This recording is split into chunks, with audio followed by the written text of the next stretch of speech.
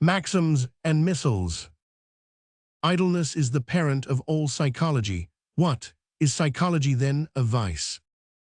Even the pluckiest among us has, but seldom the courage of what he really knows. Aristotle says that in order to live alone, a man must be either an animal or a god. The third alternative is lacking. A man must be both, a philosopher. All truth is simple. Is not this a double lie? Once for all, I wish to be blind to many things. Wisdom sets bounds even to knowledge. A man recovers best from his exceptional nature, his intellectuality, by giving his animal instincts a chance. Page 2. Which is it? Is man only a blunder of God, or is God only a blunder of man? From the military school of life, that which does not kill me makes me stronger. Help thyself, then everyone will help thee, a principle of neighbor love. A man should not play the coward to his deeds. He should not repudiate them once he has performed them. Pangs of conscience are indecent. Can a donkey be tragic? To perish beneath a load that one can neither bear nor throw off, this is the case of the philosopher.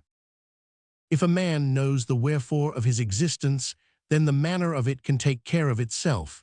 Man does not aspire to happiness, only the Englishman does that. Man created woman, out of what? Out of a rib of his God, of his ideal. What art thou looking for something? Thou pg3 wouldst fain multiply thyself tenfold, 100-fold. Thou seekest followers, seek ciphers. Posthumous men, like myself, are not so well understood as men who reflect their age, but they are heard with more respect. In plain English, we are never understood, hence our authority. Among women, truth, oh, you do not know truth, is it not an outrage on all our pudeurs? There is an artist after my own heart, modest in his needs. He really wants only two things, his bread and his art, panem et sursum. He who knows not how to plant his will in things, at least endows them with some meaning. That is to say, he believes that a will is already present in them, a principle of faith. What? He chose virtue and the heaving breast, and at the same time he squint covetously at the advantages of the unscrupulous. But with virtue ye renounce all advantages, to be nailed to an antisemite's door. The perfect woman perpetrates literature as if it were a petty vice. As an experiment, en passant, pg4, and looking about her all the while to see whether anybody is noticing her, hoping that somebody is noticing her. One should adopt only those situations in which one is in no need of sham virtues, but rather, like the tightrope dancer on his tight rope, in which one must either fall or stand, or escape. Evil men have no songs. 1. How is it that the Russians have songs? German intellect. For 18 years, this has been a contradictio in adjecto. By seeking the beginnings of things, a man becomes a crab. The historian looks backwards. In the end, he also believes backwards. Pg 5. Contentment preserves one even from catching cold. Has a woman who knew that she was well-dressed ever caught cold? No, not even when she had scarcely a rag to her back. I distrust all systematizers and avoid them. The will to a system shows a lack of honesty. Man thinks woman profound. Why? Because he can never fathom her depths. Woman is not even shallow. When woman possesses masculine virtues, she is enough to make you run away. When she possesses no masculine virtues, she herself runs away. How often conscience had to bite in times gone by, what good teeth it must have had, and today, what is amiss? A dentist's question. Errors of haste are seldom committed singly. The first time a man always docks too much, and precisely on that account he commits a second error, and then he does too little. The trodden worm curls up. This testifies to its caution. It thus reduces its chances of being trodden pg6 upon again. In the language of morality, humility. There is such a thing as a hatred of lies and dissimulation, which is the outcome of a delicate sense of humor. There is also the selfsame hatred, but as the result of cowardice, insofar as falsehood is forbidden by divine law. Too cowardly to lie. What trifles constitute happiness? The sound of a bagpipe. Without music life would be a mistake. The German imagines even God as a songster. On ne put penser et écrire sis, G. Flaubert. Here I have got you, you nihilist. A sedentary life is the real sin against the Holy Spirit. Only those thoughts that come by walking have any value. There are times when we psychologists are like horses and grow fretful. We see our own shadow rise and fall before us. The psychologist must look away from himself if he wishes to see anything at all. Do we immoralists injure virtue in any way, just as little as the anarchists injure royalty? Only since they have been shot at do princes sit firmly on their thrones once more. Morality must be shot at. Page 7. Thou runnest ahead. Dost thou do so as a shepherd or as an exception? A third alternative would be the fugitive. First question of conscience. Art thou genuine or art thou only an actor? Art thou a representative or the thing represented itself? Finally, art thou perhaps simply a copy of an actor? Second question of conscience. The disappointed man speaks.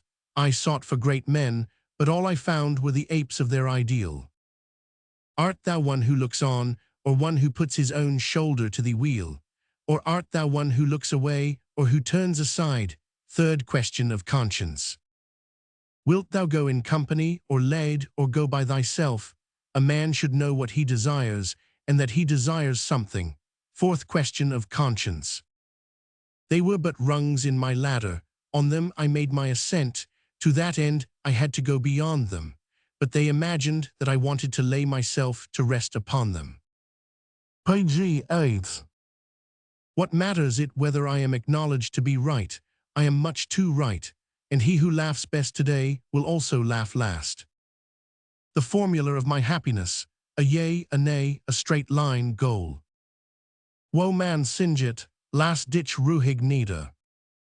Onfucht was man I im land globt. Wo man singet, word kein Mensch beraubt. Boswichter haben kein Lieder.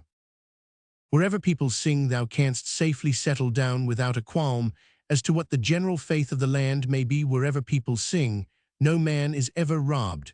Rascals have no songs. Popular tradition, however, renders the lines thus. Wo man singt, de last ditch ruhig nieder. Base mention, evil men, haben kein Lieder. Page 9. The problem of Socrates. In all ages the wisest have always agreed in their judgment of life. It is no good. At all times and places the same words have been on their lips, words full of doubt, full of melancholy, full of weariness of life, full of hostility to life. Even Socrates' dying words were, to live means to be ill a long while, I owe a cock to the god Sculappius. Even Socrates had had enough of it. What does that prove? What does it point to? Formerly people would have said, oh, it has been said, and loudly enough too, by our pessimists loudest of all. In any case, there must be some truth in this. The consensus sapientium is a proof of truth. Shall we say the same today? May we do so? In any case, there must be some sickness here. We make reply. These great sages of all periods should first be examined more closely. Is it possible that they were, every one of them, a little shaky on their legs, a feet rocky, decadent? Does wisdom perhaps appear on earth after the manner of a crow attracted by a slight smell of carrion?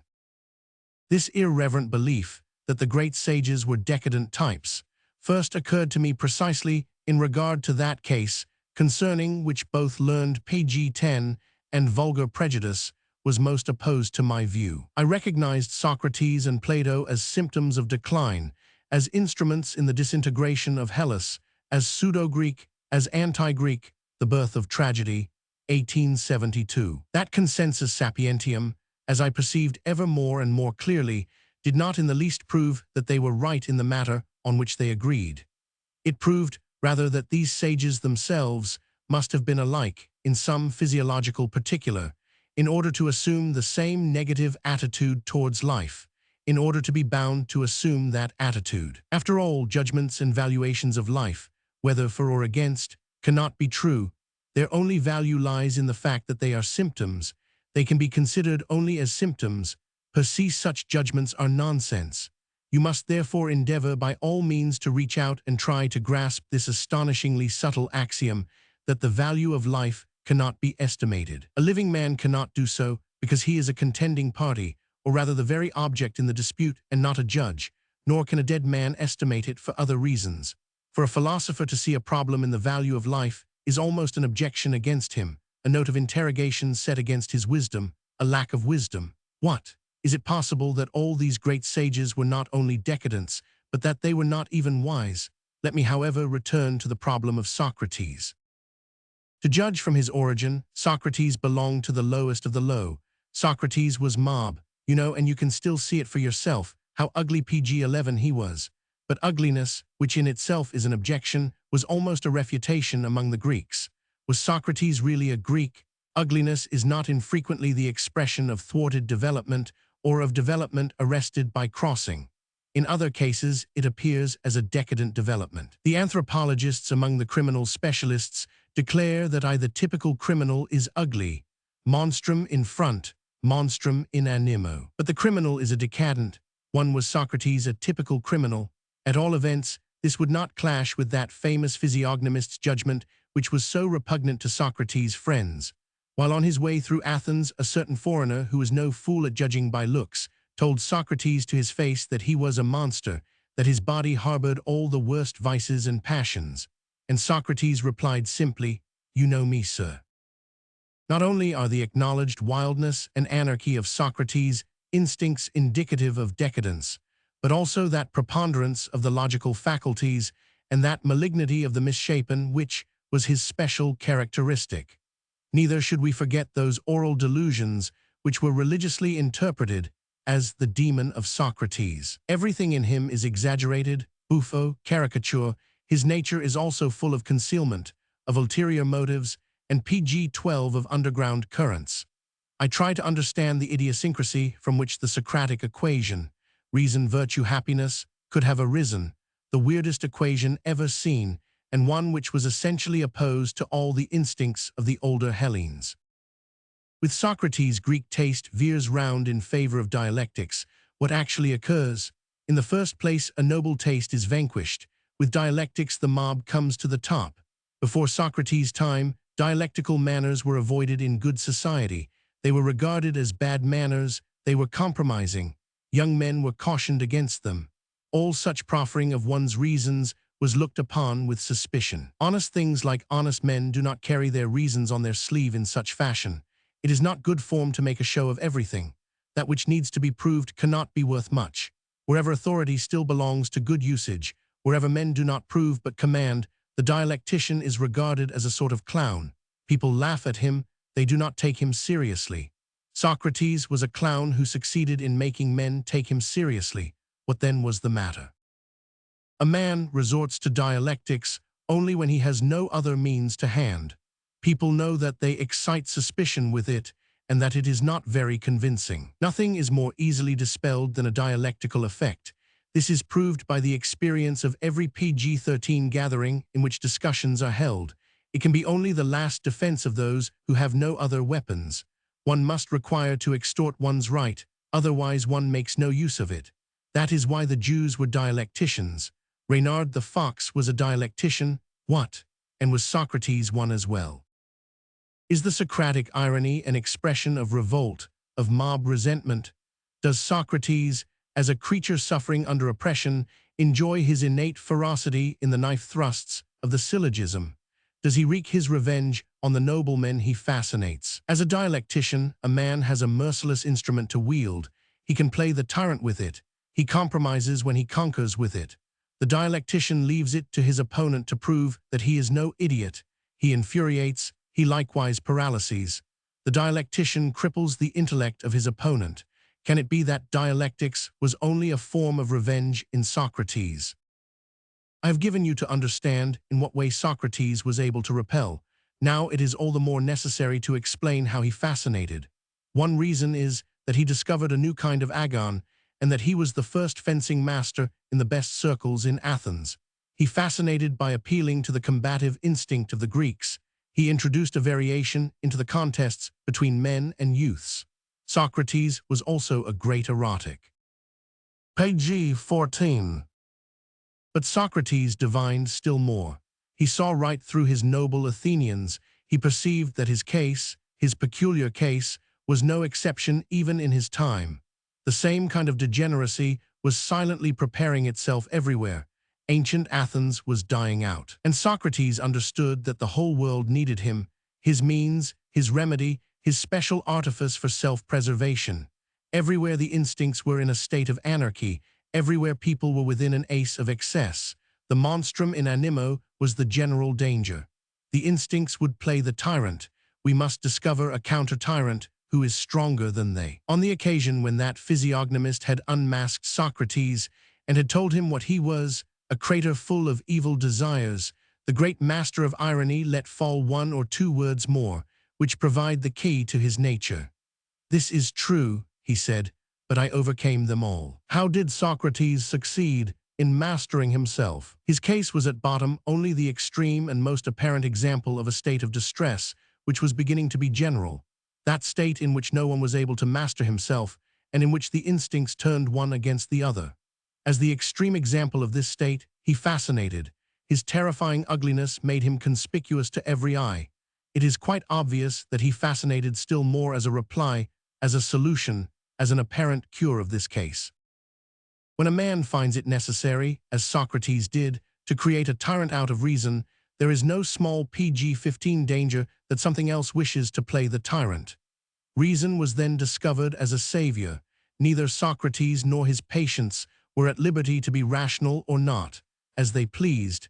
At that time it was de rigueur, it had become a last shift. The fanaticism with which the whole of Greek thought plunges into reason betrays a critical condition of things. Men were in danger. There were only two alternatives, either perish or else be absurdly rational. The moral bias of Greek philosophy from Plato onward is the outcome of a pathological condition, as is also its appreciation of dialectics. Reason, virtue, happiness simply means we must imitate Socrates and confront the dark passions permanently with the light of day, the light of reason. We must at all costs be clever, precise, clear. All yielding to the instincts, to the unconscious, leads downwards. I have now explained how Socrates fascinated. He seemed to be a doctor, a savior. Is it necessary to expose the errors which lay in his faith in reason at any price? It is a piece of self-deception on the part of philosophers and moralists to suppose that they can extricate themselves from degeneration by merely waging war upon it. They cannot thus extricate themselves. That which they choose as a means, as the road to salvation, is in itself again only an expression of degeneration. They only modify its mode of manifesting itself. They do not abolish it. Socrates was a misunderstanding. The whole of the morality of amelioration, that of Christianity as well, was a misunderstanding. The most blinding light PG-16 of day, reason at any price, life made clear, cold, cautious, conscious, without instincts, opposed to the instincts, was in itself only a disease, another kind of disease, and by no means a return to virtue, to health, and to happiness. To be obliged to fight the instincts, this is the formula of degeneration. As long as life is in the ascending line, happiness is the same as instinct. Did he understand this himself, this most intelligent of self-deceivers? Did he confess this to himself in the end, in the wisdom of his courage before death? Socrates wished to die, not Athens, but his own hand gave him the draught of hemlock. He drove Athens to the poisoned cup. Socrates is not a doctor, he whispered to himself. Death alone can be a doctor here. Socrates himself has only been ill a long while. Page 17. Reason in philosophy. You ask me what all idiosyncrasy is in philosophers. For instance, their lack of the historical sense, their hatred even of the idea of becoming, their Egyptianism. They imagine that they do honor to a thing by divorcing it from history subspecie turni, when they make a mummy of it. All the ideas that philosophers have treated for thousands of years have been mummied concepts. Nothing real has ever come out of their hands alive. These idolaters of concepts merely kill and stuff things when they worship. They threaten the life of everything they adore. Death, change, age, as well as procreation and growth, are in their opinion objections, even refutations. That which is cannot evolve, that which evolves is not. Now all of them believe, and even with desperation, in being. But as they cannot lay hold of it, they try to discover reasons why this privilege is withheld from them. Some merely apparent quality, some deception must be the cause of our not being able to ascertain the nature of being. Where is the deceiver? We have him, they cry rejoicing. It is sensuality. These senses, which in other things are so immoral, cheat us concerning the true world. Moral, we must get rid of the deception of the senses, of becoming, of history, of pg-18 falsehood. History is nothing more than the belief in the senses, the belief in falsehood. Moral, we must say no to everything in which the senses believe, to all the rest of mankind, all that belongs to the people. Let us be philosophers, mummies, monotonotheists, grave diggers. And above all, away with the body, this wretched iddy fix of the senses, infected with all the faults of logic that exist, refuted, even impossible, although it be impudent enough to pose as if it were real. With a feeling of great reverence, I accept the name of Heraclitus. If the rest of the philosophically gang rejected the evidences of the senses, because the latter revealed a state of multifariousness and change, he rejected the same evidence because it revealed things as if they possessed permanence and unity. Even Heraclitus did an injustice to the senses. The latter lie neither as the Eleatics believed them to lie, nor as he believed them to lie. They do not lie at all. The interpretations we give to their evidence is what first introduces falsehood into it. For instance, the lie of unity, the lie of matter, of substance, and of permanence.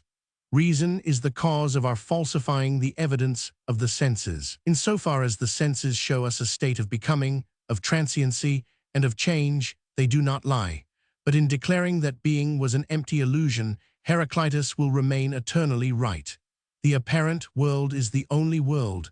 The true world is no more than a false adjunct thereto. Page 19. And what delicate instruments of observation we have in our senses. This human nose, for instance, of which no philosopher has yet spoken with reverence and gratitude, is, for the present, the most finely adjusted instrument at our disposal. It is able to register even such slight changes of movement as the spectroscope would be unable to record. Our scientific triumphs at the present day extend precisely so far as we have accepted the evidence of our senses, as we have sharpened and armed them, and learned to follow them up to the end. What remains is abortive and not yet science. That is to say, metaphysics, theology, psychology, epistemology, or formal science, or a doctrine of symbols, like logic and its applied form mathematics. In all these things, reality does not come into consideration at all, even as a problem, just as little as does the question concerning the general value of such a convention of symbols as logic. The other idiosyncrasy of philosophers is no less dangerous. It consists in confusing the last and the first things. They place that which makes its appearance last, unfortunately, for it ought not to appear at all, the highest concept, that is to say, the most general, the emptiest, the last cloudy streak of evaporating reality at the beginning as the beginning. This again is only their manner of expressing their veneration.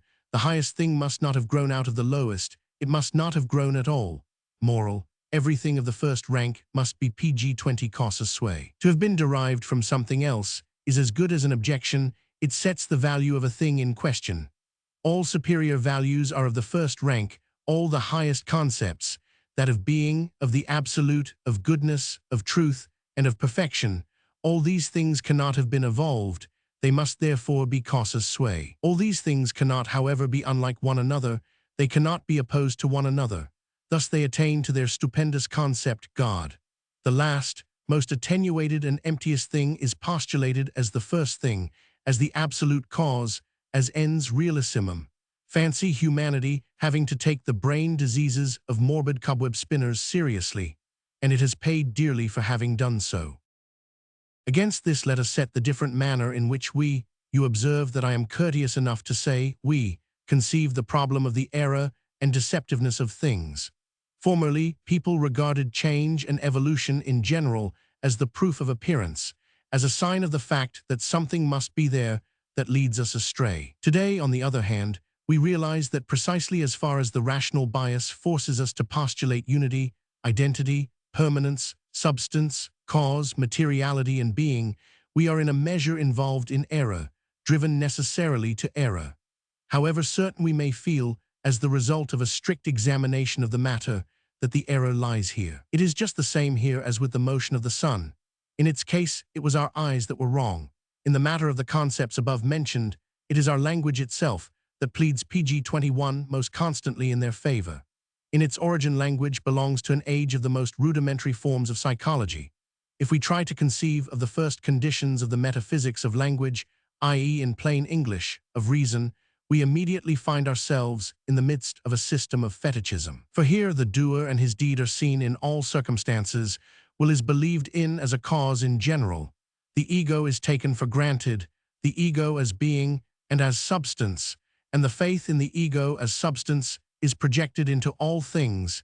In this way alone, the concept thing is created. Being is thought into and insinuated into everything as cause.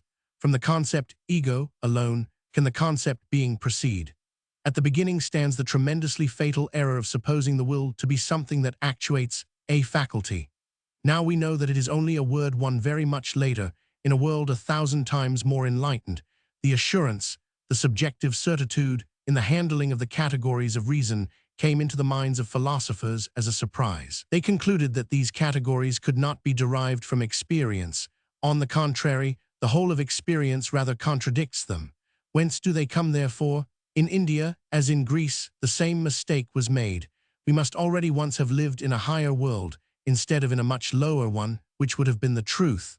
We must have been divine, for we possess PG-22 reason. Nothing, indeed, has exercised a more simple power of persuasion hitherto than the error of being, as it was formulated by the Eleatics, for instance. In its favor are every word and every sentence that we utter. Even the opponents of the Eleatics succumbed to the seductive powers of their concept of being. Among others, there was Democritus in his discovery of the atom. Reason in language. Oh, what a deceptive old witch it has been! I fear we shall never be rid of God, so long as we still believe in grammar. People will feel grateful to me if I condense a point of view, which is at once so important and so new, into 4 theses. By this means, I shall facilitate comprehension and shall likewise challenge contradiction. Proposition 1. The reasons upon which the apparent nature of this world have been based rather tend to prove its reality. Any other kind of reality defies demonstration. Proposition 2. The characteristics with which man has endowed the true being of things are the characteristics of non-being, of non-entity. The true world has been erected upon a contradiction of the real world, and it is indeed an apparent world, seeing that it is merely a moralo-optical delusion. Proposition 3. There is no sense in spinning yarns about another world, provided, of course, that we do not possess a mighty instinct which urges us to slander, belittle, and cast suspicion upon this life. In this case, we should be avenging ourselves on PG-23, this life with the phantasmagoria of another, of a better life. Proposition 4. To divide the world into a true and an apparent world, whether after the manner of Christianity or of Kant, after all a Christian in disguise, is only a sign of decadence, a symptom of degenerating life. The fact that the artist esteems the appearance of a thing higher than reality is no objection to this statement, for appearance signifies once more reality here, but in a selected, strengthened, and corrected form. The tragic artist is no pessimist. He says yea to everything questionable and terrible. He is Dionysian. PG-24. How the true world ultimately became a fable. The history of an error. The true world, attainable to the sage, the pious man, and the man of virtue. He lives in it, he is it. The most ancient form of the idea was relatively clever, simple, convincing. It was a paraphrase of the proposition, I, Plato, am the truth. The true world, which is unattainable for the moment, is promised to the sage, to the pious man, and to the man of virtue, to the sinner who repents. Progress of the idea, it becomes more subtle, more insidious, more evasive. It becomes a woman, it becomes Christian. The true world is unattainable, it cannot be proved, it cannot promise anything. But even as a thought alone, it is a comfort, an obligation, a command. At bottom this is still the old sun, but seen through mist and skepticism, the idea has become sublime, pale, northern Königsbergen. 1. Pg 25. The true world, is it unattainable? At all events it is unattained, and as unattained it is also unknown. Consequently, it no longer comforts, nor saves, nor constrains. What could something unknown constrain us to? The grey of dawn, reason stretches itself and yawns for the first time, the cock-crow of positivism. The true world, an idea that no longer serves any purpose, that no longer constrains one to anything, a useless idea that has become quite superfluous, consequently an exploded idea. Let us abolish it. Bright daylight, breakfast, the return of common sense and of cheerfulness, Plato blushes for shame, and all free spirits kick up a shindy.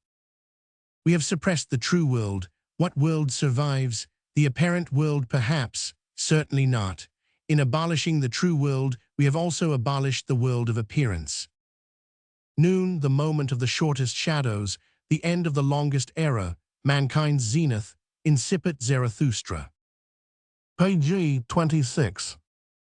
Morality as the enemy of nature. There is a time when all passions are simply fatal in their action, when they wreck their victims with the weight of their folly, and there is a later period, a very much later period, when they marry with the spirit, when they spiritualize themselves. Formerly, owing to the stupidity inherent in passion, men waged war against passion itself. Men pledged themselves to annihilate it. All ancient moral mongers were unanimous on this point. Il faut tuer les passions. The most famous formula for this stands in the New Testament, in that Sermon on the Mount, where, let it be said incidentally, things are by no means regarded from a height. It is said there, for instance, with an application to sexuality, if thy eye offend thee, pluck it out. Fortunately, no Christian acts in obedience to this precept. To annihilate the passions and desires, simply on account of their stupidity, and to obviate the unpleasant consequences of their stupidity, seems to us today merely an aggravated form of stupidity. We no longer admire those dentists who extract teeth simply in order that they may not ache again. On the other hand, it will be admitted with some reason that on the soil from which Christianity grew, the idea of Pg 27, the spiritualization of passion, could not possibly have been conceived. The early church, as everyone knows, certainly did wage war against the intelligent, in favor of the poor in spirit. In these circumstances, how could the passions be combated intelligently? The Church combats passion by means of excision of all kinds. Its practice, its remedy, is castration. It never inquires, how can a desire be spiritualized, beautified, deified? In all ages, it has laid the weight of discipline in the process of extirpation, the extirpation of sensuality, pride, lust of dominion, lust of property, and revenge. But to attack the passions at their roots means attacking life itself at its source. The method of the Church is hostile to life. The same means, castration and extirpation, are instinctively chosen for waging war against a passion, by those who are too weak of will, too degenerate, to impose some sort of moderation upon it, by those natures who, to speak in metaphor, and without metaphor, need la trap or some kind of ultimatum of war, a gulf set between themselves and a passion. Only degenerates find radical methods indispensable, weakness of will, or more strictly speaking, the inability not to react to a stimulus, is in itself simply another form of degeneracy. Radical and mortal hostility to sensuality remains a suspicious symptom. It justifies one in being suspicious of the general state of one who goes to such extremes. Moreover, that hostility and hatred reach their height only when such natures no longer possess enough strength of character to adopt the Pg 28 radical remedy, to renounce their inner Satan. Look at the whole history of the priests, the philosophers, and the artists as well. The most poisonous diatribes against the senses have not been said by the impotent, nor by the ascetics, but by those impossible ascetics, by those who found it necessary to be ascetics. The spiritualization of sensuality is called love. It is a great triumph over Christianity. Another triumph is our spiritualization of hostility. It consists in the fact that we are beginning to realize very profoundly the value of having enemies. In short, that with them we are forced to do and to conclude precisely the reverse of what we previously did and concluded. In all ages, the Church wished to annihilate its enemies. We, the immoralists and antichrists, see our advantage in the survival of the Church. Even in political life, hostility has now become more spiritual, much more cautious, much more thoughtful, and much more moderate. Almost every party sees its self-preservative interests in preventing the opposition from going to pieces, and the same applies to politics on a grand scale.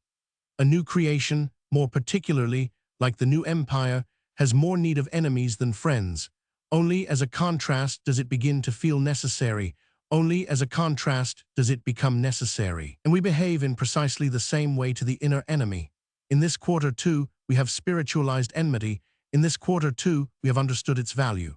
A man is productive only insofar as he is rich in contrasted instincts. He can remain young only on PG-29 condition that his soul does not begin to take things easy and to yearn for peace.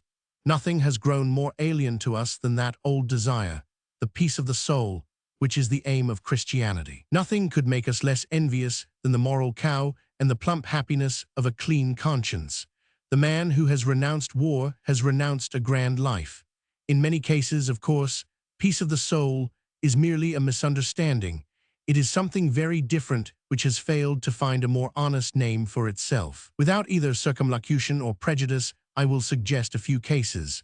Peace of the soul may, for instance, be the sweet effulgence of rich animality in the realm of morality or religion, or the first presage of weariness, the first shadow that evening, every kind of evening, is wont to cast, or a sign that the air is moist and that winds are blowing up from the south, or unconscious gratitude for a good digestion, sometimes called brotherly love, or the serenity of the convalescent, on whose lips all things have a new taste, and who bides his time, or the condition which follows upon a thorough gratification of our strongest passion, the well-being of unaccustomed satiety, or the senility of our will, of our desires, and of our vices, or laziness, coaxed by vanity into togging itself out in a moral garb, or the ending of a state of long suspense and of agonizing uncertainty by a state of certainty, of even terrible certainty, or the expression of ripeness and mastery in the midst of a task, of a creative work, of a production, of a thing willed, the calm breathing that denotes that freedom of will has been attained. PG-30, who knows? Maybe the twilight of the idols is only a sort of peace of the soul. I will formulate a principle. All naturalism in morality, that is to say, every sound morality is ruled by a life instinct. Any one of the laws of life is fulfilled by the definite canon, thou shalt not, and any sort of obstacle or hostile element in the road of life is thus cleared away. Conversely, the morality which is antagonistic to nature, that is to say, almost every morality that has been taught, honored, and preached hitherto, is directed precisely against the life instincts. It is a condemnation, now secret, now blatant and impudent, of these very instincts. Inasmuch as it says, God sees into the heart of man, it says nay to the profoundest and most superior desires of life, and takes God as the enemy of life. The saint in whom God is well pleased is the ideal eunuch. Life terminates where the kingdom of God begins. Admitting that you have understood the villainy of such a mutiny against life as that which has become almost sacrosanct in Christian morality, you have fortunately understood something besides, and that is the futility, the fictitiousness, the absurdity, and the falseness of such a mutiny. For the condemnation of life by a living creature is after all but the symptom of a definite kind of life. The question as to whether the condemnation is justified or the reverse is not even raised. In order even to approach the problem of the value of life, a man would need PG-31 to be placed outside life, and moreover know it as well as one, as many, as all in fact, who have lived it. These are reasons enough to prove to us that this problem is an inaccessible one to us. When we speak of values, we speak under the inspiration and through the optics of life. Life itself urges us to determine values. Life itself values through us when we determine values, from which it follows that even that morality which is antagonistic to life, and which conceives God as the opposite and the condemnation of life, is only a valuation of life. Of what life? of what kind of life? But I have already answered this question. It is the valuation of declining, of enfeebled, of exhausted, and of condemned life. Morality, as it has been understood hitherto, as it was finally formulated by Schopenhauer in the words, the denial of the will to life, is the instinct of degeneration itself, which converts itself into an imperative. It says, perish. It is the death sentence of men who are already doomed. Let us at last consider how exceedingly simple it is on our part to say, man should be thus and thus.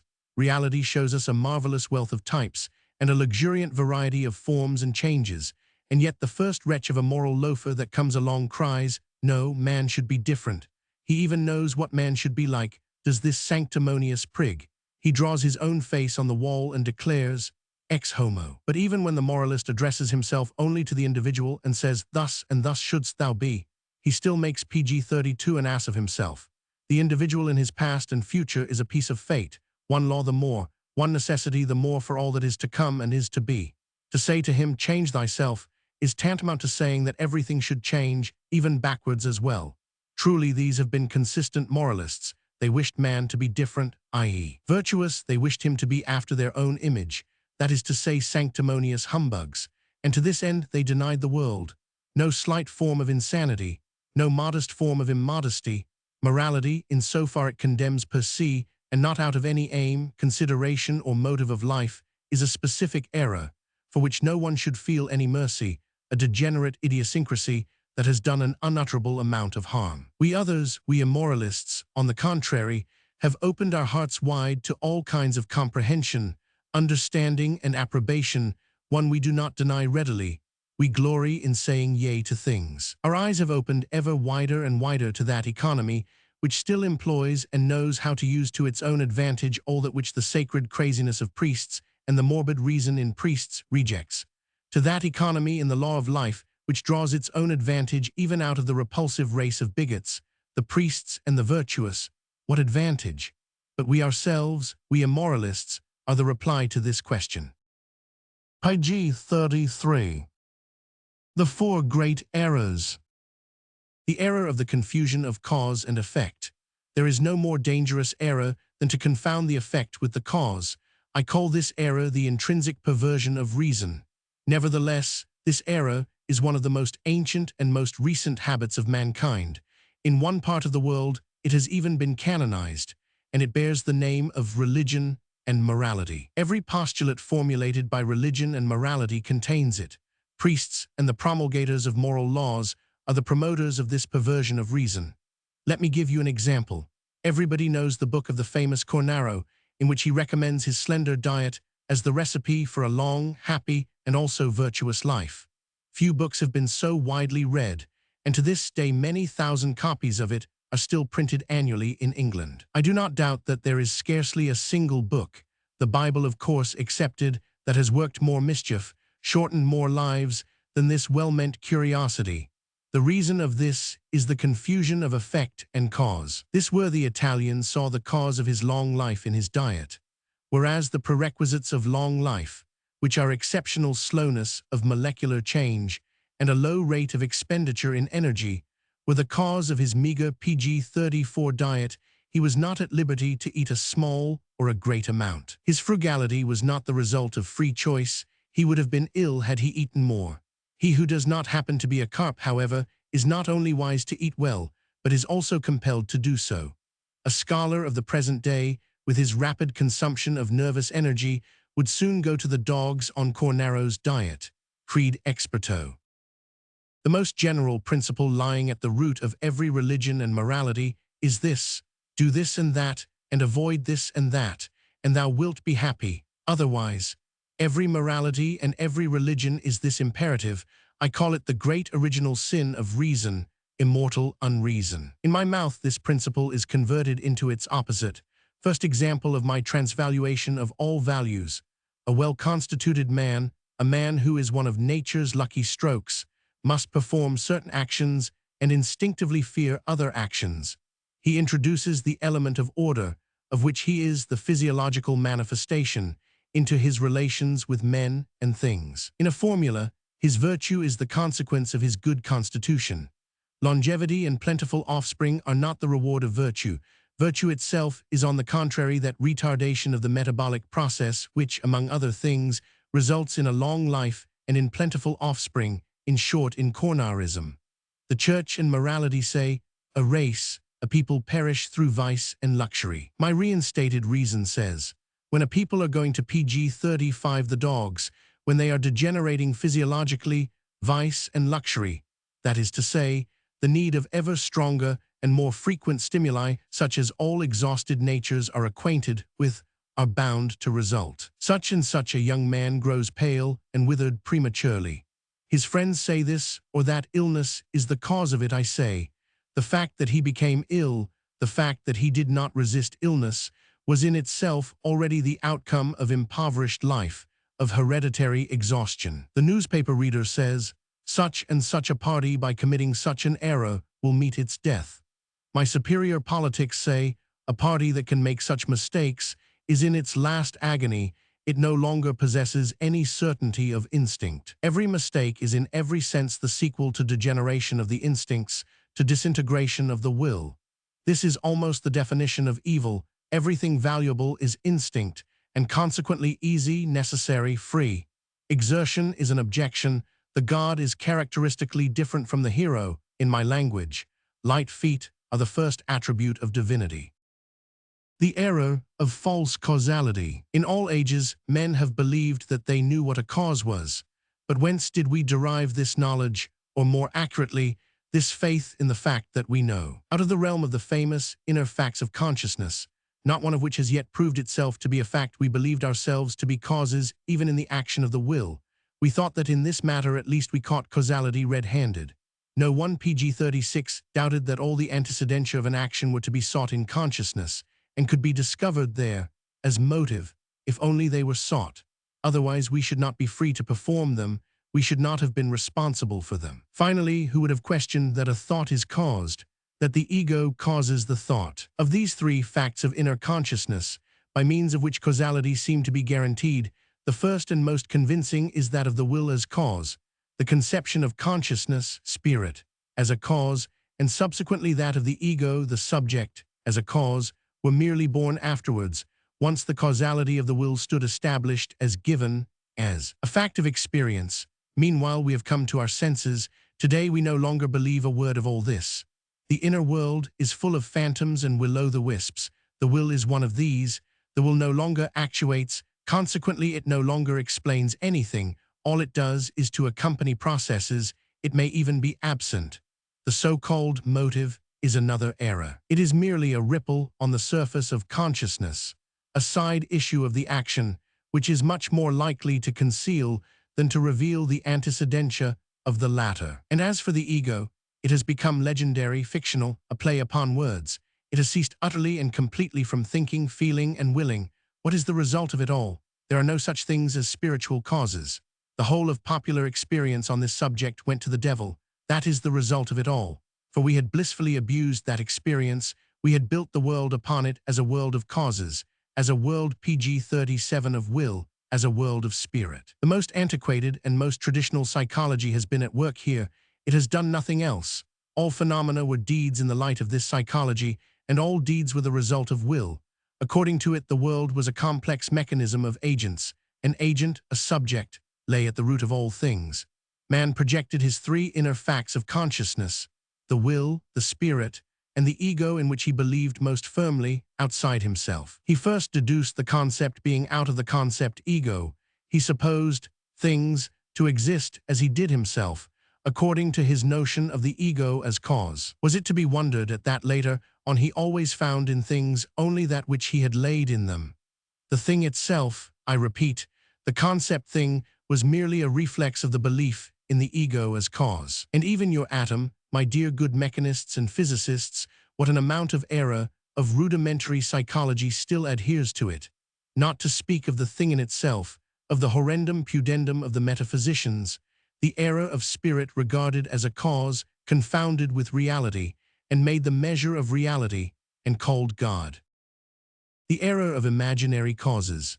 Starting out from dreamland, we find that to any definite sensation, like that produced by a distant cannon shot, for instance, we are wont to ascribe a cause after the fact, very often quite a little romance, in which the dreamer himself is, of course, the hero. Meanwhile, the sensation becomes protracted like a sort of PG-38 continuous echo, until, as it were, the instinct of causality allows it to come to the front rank, no longer, however, as a chance occurrence, but as a thing which has some meaning.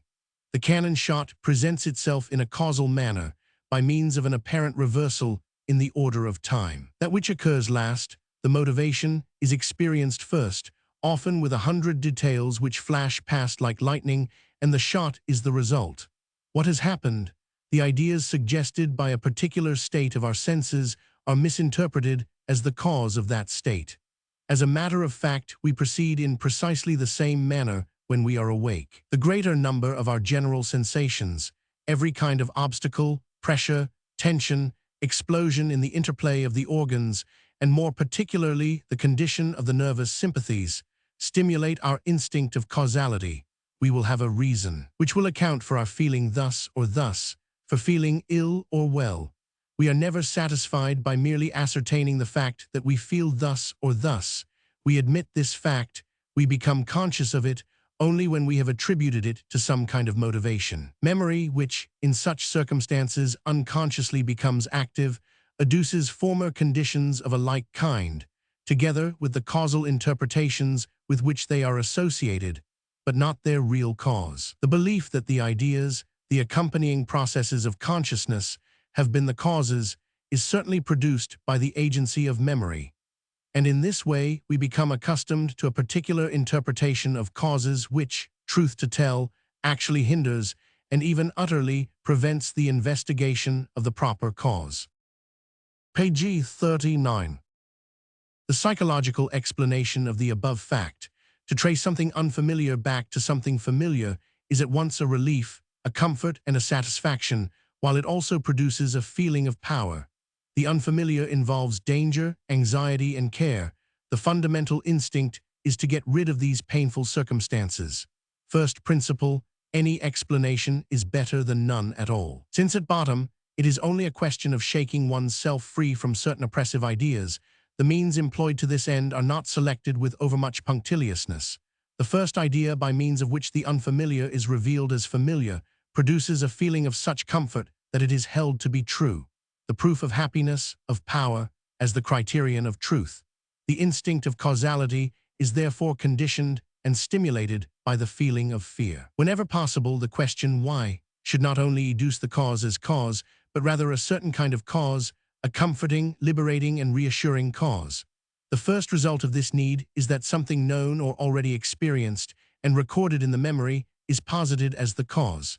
The new factor, that which has not been experienced and which is unfamiliar, is excluded from the sphere of causes. Not only do we try to find a certain kind of explanation as the cause, but those kinds of explanations are selected and preferred, which dissipate most rapidly the sensation of strangeness, novelty, and unfamiliarity.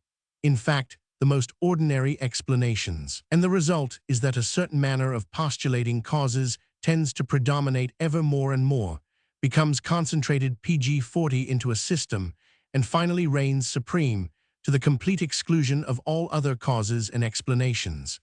The banker thinks immediately of business, the Christian of sin, and the girl of her love affair. The whole domain of morality and religion may be classified under the rubric imaginary causes, the explanation of general unpleasant sensations. These sensations are dependent upon certain creatures who are hostile to us, evil spirits. The most famous example of this, the mistaking of hysterical women for witches.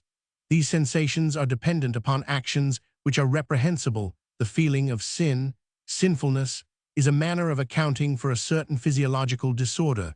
People always find reasons for being dissatisfied with themselves. These sensations depend upon punishment, upon compensation for something which we ought not to have done, which we ought not to have been. This idea was generalized in a more impudent form by Schopenhauer, into that principle in which morality appears in its real colors, that is to say, as a veritable poisoner and slanderer. Of life, all great suffering, whether mental or physical, reveals what we deserve, for it could not visit us if we did not deserve it. The world as will and idea, vol. 2 p. 666. These sensations are the outcome of ill-considered actions, having evil consequences, the passions, the senses, postulated as causes, as guilty. By means of other calamities, distressing physiological conditions are interpreted as merited, the explanation of pleasant sensations. These sensations are pg 41 dependent upon a trust in God. They may depend upon our consciousness of having done one or two good actions. A so-called good conscience is a physiological condition which may be the outcome of good digestion. They may depend upon the happy issue of certain undertakings, an ingenuous mistake. The happy issue of an undertaking certainly does not give a hypochondriac or a Pascal any general sensation of pleasure. They may depend upon faith, love, and hope, the Christian virtues. As a matter of fact, all these pretended explanations are but the results of certain states, and as it were translations of feelings of pleasure and pain into a false dialect. A man is in a condition of hopefulness because the dominant physiological sensation of his being is again one of strength and wealth. He trusts in God because the feeling of abundance and power gives him a peaceful state of mind. Morality and religion are completely and utterly parts of the psychology of error.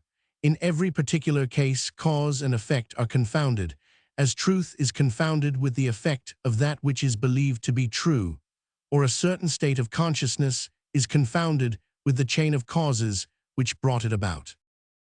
The error of free will. At present we no longer have any mercy upon the concept free will. We know only too well what it is, the most egregious theological trick that has ever existed for the purpose of making mankind responsible in a theological manner. That is to say, to make mankind dependent upon theologians. I will now explain to you only pg 42, the psychology of the whole process of inculcating the sense of responsibility. Wherever men try to trace responsibility home to anyone, it is the instinct of punishment and of the desire to judge which is active. Becoming is robbed of its innocence when any particular condition of things is traced to a will, to intentions, and to responsible actions. The doctrine of the will was invented principally for the purpose of punishment, that is to say, with the intention of tracing guilt. The whole of ancient psychology, or the psychology of the will, is the outcome of the fact that its originators, who were the priests at the head of ancient communities, wanted to create for themselves a right to administer punishments, or the right for God to do so. Men were thought of as free in order that they might be judged and punished, in order that they might be held guilty. Consequently, every action had to be regarded as voluntary, and the origin of every action had to be imagined as lying in consciousness.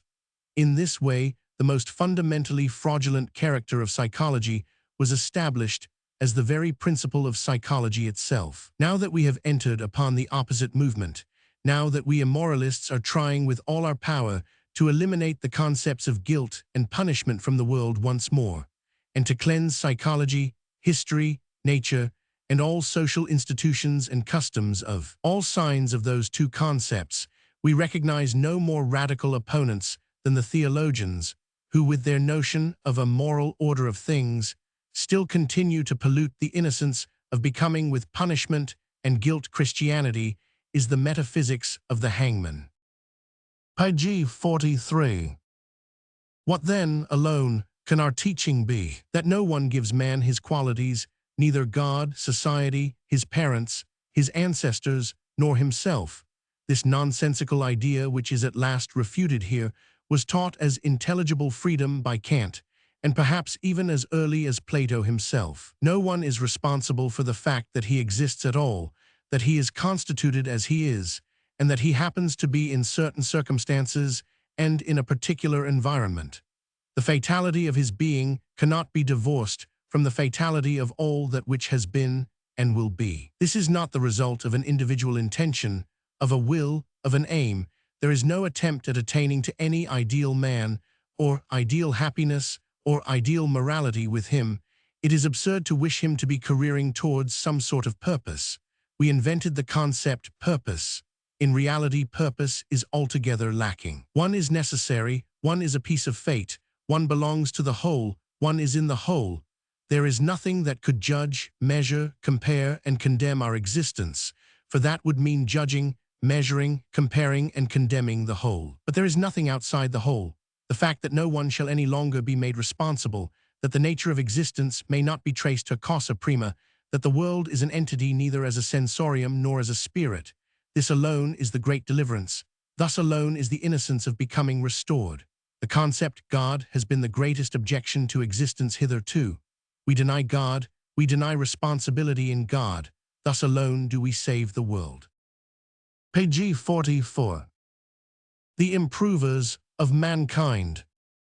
You are aware of my demand upon philosophers that they should take up a stand beyond good and evil, that they should have the illusion of the moral judgment beneath them. This demand is the result of a point of view which I was the first to formulate, that there are no such things as moral facts. Moral judgment has this in common with the religious one, that it believes in realities which are not real. Morality is only an interpretation of certain phenomena, or more strictly speaking, a misinterpretation of them. Moral judgment, like the religious one, belongs to a stage of ignorance in which even the concept of reality, the distinction between real and imagined things, is still lacking, so that truth, at such a stage, is applied to a host of things which today we call imaginary. That is why the moral judgment must never be taken quite literally. As such, it is sheer nonsense. As a sign code, however, it is invaluable. To him at least who knows, it reveals the most valuable facts concerning cultures and inner conditions, which did not know enough to understand themselves. Morality is merely a sign language, simply symptomatology. One must already know what it is all about in order to turn it to any use. Page 45. Let me give you one example, quite provisionally. In all ages, there have been people who wish to improve mankind. This, above all, is what was called morality. But the most different tendencies are concealed beneath the same word. Both the taming of the beast man and the rearing of a particular type of man have been called improvement. These zoological termini alone represent real things of which the typical improver, the priest, naturally knows nothing and will know nothing. To call the taming of an animal, improving it, sounds to our ears almost like a joke. He who knows what goes on in menageries doubts very much whether an animal is improved in such places. It is certainly weakened, it is made less dangerous, and by means of the depressing influence of fear, pain, wounds, and hunger, it is converted into a sick animal. And the same holds good of the tamed man whom the priest has improved. In the early years of the Middle Ages, during which the Church was most distinctly, and above all a menagerie, the most beautiful examples of the blond beast were hunted down in all directions. The noble Germans, for instance, were improved. But what did this improved German, who had been lured to the monastery, look like after the process? He looked like a caricature of man, like an abortion. He had become a sinner. He was caged up. He had been imprisoned behind a host of appalling notions. He now lay there, sick, wretched, malevolent even toward himself, full of hate for the PG-46 instincts of life, full of suspicion in regard to all that is still strong and happy. In short, a Christian. In physiological terms, in a fight with an animal, the only way of making it weak may be to make it sick. The Church understood this. It ruined man, it made him weak, but it laid claim to having improved him. Now let us consider the other case, which is called morality, the case of the rearing of a particular race and species. The most magnificent example of this is offered by Indian morality and is sanctioned religiously as the law of Manu. In this book, the task is set of rearing no less than 4 races at once: a priestly race, a warrior race, a merchant and agricultural race, and finally a race of servants, the Sudras. It is quite obvious that we are no longer in a circus watching tamers of wild animals in this book. To have conceived even the plan of such a breeding scheme presupposes the existence of a man who is 100 times milder and more reasonable than the mere lion tamer. One breathes more freely after stepping out of the Christian atmosphere of hospitals and prisons into this more salubrious, loftier, and more spacious world. What a wretched thing the New Testament is beside Manu, what an evil odor hangs around it. But even this organization found it necessary to be terrible, not this time in a struggle with the animal man, but with his opposite, the non-caste man, the hodgepodge man, the Chandala. And once again, it had no other means of making him weak and harmless than by making him sick. It was the struggle with the greatest PG-47 number. Nothing, perhaps, is more offensive to our feelings than these measures of security on the part of Indian morality. The third edict, for instance, Avadana Sastra I, which treats of impure vegetables, ordains that the only nourishment that the Chandala should be allowed must consist of garlic and onions, as the holy scriptures forbid their being given corn or grain-bearing fruit, water and fire. The same edict declares that the water which they need must be drawn neither out of rivers, wells, or ponds, but only out of the ditches leading to swamps and out of the holes left by the footprints of animals. They are likewise forbidden to wash either their linen or themselves, since the water which is graciously granted to them must only be used for quenching their thirst. Finally, Sudra women are forbidden to assist Chandala women at their confinements, while Chandala women are also forbidden to assist each other at such times. The results of sanitary regulations of this kind could not fail to make themselves felt. Deadly epidemics and the most ghastly venereal diseases soon appeared, and in consequence of these again, the law of the knife, that is to say circumcision, was prescribed for male children and the removal of the small labia from the females. Manu himself says, "The Chandala are the fruit of adultery, incest, and crime. This is the necessary consequence of the idea of breeding. Their clothes shall consist only of the rags torn from corpses, their vessels shall be the fragments of broken pottery, their ornaments shall be made of old iron, and their religion shall be the worship of evil spirits. Without rest, they shall wander from place to place." PG-48, they are forbidden to write from left to right, or to use their right hand in writing. The use of the right hand and writing from left to right are reserved to people of virtue, to people of race. These regulations are instructive enough. We can see in them the absolutely pure and primeval humanity of the Aryans. We learn that the notion pure blood is the reverse of harmless. On the other hand, it becomes clear among which people the Chandala hatred of this humanity has been immortalized, among which people it has become religion and genius. From this point of view, the Gospels are documents of the highest value, and the Book of Enoch is still more so. Christianity, as sprung from Jewish roots, and comprehensible only as grown upon this soil, represents the counter-movement against that morality of breeding, of race, and of privilege. It is essentially an anti-Aryan religion.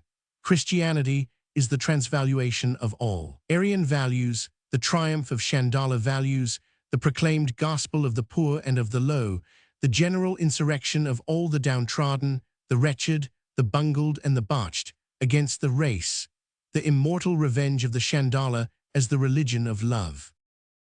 The morality of breeding and the morality of taming, in the means which they adopt in order to prevail, are quite worthy of each other.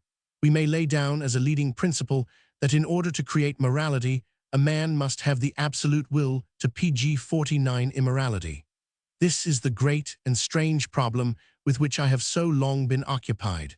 The psychology of the improvers of mankind. A small and at bottom perfectly insignificant fact, known as the Pia Fraus, first gave me access to this problem. The Pia Fraus, the heirloom of all philosophers and priests who improve mankind. Neither Manu, nor Plato, nor Confucius, nor the teachers of Judaism and Christianity have ever doubted their right to falsehood. They have never doubted their right to quite a number of other things, to express oneself in a formula, one might say. All means which have been used heretofore with the object of making man moral were through and through immoral. PG-50. Things the Germans lack. Among Germans at the present day, it does not suffice to have intellect. One is actually forced to appropriate it, to lay claim to it. Maybe I know the Germans, perhaps I may tell them a few home truths. Modern Germany represents such an enormous store of inherited and acquired capacity that for some time it might spend this accumulated treasure even with some prodigality. It is no superior culture that has ultimately become prevalent with this modern tendency, nor is it by any means delicate taste or noble beauty of the instincts, but rather a number of virtues more manly than any that other European countries can show. An amount of good spirits and self-respect, plenty of firmness in human relations and in the reciprocity of duties, much industry and much perseverance, and a certain inherited soberness which is much more in need of a spur than of a break. Let me add that in this country people still obey without feeling that obedience humiliates, and no one despises his opponent. You observe that it is my desire to be fair to the Germans, and in this respect I should not like to be untrue to myself. I must therefore also state my objections to them. It costs a good deal to PG 51 attain to a position of power, for power stultifies. The Germans, they were once called a people of thinkers. Do they really think at all at present? Nowadays the Germans are bored by intellect, they mistrust intellect. Politics have swallowed up all earnestness for really intellectual things. Germany above all. I fear this was the death blow to German philosophy. Are there any German philosophers? Are there any German poets? Are there any good German books? People ask me abroad, I blush, but with that pluck which is peculiar to me, even in moments of desperation, I reply, yes, Bismarck. Could I have dared to confess what books are read today? Cursed instinct of mediocrity. What might not German intellect have been? Who has not thought sadly upon this question? But this nation has deliberately stultified itself for almost 1,000 years. Nowhere else have the two great European narcotics, alcohol and Christianity, been so viciously abused as in Germany. Recently a third opiate was added to the list, one which in itself alone would have sufficed to complete the ruin of all subtle and daring intellectual animation. I speak of music, our costive and constipating German music. How much peevish ponderousness, paralysis, dampness, dressing-gown languor, and beer is there not in German intelligence? How is it really possible that young men who PG 52 consecrate their whole lives to the pursuit of intellectual ends should not feel within them the first instinct of intellectuality, the self-preservative instinct of the intellect, and should drink beer? The alcoholism of learned youths does not incapacitate them for becoming scholars. A man quite devoid of intellect may be a great scholar, but it is a problem in every other respect. Where can that soft degeneracy not be found, which is produced in the intellect by beer? I once laid my finger upon a case of this sort, which became almost famous, the degeneration of our leading German free spirit, the clever David Strauss, into the author of a suburban gospel and new faith. Not in vain had he sung the praises of the dear old brown liquor in verse true unto death. I have spoken of German intellect. I have said that it is becoming coarser and shallower. Is that enough? In reality, something very different frightens me, and that is the ever-steady decline of German earnestness, German profundity, and German passion in things intellectual. Not only intellectuality, but also pathos has altered. From time to time, I come in touch with German universities. What an extraordinary atmosphere prevails among their scholars.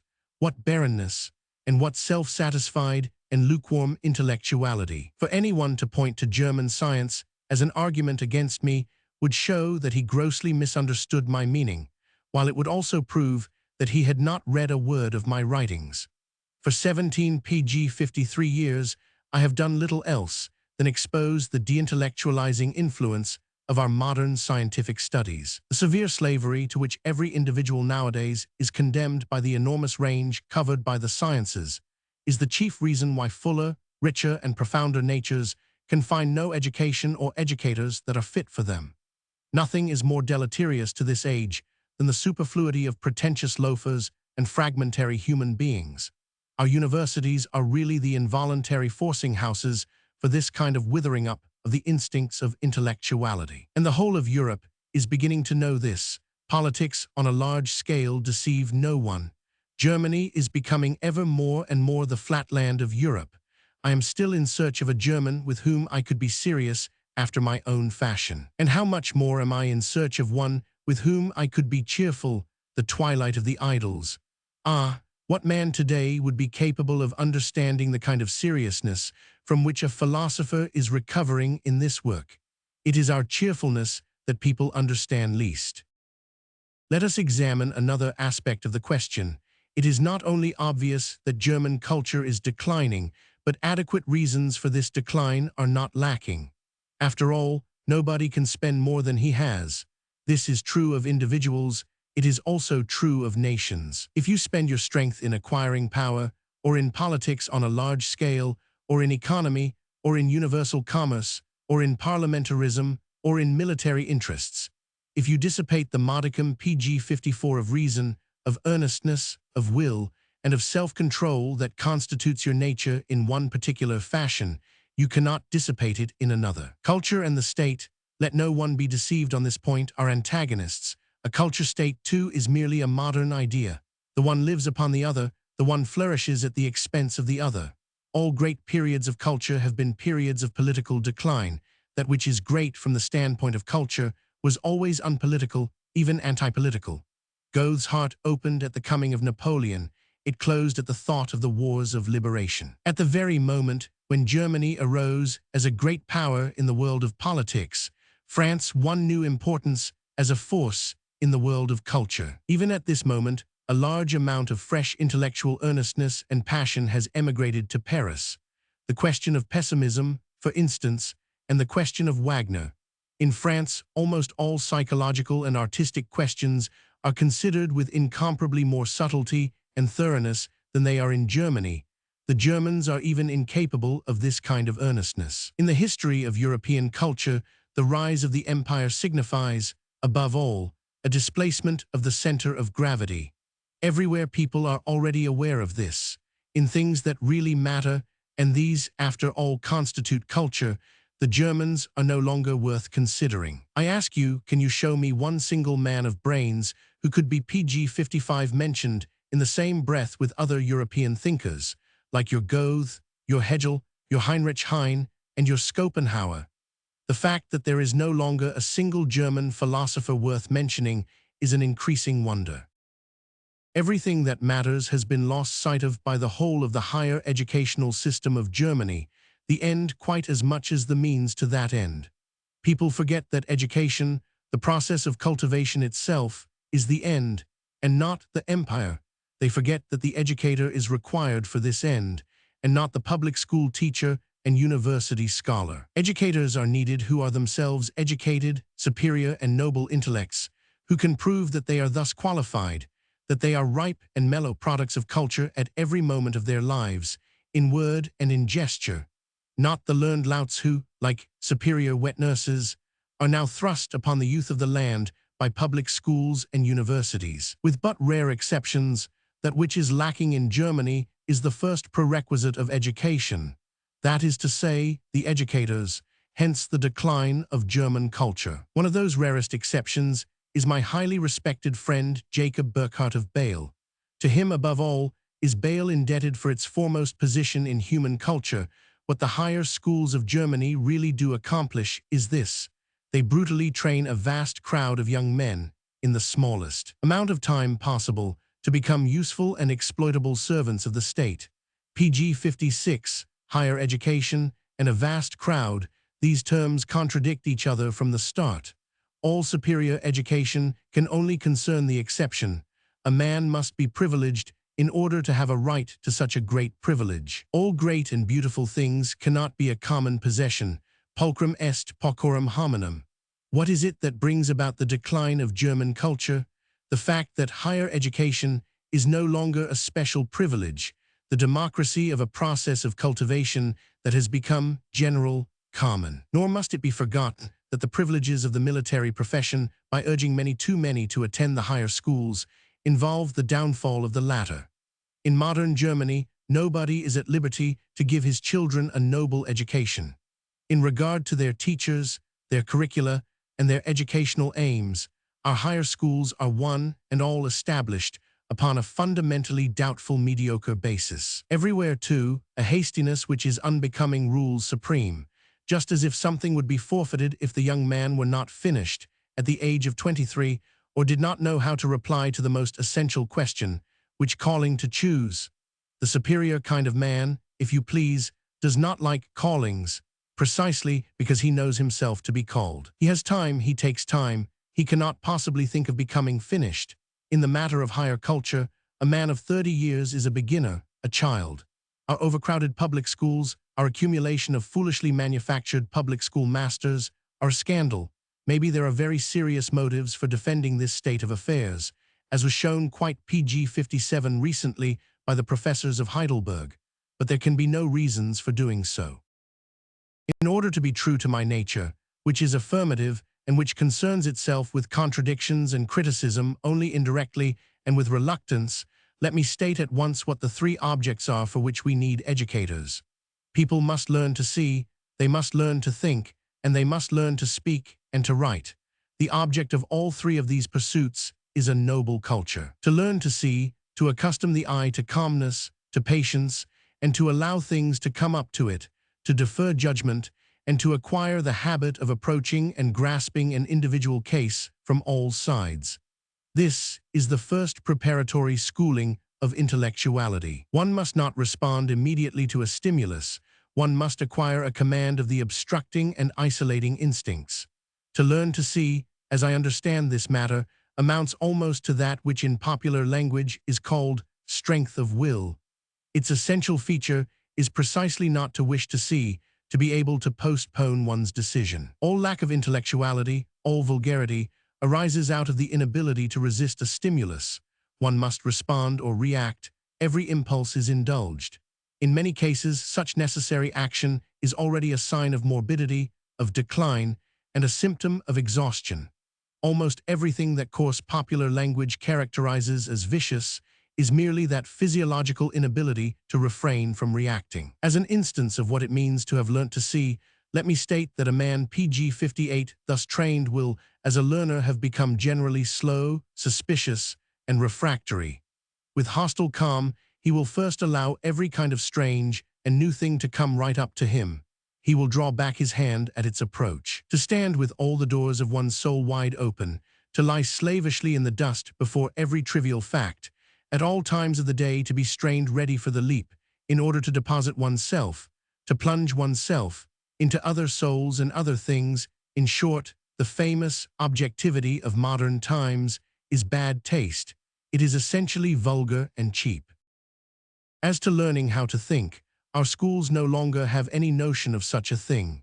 Even at the universities, among the actual scholars in philosophy, logic as a theory, as a practical pursuit, and as a business, is beginning to die out. Turn to any German book. You will not find the remotest trace of a realization that there is such a thing as a technique, a plan of study, a will to mastery in the matter of thinking.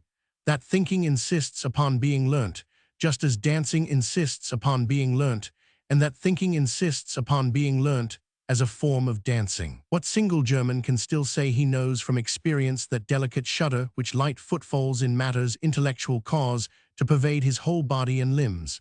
Stiff awkwardness in intellectual attitudes, and the clumsy fist in grasping.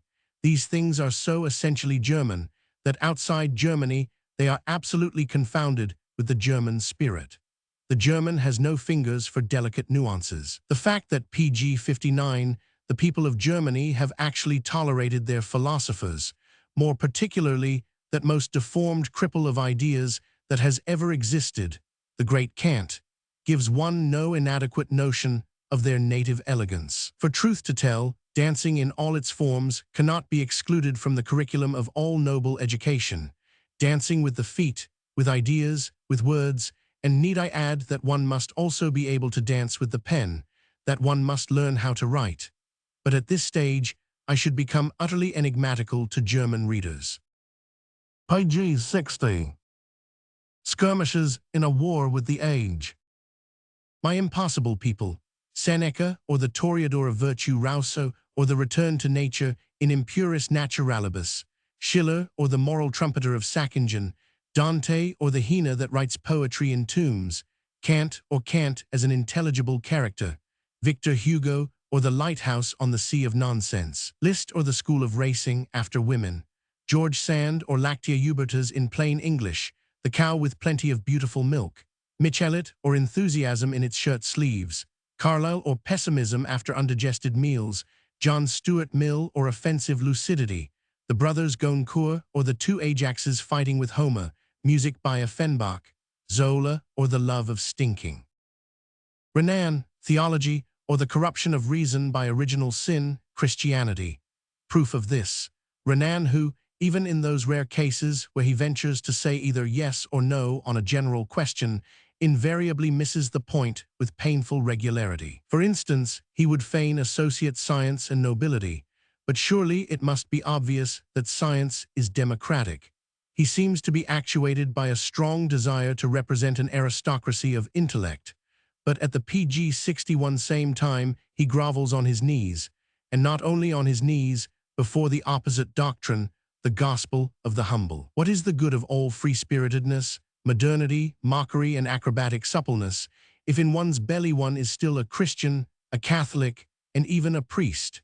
Renan's forte, precisely like that of a Jesuit and father confessor, lies in his seductiveness. His intellectuality is not devoid of that unctuous complacency of a parson. Like all priests, he becomes dangerous only when he loves. He is second to none in the art of skillfully worshipping a dangerous thing. This intellect of Renan's, which in its action is enervating, is one calamity the more, for poor, sick France with her willpower all going to pieces. Saint Beuve, there is not of man in him. He is full of petty spite towards all virile spirits. He wanders erratically. He is subtle, inquisitive, a little bored, forever with his ear to keyholes, at bottom a woman, with all woman's revengefulness and sensuality. As a psychologist, he is a genius of slander, inexhaustively rich in means to this end.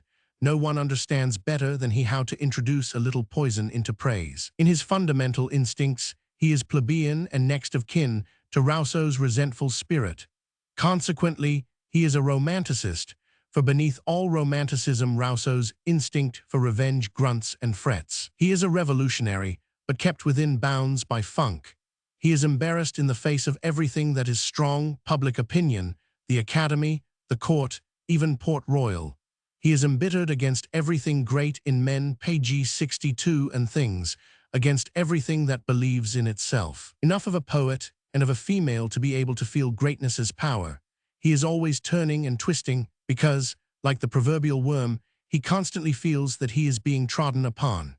As a critic, he has no standard of judgment, no guiding principle, no backbone. Although he possesses the tongue of the cosmopolitan libertine, which can chatter about 1,000 things, he has not the courage even to acknowledge his libertinage. As a historian, he has no philosophy and lacks the power of philosophical vision, hence his refusal to act the part of a judge, and his adoption of the mask of objectivity in all important matters. His attitude is better in regard to all those things in which subtle and effete taste is the highest tribunal. In these things, he really does have the courage of his own personality. He really does enjoy his own nature. He actually is a master. In some respects, he is a prototype of Baudelaire. The Imitation of Christ is one of those books which I cannot even take hold of without physical loathing. It exhales a perfume of the eternally feminine, which to appreciate fully one must be a Frenchman or a Wagnerite. This saint has a way of speaking about love which makes even Parisians feel a little curious. I am told that most intelligent of Jesuits, Auguste Comte, who wished to lead his compatriots back to Rome by the circuitous route of science, drew his inspiration from this book. And I believe it, The Religion of the Heart, pg 63. G. Eliot, they are rid of the Christian God, and therefore think it all the more incumbent upon them to hold tight to Christian morality. This is an English way of reasoning, but let us not take it ill in moral females a la Eliot. In England, every man who indulges in any trifling emancipation from theology must retrieve his honor in the most terrifying manner by becoming a moral fanatic. That is how they do penance in that country. As for us, we act differently. When we renounce the Christian faith, we abandon all right to Christian morality. This is not by any means self-evident, and in defiance of English shallow-pates, the point must be made ever more and more plain. Christianity is a system, a complete outlook upon the world, conceived as a whole. If its leading concept, the belief in God, is wrenched from it, the whole is destroyed, nothing vital remains in our grasp. Christianity presupposes that man does not and cannot know what is good or bad for him. The Christian believes in God who, alone, can know these things. Christian morality is a command. Its origin is transcendental. It is beyond all criticism, all right to criticism. It is true only on condition that God is truth. It stands or falls with the belief in God. If the English really believe that they know intuitively and of their own accord what is good and evil, if therefore they assert that they no longer need Christianity as a guarantee of morality, this in itself is simply the outcome of the dominion of Christian valuations and a proof of the strength and profundity of this dominion. It only shows that the origin of PG-64 English morality has been forgotten, and that its exceedingly relative right to exist is no longer felt. For Englishmen, morality is not yet a problem. George Sand. I have been reading the first letters d'un voyageur. Like everything that springs from Rousseau's influence, it is false, made up, blown out, and exaggerated. I cannot endure this bright wallpaper style any more than I can bear the vulgar striving after generous feelings. The worst feature about it is certainly the coquettish adoption of male attributes by this female, after the manner of ill-bred schoolboys. And how cold she must have been inwardly all the while, this insufferable artist. She wound herself up like a clock and wrote. As cold as Hugo and Balzac, as cold as all romanticists are as soon as they begin to write. And how self-complacently she must have lain there, this prolific unyielding cow. For she had something German in her, German in the bad sense, just as Rousseau, her master, had, something which could only have been possible when French taste was declining, and Renan adores her. A moral for psychologists: do not go in for any notebook psychology, never observe for the sake of observing. Such things lead to a false point of view, to a squint, to something forced and exaggerated. To experience things on purpose, this is not a bit of good. In the midst of an experience, a man should not turn his eyes upon himself. In such cases, PG-65 any eye becomes the evil eye. A born psychologist instinctively avoids seeing for the sake of seeing, and the same holds good of the born painter. Such a man never works from nature. He leaves it to his instinct, to his camera obscura to sift and to define the fact, nature, the experience. The general idea, the conclusion, the result, is the only thing that reaches his consciousness.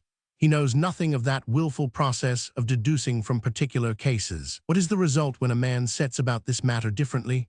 When, for instance, after the manner of Parisian novelists, he goes in for notebook psychology on a large and small scale, such a man is constantly spying on reality, and every evening he bears home a handful of fresh curios. But look at the result. A mass of daubs, at best a piece of mosaic, in any case something heaped together, restless and garish. The Goncourts are the greatest sinners in this respect. They cannot put three sentences together which are not absolutely painful to the eye of the psychologist. From an artistic standpoint, nature is no model. It exaggerates, distorts, and leaves gaps. Nature is the accident. To study from nature seems to me a bad sign. It betrays submission, weakness, fatalism. This lying in the dust before trivial facts is unworthy of a thorough artist. To see what is the function of another order of intellects, the anti-artistic, the matter of fact. One must know who one is. Concerning the psychology of the artist, for art to be possible at all, that is to say, in order that an PG-66 aesthetic mode of action and of observation may exist, a certain preliminary physiological state is indispensable: ecstasy. This state of ecstasy must first have intensified the susceptibility of the whole machine, otherwise no art is possible. All kinds of ecstasy, however differently produced, have this power to create art, and above all the state dependent upon sexual excitement, this most venerable and primitive form of ecstasy. The same applies to that ecstasy which is the outcome of all great desires, all strong passions, the ecstasy of the feast, of the arena, of the act of bravery, of victory, of all extreme action, the ecstasy of cruelty, the ecstasy of destruction, the ecstasy following upon certain meteorological influences, as for instance that of springtime, or upon the use of narcotics, and finally the ecstasy of will, that ecstasy which results from accumulated and surging willpower. The essential feature of ecstasy is the feeling of increased strength and abundance. Actuated by this feeling, a man gives of himself to things, he forces them to partake of his riches, he does violence to them. This proceeding is called idealizing. Let us rid ourselves of a prejudice here. Idealizing does not consist, as is generally believed, in a suppression or an elimination of detail or of unessential features. A stupendous accentuation of the principal characteristics is by far the most decisive factor at work, and in consequence, the minor characteristics vanish. Page 67.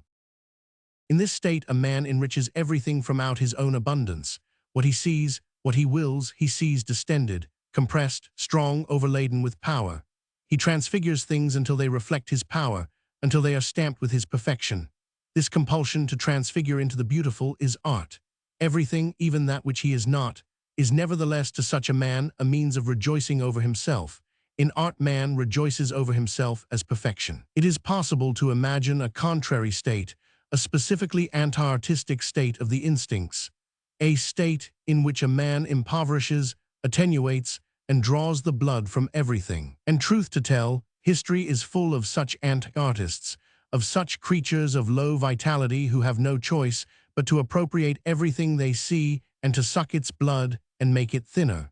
This is the case with the genuine Christian, Pascal for instance. There is no such thing as a Christian who is also an artist. Let no one be so childish as to suggest Raphael or any homeopathic Christian of the 19th century as an objection to this statement. Raphael said yea, Raphael did yea, consequently Raphael was no Christian. What is the meaning of the antithetical concepts Apollonian and Dionysian, which I have introduced into the vocabulary of aesthetic, as representing two distinct modes of ecstasy? Apollonian ecstasy acts above all as a force stimulating the eye, so that it acquires the power of vision. The painter, the PG-68 sculptor, the epic poet are essentially visionaries. In the Dionysian state, on the other hand, the whole system of passions is stimulated and intensified, so that it discharges itself by all the means of expression at once, and vents all its power of representation, of imitation, of transfiguration, of transformation, together with every kind of mimicry and histrionic display at the same time. The essential feature remains the facility in transforming, the inability to refrain from reaction, a similar state to that of certain hysterical patients, who at the slightest hint assume any role. It is impossible for the Dionysian artist not to understand any suggestion. No outward sign of emotion escapes him. He possesses the instinct of comprehension and of divination in the highest degree, just as he is capable of the most perfect art of communication. He enters into every skin, into every passion. He is continually changing himself. Music, as we understand it today, is likewise a general excitation and discharge of the emotions. But notwithstanding this, it is only the remnant of a much richer world of emotional expression, a mere residuum of Dionysian histrionism. For music to be made possible as a special art, quite a number of senses, and particularly the muscular sense, had to be paralyzed, at least relatively, for all rhythm still appeals to our muscles to a certain extent, and thus man no longer imitates and represents physically everything he feels as soon as he feels it. Nevertheless, that is the normal Dionysian state, and in any case, its primitive state. Music is the slowly attained specialization of this state at the cost of kindred capacities. Page 69. The actor, the mime, the dancer, the musician, and the lyricist are in their instincts fundamentally related, but they have gradually specialized in their particular branch and become separated even to the point of contradiction. The lyricist remained united with the musician for the longest period of time, and the actor with the dancer. The architect manifests neither a Dionysian nor an Apollonian state. In his case, it is the great act of will, the will that moveth mountains, the ecstasy of the great will which aspires to art. The most powerful men have always inspired architects. The architect has always been under the suggestion of power. In the architectural structure, man's pride, man's triumph over gravitation, man's will to power, assume a visible form. Architecture is a sort of oratory of power by means of forms. Now it is persuasive, even flattering, and at other times merely commanding. The highest sensation of power and security finds expression in grandeur of style. That power which no longer requires to be proved, which scorns to please, which responds only with difficulty, which feels no witnesses around it, which is oblivious of the fact that it is being opposed, which relies on itself fatalistically and is a law among laws. Such power expresses itself quite naturally in grandeur of style. I have been reading the life of Thomas Carlyle, that unconscious and involuntary farce, that heroico-moral interpretation of dyspeptic moods. Carlyle, a man of strong words and attitudes, a rhetorician PG-70 by necessity, who seems ever to be tormented by the desire of finding some kind of strong faith, and by his inability to do so, in this respect a typical romanticist. To yearn for a strong faith is not the proof of a strong faith, but rather the reverse. If a man have a strong faith, he can indulge in the luxury of skepticism. He is strong enough, firm enough, well-knit enough for such a luxury. Carlyle stupefies something in himself by means of the fortissimo of his reverence for men of a strong faith, and his rage over those who are less foolish. He is in sore need of noise. An attitude of constant and passionate dishonesty towards himself, this is his proprium. By virtue of this he is and remains interesting. Of course, in England he is admired precisely on account of his honesty. Well, that is English, and in view of the fact that the English are the nation of consummate cant, it is not only comprehensible, but also very natural. At bottom, Carlyle is an English atheist who makes it a point of honor not to be one. Emerson, he is much more enlightened, much broader, more versatile, and more subtle than Carlyle, but above all he is happier. He is one who instinctively lives on ambrosia and who leaves the indigestible parts of things on his plate. Compared with Carlyle, he is a man of taste. Carlyle, who was very fond of him, nevertheless declared that he does not give us enough to chew. This is perfectly true, but it is not unfavorable to Emerson. Emerson possesses that kindly intellectual cheerfulness which deprecates overmuch seriousness.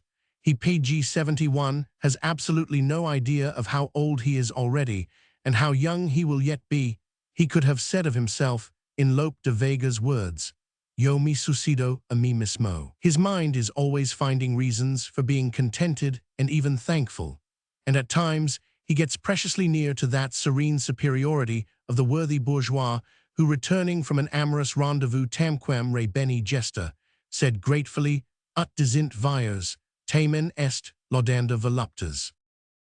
Anti-Darwin, as to the famous struggle for existence, it seems to me, for the present, to be more of an assumption than a fact. It does occur, but as an exception. The general condition of life is not one of want or famine, but rather of riches, of lavish luxuriance, and even of absurd prodigality. Where there is a struggle, it is a struggle for power. We should not confound Malthus with nature. Supposing, however, that this struggle exists, and it does indeed occur, its result is unfortunately the very reverse of that which the Darwinian school seems to desire, and of that which in agreement with them we also might desire. That is to say, it is always to the disadvantage of the strong, the privileged, and the happy exceptions. Species do not evolve towards perfection. The weak always prevail over the strong, simply because they are the majority, and because they are also the more crafty. Darwin forgot the intellect, that is English. The weak have more intellect. In order to acquire intellect, one must be in need of it. One loses it when one no longer needs it. He who possesses strength, PG-72, flings intellect to the deuce. Let it go hence. To say the Germans of the present day, the empire will remain. As you perceive, intellect to me means caution, patience, craft, dissimulation, great self-control, and everything related to mimicry. What is praised nowadays as virtue is very closely related the latter. Casuistry of a psychologist. This man knows mankind. To what purpose does he study his fellows? He wants to derive some small or even great advantages from them. He is a politician. That man yonder is also well versed in human nature, and he tell me that he wishes to draw no personal profit from his knowledge, that he is a thoroughly disinterested person. Examine him a little more closely. Maybe he wishes to derive a more wicked advantage from his possession, namely, to feel superior to men, to be able to look down upon them, no longer to feel one of them. This disinterested person is a despiser of mankind, and the former is of a more humane type, whatever appearances may seem to say to the contrary. At least he considers himself the equal of those about him, at least he classifies himself with them. The psychological tact of Germans seems to me to have been set in doubt by a whole series of cases PG-73, which my modesty forbids me to enumerate. In one case at least, I shall not let the occasion slip for substantiating my contention. I bear the Germans a grudge for having made a mistake about Kant and his backstairs philosophy, as I call it. Such a man was not the type of intellectual uprightness. Another thing I hate to hear is a certain infamous, and the Germans say Goethe and Schiller. I even fear that they say Schiller and Goethe. Has nobody found Schiller out yet? But there are other ands which are even more egregious. With my own ears I have heard, only among university professors it is true, men speak of Schopenhauer and Hartmann. 3. The most intellectual men, provided they are also the most courageous, experience the most excruciating tragedies, but on that very account they honor life, because it confronts them with its most formidable antagonism. Concerning the conscience of the intellect, nothing seems to me more uncommon today than genuine hypocrisy. I strongly suspect that this growth is unable to flourish in the mild climate of our culture. Hypocrisy belongs to an age of strong faith, one in which one does not lose one's own faith in spite of the fact that one has to make an PG-74 outward show of holding another faith. Nowadays a man gives it up, or what is still more common, he acquires a second faith. In any case, however, he remains honest. Without a doubt, it is possible to have a much larger number of convictions at present than it was formerly possible, that is to say, allowable, that is to say, harmless. From this, there arises an attitude of toleration towards oneself. Toleration towards oneself allows of a greater number of convictions. The latter live comfortably side by side, and they take jolly good care, as all the world does today, not to compromise themselves. How does a man compromise himself today? When he is consistent, when he pursues a straight course, when he has anything less than 5 faces, when he is genuine. I very greatly fear that modern man is much too fond of comfort for certain vices, and the consequence is that the latter are dying out. Everything evil which is the outcome of strength of will, and maybe there is nothing evil without the strength of will, degenerates, in our muggy atmosphere, into virtue. The few hypocrites I have known only imitated hypocrisy. Like almost every 10th man today, they were actors. Beautiful and ugly, nothing is more relative, let us say, more restricted than our sense of the beautiful. He who would try to divorce it from the delight man finds in his fellows would immediately lose his footing. Beauty in itself is simply a word, it is not even a concept. In the beautiful, man postulates himself as the standard of perfection. PG-75, in exceptional cases, he worships himself as that standard. A species has no other alternative than to say yea to itself alone in this way. Its lowest instinct, the instinct of self-preservation and self-expansion, still radiates in such sublimities. Man imagines the world itself to be overflowing with beauty. He forgets that he is the cause of it all. He alone has endowed it with beauty. Alas, and only with human, all too human beauty, truth to tell, man reflects himself in things. He thinks everything beautiful that throws his own image back at him. The judgment, beautiful, is the vanity of his species. A little demon of suspicion may well whisper into the skeptic's ear, is the world really beautified simply because man thinks it beautiful? He has only humanized it, that is all. But nothing, absolutely nothing, proves to us that it is precisely man who is the proper model of beauty. Who knows what sort of figure he would cut in the eyes of a higher judge of taste? He might seem a little outré, perhaps even somewhat amusing, perhaps a trifle arbitrary. O Dionysus, thou divine one, why dost thou pull mine ears? Ariadne asks on one occasion of her philosophically lover during one of those famous conversations on the island of Naxos. I find a sort of humor in thine ears, Ariadne, why are they not a little longer? Nothing is beautiful, man alone is beautiful, all aesthetic rests on this piece of ingenuousness, it is the first axiom of this science. And now let us straightway add the second to it. Nothing is ugly save the PG-76 degenerate man. Within these two first principles, the realm of aesthetic judgments is confined. From the physiological standpoint, everything ugly weakens and depresses man. It reminds him of decay, danger, impotence. He literally loses strength in its presence. The effect of ugliness may be gauged by the dynamometer. Whenever man's spirits are downcast, it is a sign that he sensed the proximity of something ugly. His feeling of power, his will to power, his courage and his pride, these things collapse at the sight of what is ugly and rise at the sight of what is beautiful. In both cases, an inference is drawn, the premises to which are stored with extraordinary abundance in the instincts. Ugliness is understood to signify a hint and a symptom of degeneration. That which reminds us, however remotely, of degeneracy impels us to the judgment ugly. Every sign of exhaustion, of gravity, of age, of fatigue, every kind of constraint, such as cramp or paralysis, and above all the smells, colors and forms associated with decomposition and putrefaction, however much they may have been attenuated into symbols. All these things provoke the same reaction, which is the judgment, ugly. A certain hatred expresses itself here. What is it that man hates? Without a doubt, it is the decline of his type. In this regard, his hatred springs from the deepest instincts of the race. There is horror, caution, profundity, and far-reaching vision in this hatred. It is the most profound hatred that exists.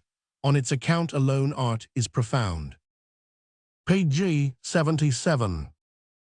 Schopenhauer, the last German who is to be reckoned with, who is a European event like Goethe, Hegel, or Heinrich Heine, and who is not merely local national, is for psychologists a case of the first rank. I mean as a malicious though masterly attempt to enlist on the side of a general nihilistic depreciation of life, the very forces which are opposed to such a movement. That is to say, the great self-affirming powers of the will to live, the exuberant forms of life itself. He interpreted art, heroism, genius, beauty, great sympathy, knowledge, the will to truth, and tragedy, one after the other, as the results of the denial, or of the need of the denial, of the will, the greatest forgery, Christianity always accepted, which history has to show. Examined more carefully, he is in this respect simply the heir of the Christian interpretation, except that he knew how to approve in a Christian fashion, i.e., nihilistically, even of the great facts of human culture, which Christianity completely repudiates. He approved of them as paths to salvation, as preliminary stages to salvation, as appetizers calculated to arouse the desire for salvation. Let me point to one single instance. Schopenhauer speaks of beauty with melancholy ardor. Why in sooth does he do this? Because in beauty he sees a bridge on which one can travel further, or which stimulates one's desire to travel further. According to him, it constitutes a momentary emancipation from page 78, the will. It lures to eternal salvation. He values it more particularly as a deliverance from the burning core of the will, which is sexuality. In beauty, he recognizes the negation of the procreative instinct. Singular saint, someone contradicts the, I fear it is nature. Why is there beauty of tone, color, aroma, and of rhythmic movement in nature at all? What is it forces beauty to the fore? Fortunately, too, a certain philosopher contradicts him. No less an authority than the divine Plato himself, thus does Schopenhauer call him, upholds another proposition, that all beauty lures to procreation, that this precisely is the chief characteristic of its effect, from the lowest sensuality to the highest spirituality. Plato goes further. With an innocence for which a man must be Greek and not Christian, he says that there would be no such thing as Platonic philosophy if there were not such beautiful boys in Athens. It was the sight of them alone that set the soul of the philosopher reeling with erotic passion, and allowed it no rest until it had planted the seeds of all lofty things in a soil so beautiful.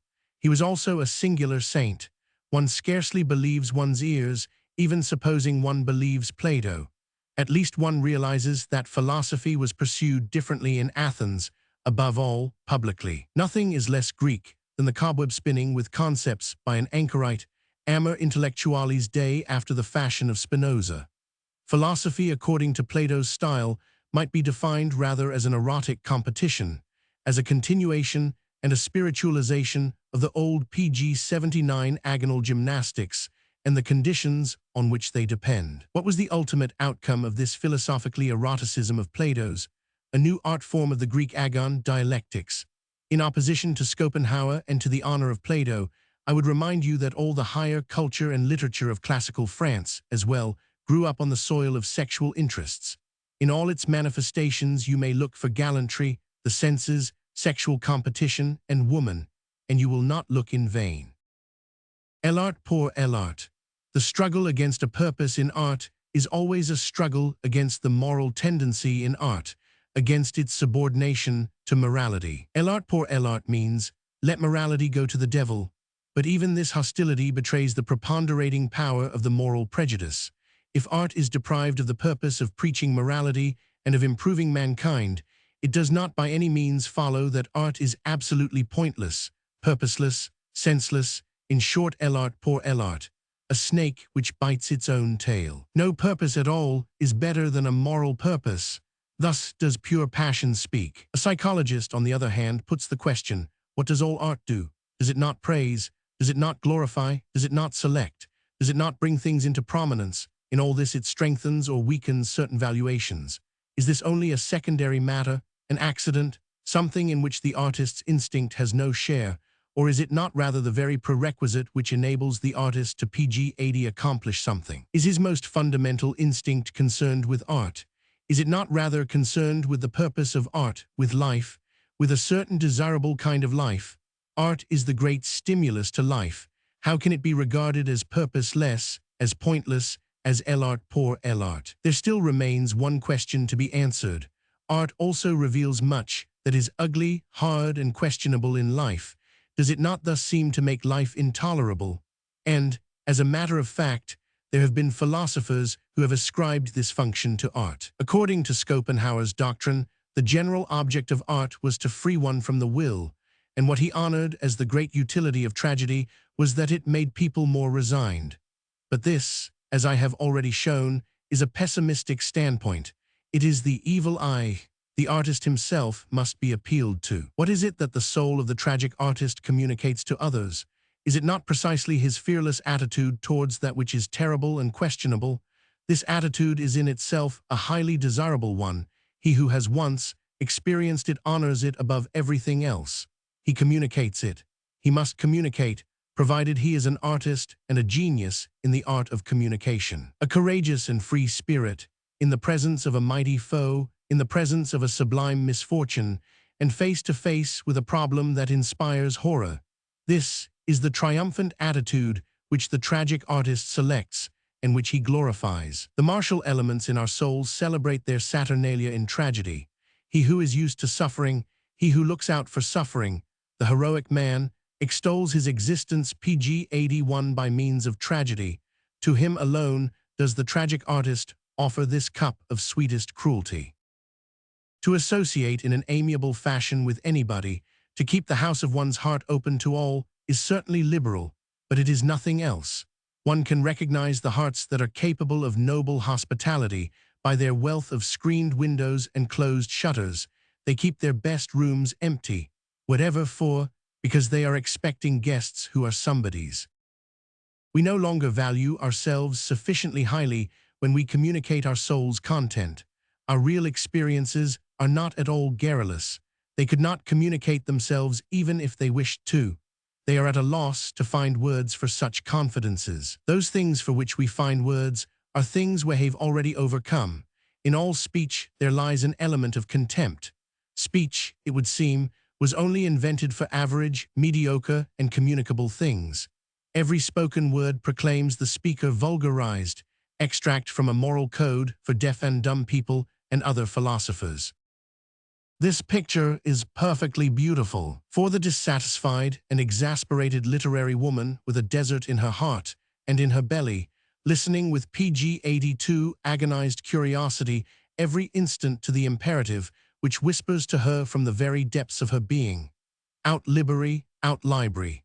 The literary woman, sufficiently educated to understand the voice of nature, even when nature speaks Latin, and moreover enough of a peacock and a goose to speak even French with herself in secret. Gi mi verai, gi mi lurai, gi em extasierai et gi durai. Possible, qued jaea eu tant desprit. The objective ones speak. Nothing comes more easily to us than to be wise, patient, superior. We are soaked in the oil of indulgence and of sympathy. We are absurdly just. We forgive everything. Precisely on that account we should be severe with ourselves. For that very reason we ought from time to time to go in for a little emotion, a little emotional vice. It may seem bitter to us, and between ourselves we may even laugh at the figure which it makes us cut, but what does it matter? We have no other kind of self-control left. This is our asceticism, our manner of performing penance. To become personal, the virtues of the impersonal and objective one. Extract from a doctor's examination paper. What is the task of all higher schooling? To make man into a machine. What are the means employed? He must learn how to be bored. How is this achieved? By means of the concept duty. What example of duty has he before his eyes? The philologist. It is he who teaches people pg-83 how to swat. Who is the perfect man? The government official. which philosophy furnishes the highest formula for the government official. Kant's philosophy, the government official as thing in itself, made judge over the government official as appearance. The right to stupidity, the worn-out worker whose breath is slow, whose look is good-natured, and who lets things slide just as they please. This typical figure which in this age of labor and of empire is to be met with in all classes of society, has now begun to appropriate even art, including the book, above all the newspaper, and how much more so beautiful nature, Italy. This man of the evening with his savage instincts lulled, as Faust has it, needs his summer holiday, his sea baths, his glacier, his Bayreuth. In such ages art has the right to be purely foolish, as a sort of vacation for spirit, wit, and sentiment. Wagner understood this. Pure foolishness 5 is a pick-me-up. Yet another problem of diet. The means with which Julius Caesar preserved himself against sickness and headaches, heavy marches, the simplest mode of living, uninterrupted sojourns in the open air, continual hardships. Generally speaking, these are the self-preservative and self-defensive measures against the extreme vulnerability of those subtle PG-84 machines working at the highest pressure, which are called geniuses. The immoralist speaks. Nothing is more distasteful to true philosophers than man when he begins to wish. If they see man only at his deeds, if they see this bravest, craftiest, and most enduring of animals, even inextricably entangled in disaster, how admirable he then appears to them. They even encourage him. But true philosophers despise the man who wishes, as also the desirable man and all the desiderata and ideals of man in general. If a philosopher could be a nihilist, he would be one, for he finds only nonentity behind all human ideals. Or not even nonentity, but vileness, absurdity, sickness, cowardice, fatigue, and all sorts of dregs from out the quaffed goblets of his life. How is it that man, who as a reality is so estimable, ceases from deserving respect the moment he begins to desire? Must he pay for being so perfect as a reality? Must he make up for his deeds, for the tension of spirit and will which underlies all his deeds, by an eclipse of his powers in matters of the imagination and in absurdity? Hitherto the history of his desires has been the party hauntus of mankind. One should take care not to read too deeply in this history. That which justifies man is his reality. It will justify him to all eternity. How much more valuable is a real man than any other man who is merely the phantom of desires, of dreams, of stinks, and of lies, than any kind of ideal man, and the ideal man alone is what the philosopher cannot abide. Page 85. The natural value of egoism. Selfishness has as much value as the physiological value of him who practices it. Its worth may be great, or it may be worthless and contemptible. Every individual may be classified according to whether he represents the ascending or the descending line of life. When this is decided, a canon is obtained by means of which the value of his selfishness may be determined. If he represent the ascending line of life, his value is of course extraordinary, and for the sake of the collective life which in him makes one step forward, the concern about his maintenance, about procuring his optimum of conditions, may even be extreme. The human unit, the individual, as the people and the philosopher have always understood him, is certainly an error. He is nothing in himself, no atom, no link in the chain, no mere heritage from the past. He represents the whole direct line of mankind up to his own life. If he represent declining development, decay, chronic degeneration, sickness, illnesses are on the whole already the outcome of decline, and not the cause thereof. He is of little worth, and the purest equity would have him take away as little as possible from those who are lucky strokes of nature. He is then only a parasite upon them. The Christian and the anarchist. When the anarchist, as the mouthpiece of the decaying strata of society, raises his voice in splendid indignation for right, justice, equal rights, he is only PG-86 groaning under the burden of his ignorance, which cannot understand why he actually suffers, what his poverty consists of, the poverty of life. An instinct of causality is active in him. Someone must be responsible for his being so ill at ease. His splendid indignation alone relieves him somewhat. It is a pleasure for all poor devils to grumble. It gives them a little intoxicating sensation of power. The very act of complaining, the mere fact that one bewails one's lot, may lend such a charm to life that on that account alone one is ready to endure it. there is a small dose of revenge in every lamentation. One casts one's afflictions, and under certain circumstances, even one's baseness, in the teeth of those who are different, as if their condition were an injustice, an iniquitous privilege. Since I am a blackguard, you ought to be one too. It is upon such reasoning that revolutions are based. To bewail one's lot is always despicable. It is always the outcome of weakness. Whether one ascribes one's afflictions to others or to oneself, it is all the same. The socialist does the former, the Christian, for instance, does the latter. That which is common to both attitudes, or rather that which is equally ignoble in them both, is the fact that somebody must be to blame if one suffers. In short, that the sufferer drugs himself with the honey of revenge to allay his anguish. The objects towards which this lust of vengeance, like a lust of pleasure, are directed, are purely accidental causes. In all directions, the sufferer finds reasons for cooling his petty passion for revenge. If he is a Christian, I repeat, he finds these reasons in himself. The Christian and the page 87 anarchist, both are decadents. But even when the Christian condemns, slanders, and sullies the world, he is actuated by precisely the same instinct as that which leads the socialistic workman to curse, calumniate, and cast dirt at society. The Last Judgment itself is still the sweetest solace to revenge. Revolution, as the socialistic workman expects it, only thought of as a little more remote. The notion of a beyond, as well, why a beyond, if it be not a means of splashing mud over here, over this world? A criticism of the morality of decadence. An altruistic morality, a morality under which selfishness withers, is in all circumstances a bad sign. This is true of individuals and above all of nations. The best are lacking when selfishness begins to be lacking. Instinctively to select that which is harmful to one, to be lured by disinterested motives, these things almost provide the formula for decadence. Not to have one's own interests at heart, this is simply a moral fig leaf concealing a very different fact, a physiological one, to wit, I no longer know how to find what is to my interest. Disintegration of the instincts. All is up with man when he becomes altruistic. Instead of saying ingenuously, I am no longer any good, the lie of morality in the decadent's mouth says, nothing is any good, life is no good. A judgment of this kind ultimately becomes a great danger, for it is infectious, and it soon flourishes on the polluted soil of society with tropical luxuriance, now as a religion, Christianity, anon as a philosophy, Schopenhauerism. Pg 88 in certain circumstances the mere effluvia of such a venomous vegetation, springing as it does out of the very heart of putrefaction, can poison life for thousands and thousands of years. A moral for doctors. The sick man is a parasite of society. In certain cases, it is indecent to go on living. To continue to vegetate in a state of cowardly dependence upon doctors and special treatments, once the meaning of life, the right to life, has been lost, ought to be regarded with the greatest contempt by society. The doctors, for their part, should be the agents for imparting this contempt.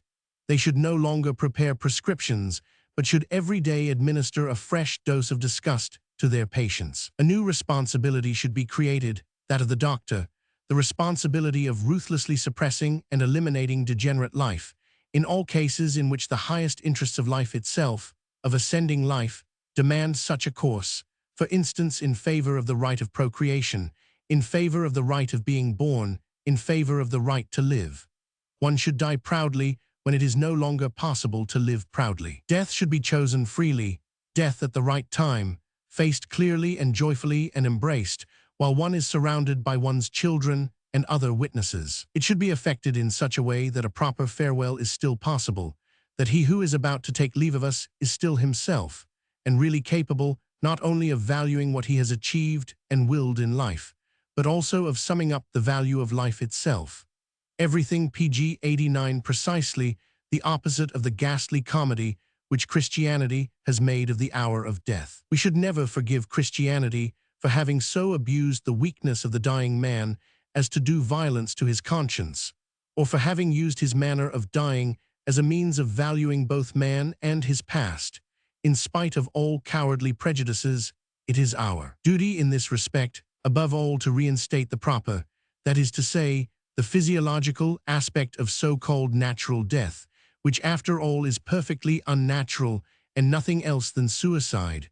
One never perishes through anybody's fault but one's own. The only thing is that the death which takes place in the most contemptible circumstances, the death that is not free, the death which occurs at the wrong time, is the death of a coward. Out of the very love one bears to life, one should wish death to be different from this, that is to say, free, deliberate, and neither a matter of chance nor of surprise. Finally, let me whisper a word of advice to our friends, the pessimists, and all other decadents.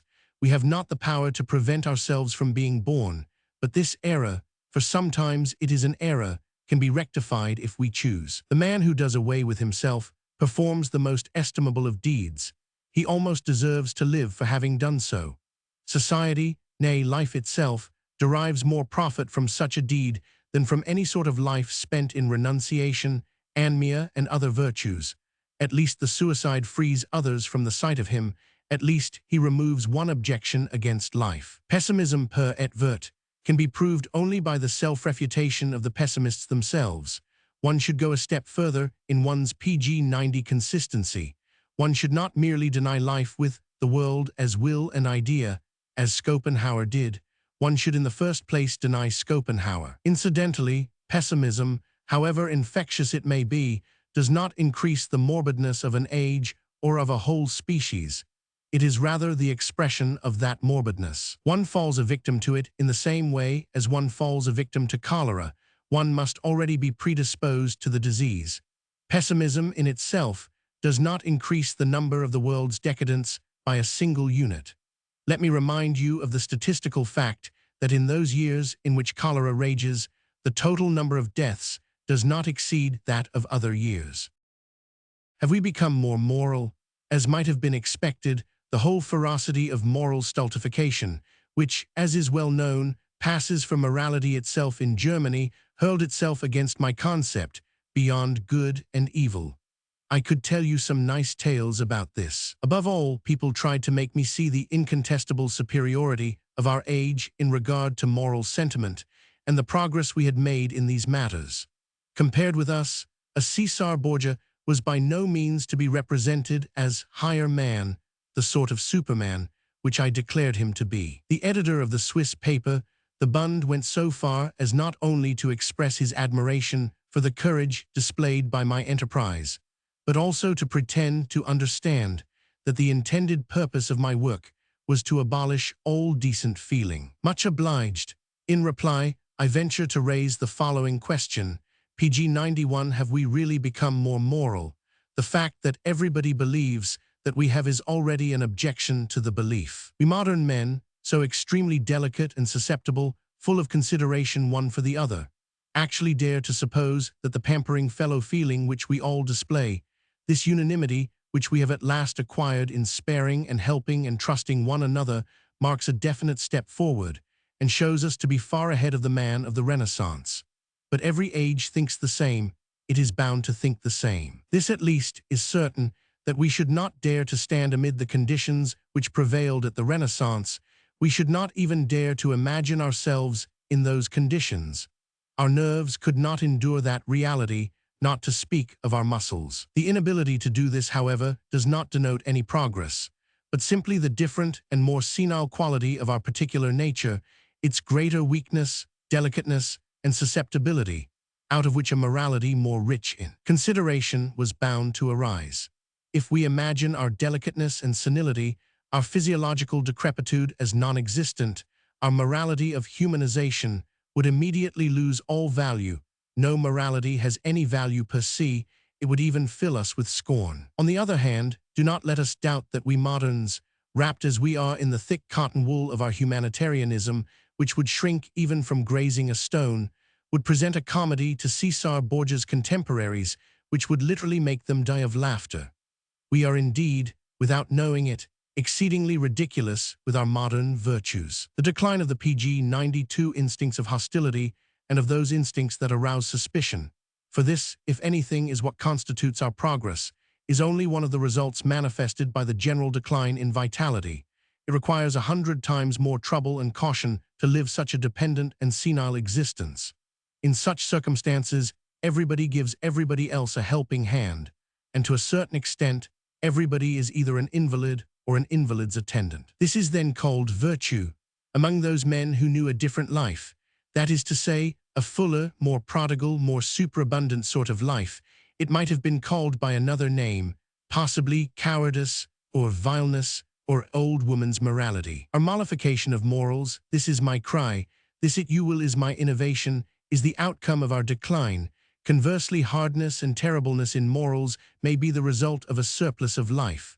When the latter state prevails, much is dared, much is challenged, and much is also squandered. That which formerly was simply the salt of life would now be our poison. To be indifferent, even this is a form of strength. For that, likewise, we are too senile, too decrepit.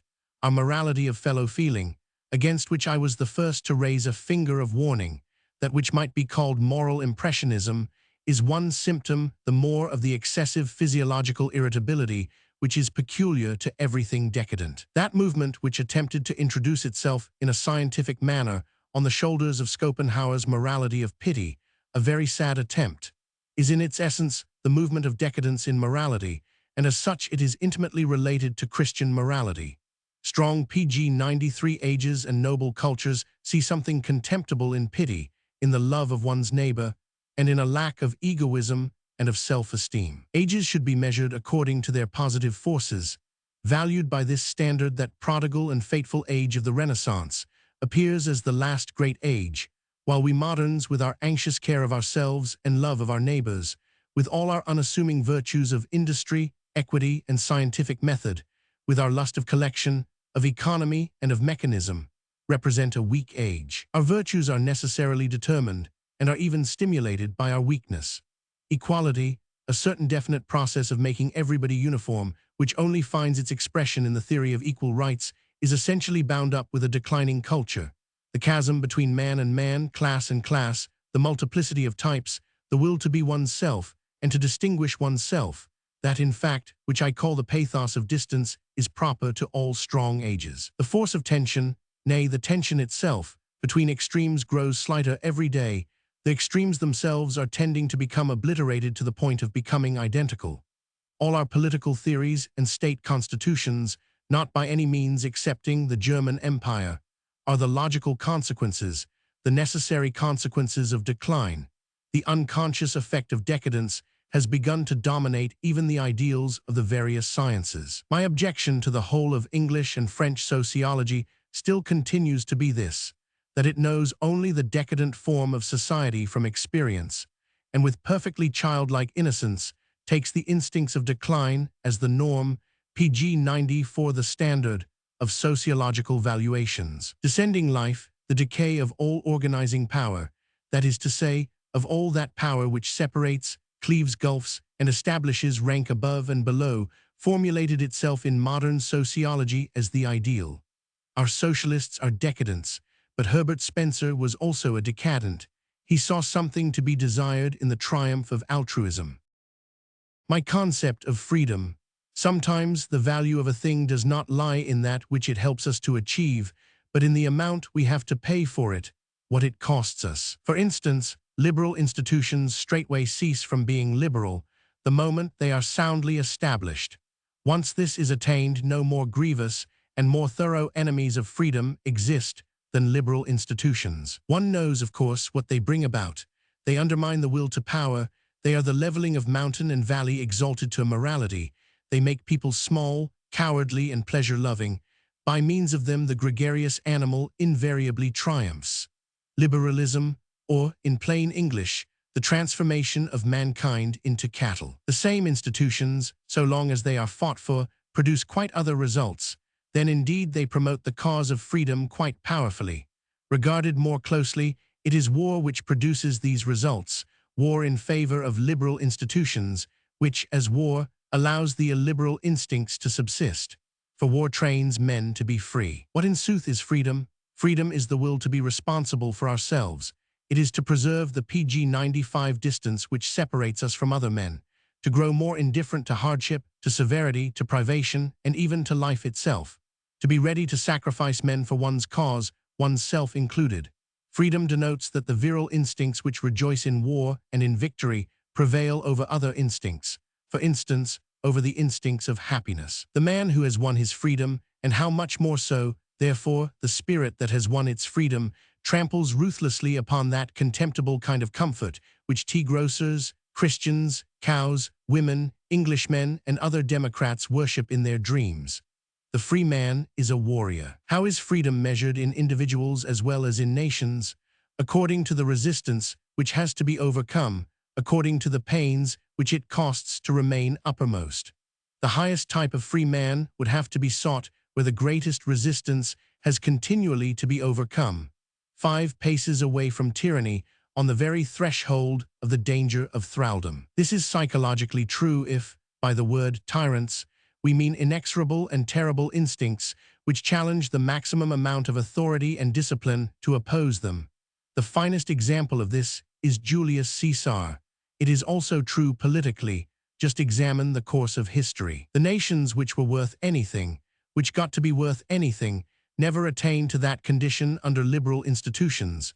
Great danger made out of them something which deserves reverence, that danger which alone can make us aware of our resources, our virtues, our means of defense, our weapons, our genius, which compels us to be strong. PG 96 First principle: a man must need to be strong, otherwise he will never attain it. Those great forcing houses of the strong, of the strongest kind of men that have ever existed on earth, the aristocratic communities like those of Rome and Venice, understood freedom precisely as I understand the word, as something that one has and that one has not, as something that one will have and that one seizes by force. A criticism of modernity. Our institutions are no longer any good. On this point we are all agreed, but the fault does not lie with them, but with us. Now that we have lost all the instincts out of which institutions grow, the latter on their part are beginning to disappear from our midst because we are no longer fit for them.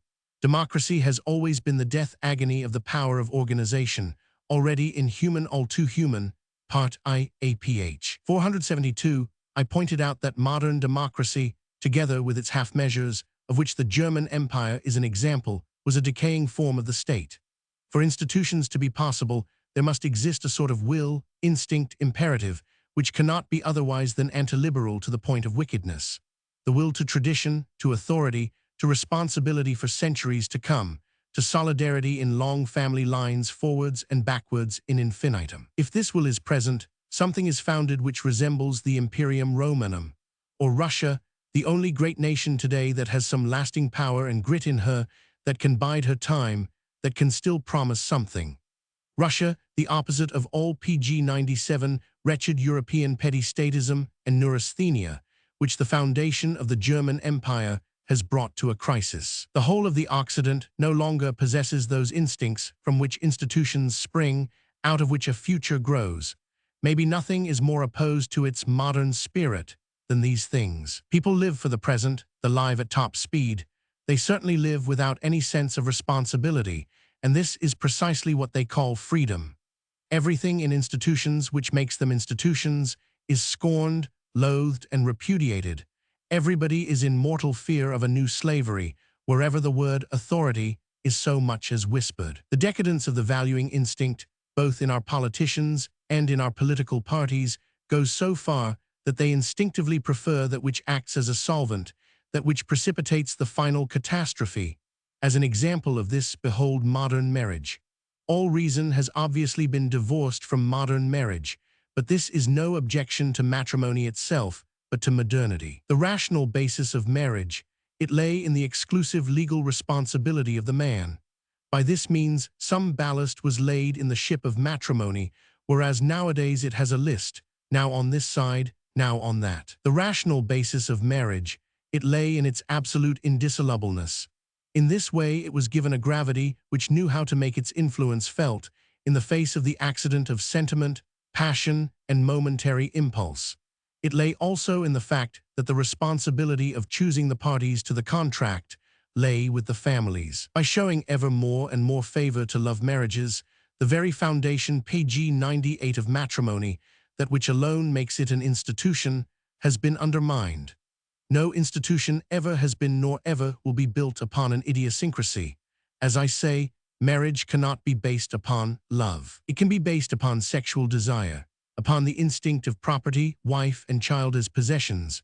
upon the instinct of dominion, which constantly organizes for itself the smallest form of dominion, the family which requires children and heirs in order to hold fast, also in the physiological sense, to a certain quantum of acquired power, influence, and wealth, so as to prepare for lasting tasks and for solidarity in the instincts from one century to another.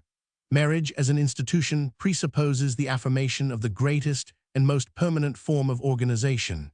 If society cannot as a whole stand security for itself into the remotest generations, marriage has no meaning whatsoever. Modern marriage has lost its meaning, consequently, it is being abolished. The question of the working man.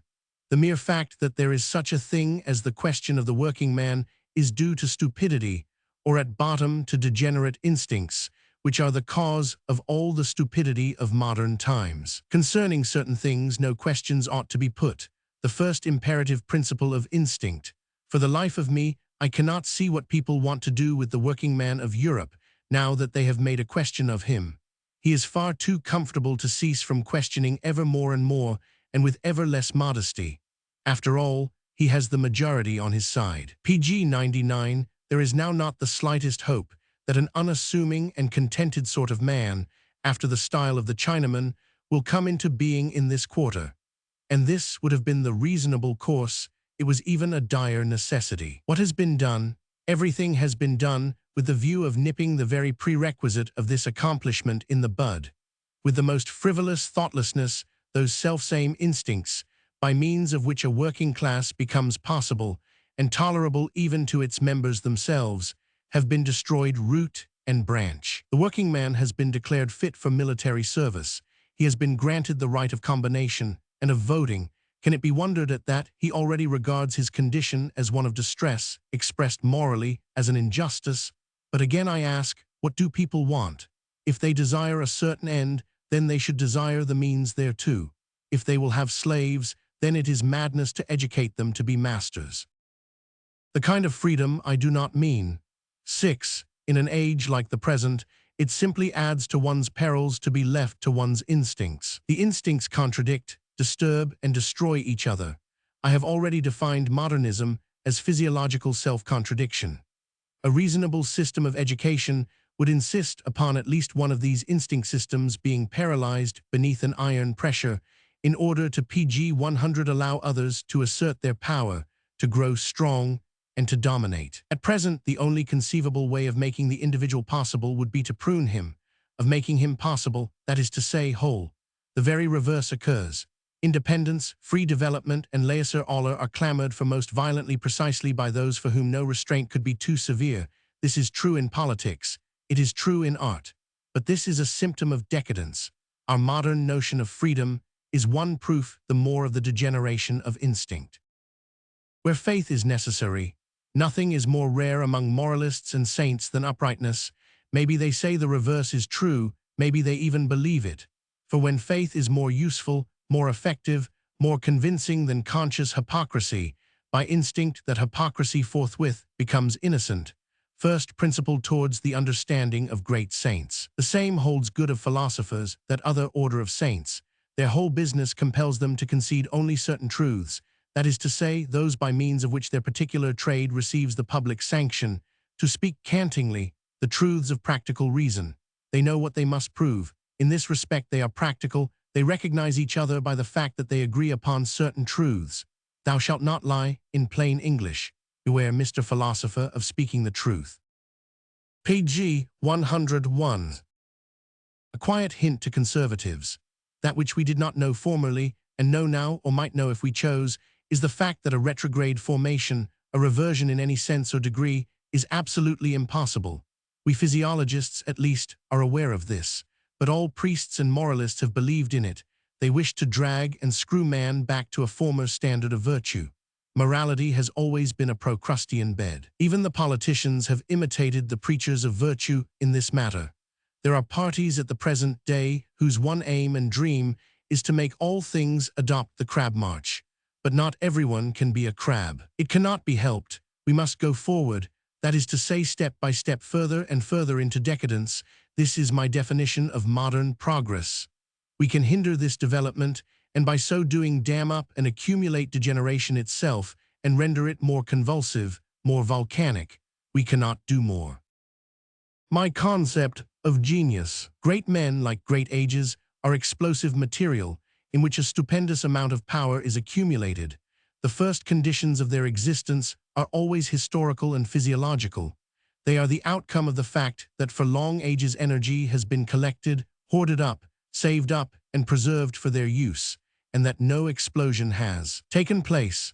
When the tension in the bulk has become sufficiently excessive, the most fortuitous stimulus suffices in order to call genius, PG 102 great deeds, and momentous fate into the world. What then is the good of all environment, historical periods, zeitgeist, spirit of the age, and public opinion? Take the case of Napoleon. France of the Revolution, and still more of the period preceding the Revolution, would have brought forward a type which was the very reverse of Napoleon. It actually did produce such a type. And because Napoleon was something different, the heir of a stronger, more lasting, and older civilization than that which in France was being smashed to atoms, he became master there. He was the only master there. Great men are necessary. The age in which they appear is a matter of chance. The fact that they almost invariably master their age is accounted for simply by the fact that they are stronger, that they are older, and that power has been stored longer for them. The relation of a genius to his age is that which exists between strength and weakness and between maturity and youth. The age is relatively always very much younger, thinner, less mature, less resolute, and more childish. The fact that the general opinion in France at the present day is utterly different on this very point in Germany too, but that is of no consequence.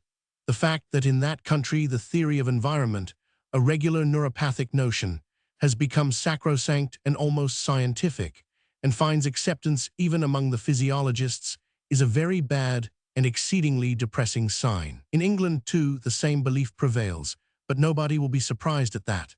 The Englishman knows only two ways of understanding the genius and the great man, either democratically in the style of PG 103 Buckle or religiously after the manner of Carlyle. The danger which great men and great ages represent is simply extraordinary. Every kind of exhaustion and of sterility follows in their wake. The great man is an end. The great age, the Renaissance for instance, is an end. The genius, in work and in deed, is necessarily a squanderer. The fact that he spends himself constitutes his greatness. The instinct of self-preservation is as it were suspended in him. The overpowering pressure of outflowing energy in him forbids any such protection and prudence. People call this self-sacrifice. They praise his heroism, his indifference to his own well-being, his utter devotion to an idea, a great cause, a fatherland, all misunderstandings. He flows out, he flows over, he consumes himself, he does not spare himself, and does all this with fateful necessity, irrevocably, involuntarily, just as a river involuntarily bursts its dams. But owing to the fact that humanity has been much indebted to such explosives, it has endowed them with many things, for instance, with a kind of higher morality. This is indeed the sort of gratitude that humanity is capable of. It misunderstands its benefactors. The criminal and his like. The criminal type is the type of the strong man amid unfavorable conditions, a strong man made sick. He lacks the wild and savage state, a form of nature and existence which is freer and more dangerous, in which everything that constitutes the shield and the sword in PG 100 for the instinct of the strong man takes a place by right. Society puts a ban upon his virtues. The most spirited instincts inherent in him immediately become involved with the depressing passions, with suspicion, fear, and dishonor. But this is almost the recipe for physiological degeneration. When a man has to do that which he is best suited to do, which he is most fond of doing, not only clandestinely, but also with long suspense, caution, and ruse, he becomes anemic. And inasmuch as he is always having to pay for his instincts in the form of danger, persecution, and fatalities, even his feelings begin to turn against these instincts. He begins to regard them as fatal. It is society, our tame, mediocre, castrated society, in which an untutored son of nature who comes to us from his mountains or from his adventures at sea must necessarily degenerate into a criminal, or almost necessarily, for there are cases in which such a man shows himself to be stronger than society. The Corsican Napoleon is the most celebrated case of this. Concerning the problem before us, Dostoevsky's testimony is of importance. Dostoevsky, who, incidentally, was the only psychologist from whom I had anything to learn. He belongs to the happiest windfalls of my life, happier even than the discovery of Stendhal. This profound man, who is right 10 times over in esteeming the superficial Germans low, found the Siberian convicts among whom he lived for many years, those thoroughly hopeless criminals for whom no road back to society stood open, very different from what even he had expected. That is to say, carved from about the best, hardest, and most PG 105 valuable material that grows on Russian soil. 7. Let us generalize the case of the criminal. Let us imagine creatures who for some reason or other fail to meet with public approval, who know that they are regarded neither as beneficent nor useful. The feeling of the Chandala, who are aware that they are not looked upon as equal, but as proscribed, unworthy, polluted. The thoughts and actions of all such natures are tainted with a subterranean moldiness. Everything in them is of a paler hue than in those on whose existence the sun shines. But almost all those creatures whom, nowadays, we honor and respect, formerly lived in this semi-sepulchral atmosphere. The man of science, the artist, the genius, the free spirit, the actor, the businessman, and the great explorer. As long as the priest represented the highest type of man, every valuable kind of man was depreciated.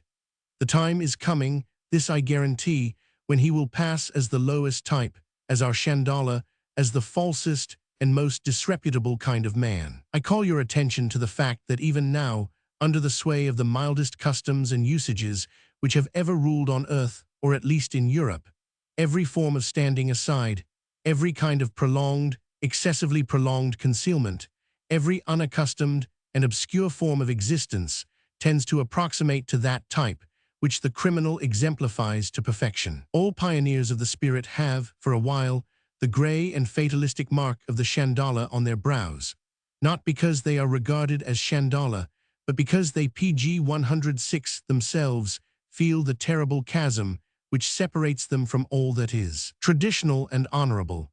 Almost every genius knows the Catilinarian life as one of the stages in his development, a feeling of hate, revenge, and revolt against everything that exists, that has ceased to evolve. Catiline, the early stage of every Caesar. Here the outlook is free. When a philosopher holds his tongue, it may be the sign of the loftiness of his soul. When he contradicts himself, it may be love, and the very courtesy of a knight of knowledge may force him to lie. It has been said, and not without subtlety, il est indigne des grands cœurs de répandre le trouble qu'ils ressentent 8. But it is necessary to add that there may also be grandeur de cœur in not shrinking from the most undignified proceeding. A woman who loves sacrifices her honor. A knight of knowledge who loves sacrifices perhaps his humanity. A god who loved became a Jew. Beauty no accident, even the beauty of a race or of a family, the charm and perfection of all its movements, is attained with pains. Like genius, it is the final result of the accumulated work of generations. Great sacrifices must have been made on the altar all good taste. For its sake many things must have been done, and much must have been left undone. The 17th century in France is admirable for both of PG 107 these things. In this century, there must have been a principle of selection in respect to company, locality, clothing, the gratification of the instinct of sex. Beauty must have been preferred to profit, to habit, to opinion, and to indolence. The first rule of all, nobody must let himself go, not even when he is alone. Good things are exceedingly costly, and in all cases the law obtains that he who possesses them is a different person from him who is acquiring them. Everything good is an inheritance. That which is not inherited is imperfect, it is simply a beginning. In Athens at the time of Cicero, who expresses his surprise at the fact, the men and youths were by far superior in beauty to the women, but what hard work and exertions the male sex had for centuries imposed upon itself in the service of beauty, we must not be mistaken in regard to the method employed here. The mere discipline of feelings and thoughts is little better than nil. It is in this that the great error of German culture, which is quite illusory, lies. The body must be persuaded first. The strict maintenance of a distinguished and tasteful demeanor, the obligation of frequenting only those who do not let themselves go, is amply sufficient to render one distinguished and tasteful. In 2 or 3 generations, everything has already taken deep root. The fate of a people and of humanity is decided according to whether they begin culture at the right place, not at the soul, as the fatal superstition of the priests and half-priests would have it. The right place is the body, demeanor, diet, physiology. The rest follows as the night the day. That is why the Greeks remain the first event in PG 108 culture. They knew and they did what was needful. Christianity, with its contempt of the body, is the greatest mishap that has ever befallen mankind. Progress in my sense. I also speak of a return to nature, although it is not a process of going back but of going up into lofty, free and even terrible nature and naturalness, such a nature as can play with great tasks and may play with them. To speak in a parable, Napoleon was an example of a return to nature, as I understand it, for instance in rebus tacticis, and still more, as military experts know, in strategy. But Rousseau, whither did he want to return? Rousseau, this first modern man, idealist and canaille in one person, who was in need of moral dignity, in order even to endure the sight of his own person, ill with unbridled vanity and wanton self-contempt, this abortion, who planted his tent on the threshold of modernity, also wanted a return to nature. But I ask once more, whither did he wish to return? I hate Rousseau, even in the revolution itself. The latter was the historical expression of this hybrid of idealist and canaille. The bloody farce which this revolution ultimately became, its immorality, concerns me but slightly. What I loathe, however, is its Rousseauesque morality, the so-called truths of the revolution, by means of which it still exercises power and draws all flat and mediocre things over to its side. The doctrine of equality, but there is no more deadly poison than this, for it seems to proceed from the very lips of justice, whereas in reality it draws the curtain PG 109 down on all justice. To equals equality, to unequals inequality. That would be the real speech of justice, and that which follows from it, never make unequal things equal. The fact that so much horror and blood are associated with this doctrine of equality has lent this modern idea par excellence such a halo of fire and glory that the revolution as a drama has misled even the most noble minds. That after all is no reason for honoring it the more. I can see only one who regarded it as it should be regarded, that is to say, with loathing. I speak of Goethe. Goethe, no mere German, but a European event, a magnificent attempt to overcome the 18th century by means of a return to nature, by means of an ascent to the naturalness of the Renaissance, a kind of self-overcoming on the part of the century in question. He bore the strongest instincts of this century in his breast, its sentimentality and idolatry of nature, its anti-historic, idealistic, unreal, and revolutionary spirit. The latter is only a form of the unreal. He enlisted history, natural science, antiquity, as well as Spinoza, and above all practical activity, in his service. He drew a host of very definite horizons around him. Far from liberating himself from life, he plunged right into it. He did not give in. He took as much as he could on his own shoulders and into his heart. That to which he aspired was totality. He was opposed to the sundering of reason, sensuality, feeling, and will, as preached with most repulsive scholasticism by Kant, the antipodes of Goethe. He disciplined himself into a harmonious whole. He created himself. Goethe, in the PG 110, midst of an age of unreal sentiment, was a convinced realist. He said yea to everything that was like him in this regard. There was no greater event in his life than that ens realissimum, surnamed Napoleon. Goethe conceived a strong, highly cultured man, skillful in all bodily accomplishments, able to keep himself in check, having a feeling of reverence for himself, and so constituted as to be able to risk the full enjoyment of naturalness in all its rich profusion and be strong enough for this freedom. A man of tolerance, not out of weakness but out of strength, because he knows how to turn to his own profit that which would ruin the mediocre. Nature, a man unto whom nothing is any longer forbidden, unless it be weakness either as a vice or as a virtue. Such a spirit, become free, appears in the middle of the universe with a feeling of cheerful and confident fatalism. He believes that only individual things are bad, and that as a whole the universe justifies and affirms itself. He no longer denies. But such a faith is the highest of all faiths. I christened it with the name of Dionysus. It might be said that, in a certain sense, the 19th century also strove after all that Goethe himself aspired to: catholicity in understanding, in approving, a certain reserve towards everything, daring realism, and a reverence for every fact. How is it that the total result of this is not a Goethe, but a state of chaos, a nihilistic groan, an inability to discover where one is, an instinct of fatigue which in praxis is persistently driving Europe to hark back to the 18th century? For instance, in the form of maudlin romanticism, altruism, hypersentimentality, pg 111 pessimism in taste, and socialism in politics. Is not the 19th century, at least in its closing years, merely an accentuated, brutalized 18th century, that is to say a century of decadence, and has not Goethe been not alone for Germany, but also for the whole of Europe, merely an episode, a beautiful in vain, but great men are misunderstood when they are regarded from the wretched standpoint of public utility. The fact that no advantage can be derived from them, this in itself may perhaps be peculiar to greatness. Goethe is the last German whom I respect. He had understood three things as I understand them. We also agree as to the cross. 9 people often ask me why on earth I write in German. Nowhere am I less read than in the fatherland. But who knows whether I even desire to be read at present, to create things on which time may try its teeth in vain, to be concerned both in the form and the substance of my writing about a certain degree of immortality. Never have I been modest enough to demand less of myself.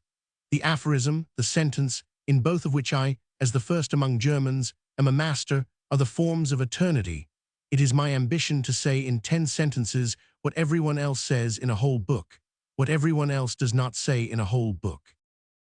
I have given mankind the deepest book it possesses, my Zarathustra. Before long, I shall give it the most independent one. Pg 112.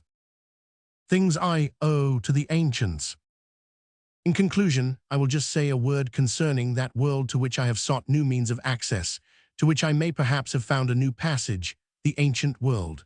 My taste, which is perhaps the reverse of tolerant, is very far from saying yea through and through even to this world.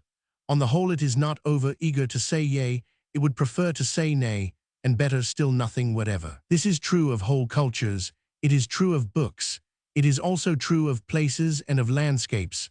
Truth to tell, the number of ancient books that count for something in my life is but small, and the most famous are not of that number. My sense of style, for the epigram as style, was awakened almost spontaneously upon my acquaintance with Sallust.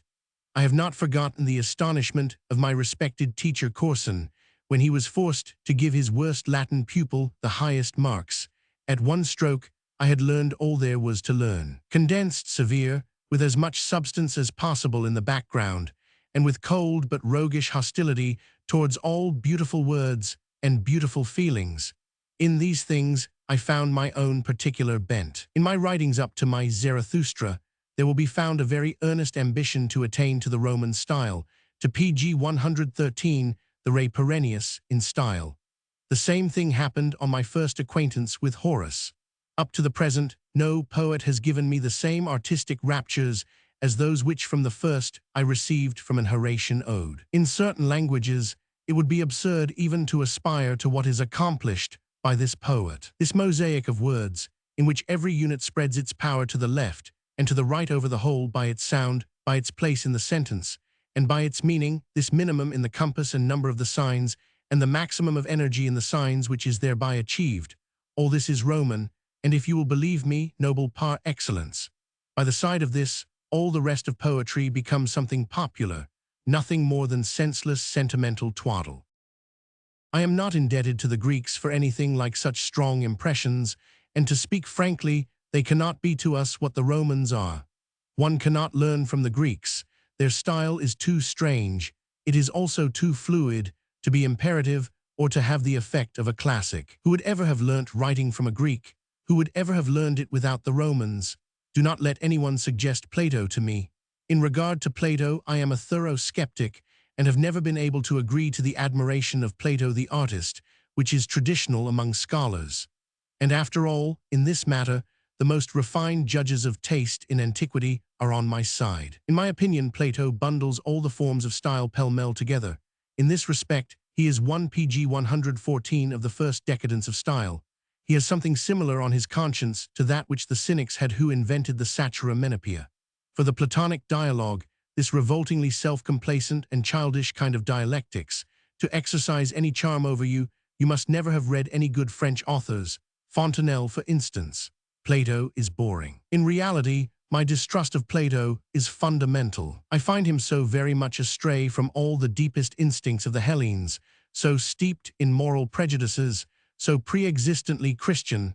The concept good is already the highest value with him, that rather than use any other expression I would prefer to designate the whole phenomenon Plato with the hard word superior bunkum, or, if you would like it better, idealism.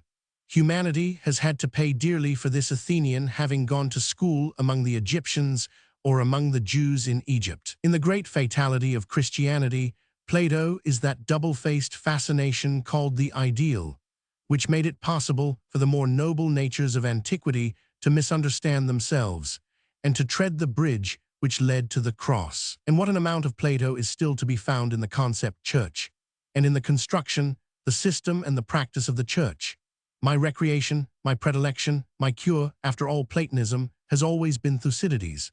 Thucydides and perhaps Machiavelli's Principe are most closely related to me owing to the absolute determination which they show of refusing to deceive themselves and of seeing reason in reality, not in rationality, and still less in morality. There is no more radical cure than Thucydides for the lamentably PG 115 rose-colored idealization of the Greeks, which the classically cultured stripling bears with him into life, as a reward for his public school training. His writings must be carefully studied line by line, and his unuttered thoughts must be read as distinctly as what he actually says. There are few thinkers so rich in unuttered thoughts. In him, the culture of the sophists, that is to say, the culture of realism, receives its most perfect expression. This inestimable movement in the midst of the moral and idealistic knavery of the Socratic schools, which was then breaking out in all directions. Greek philosophy is the decadence of the Greek instinct.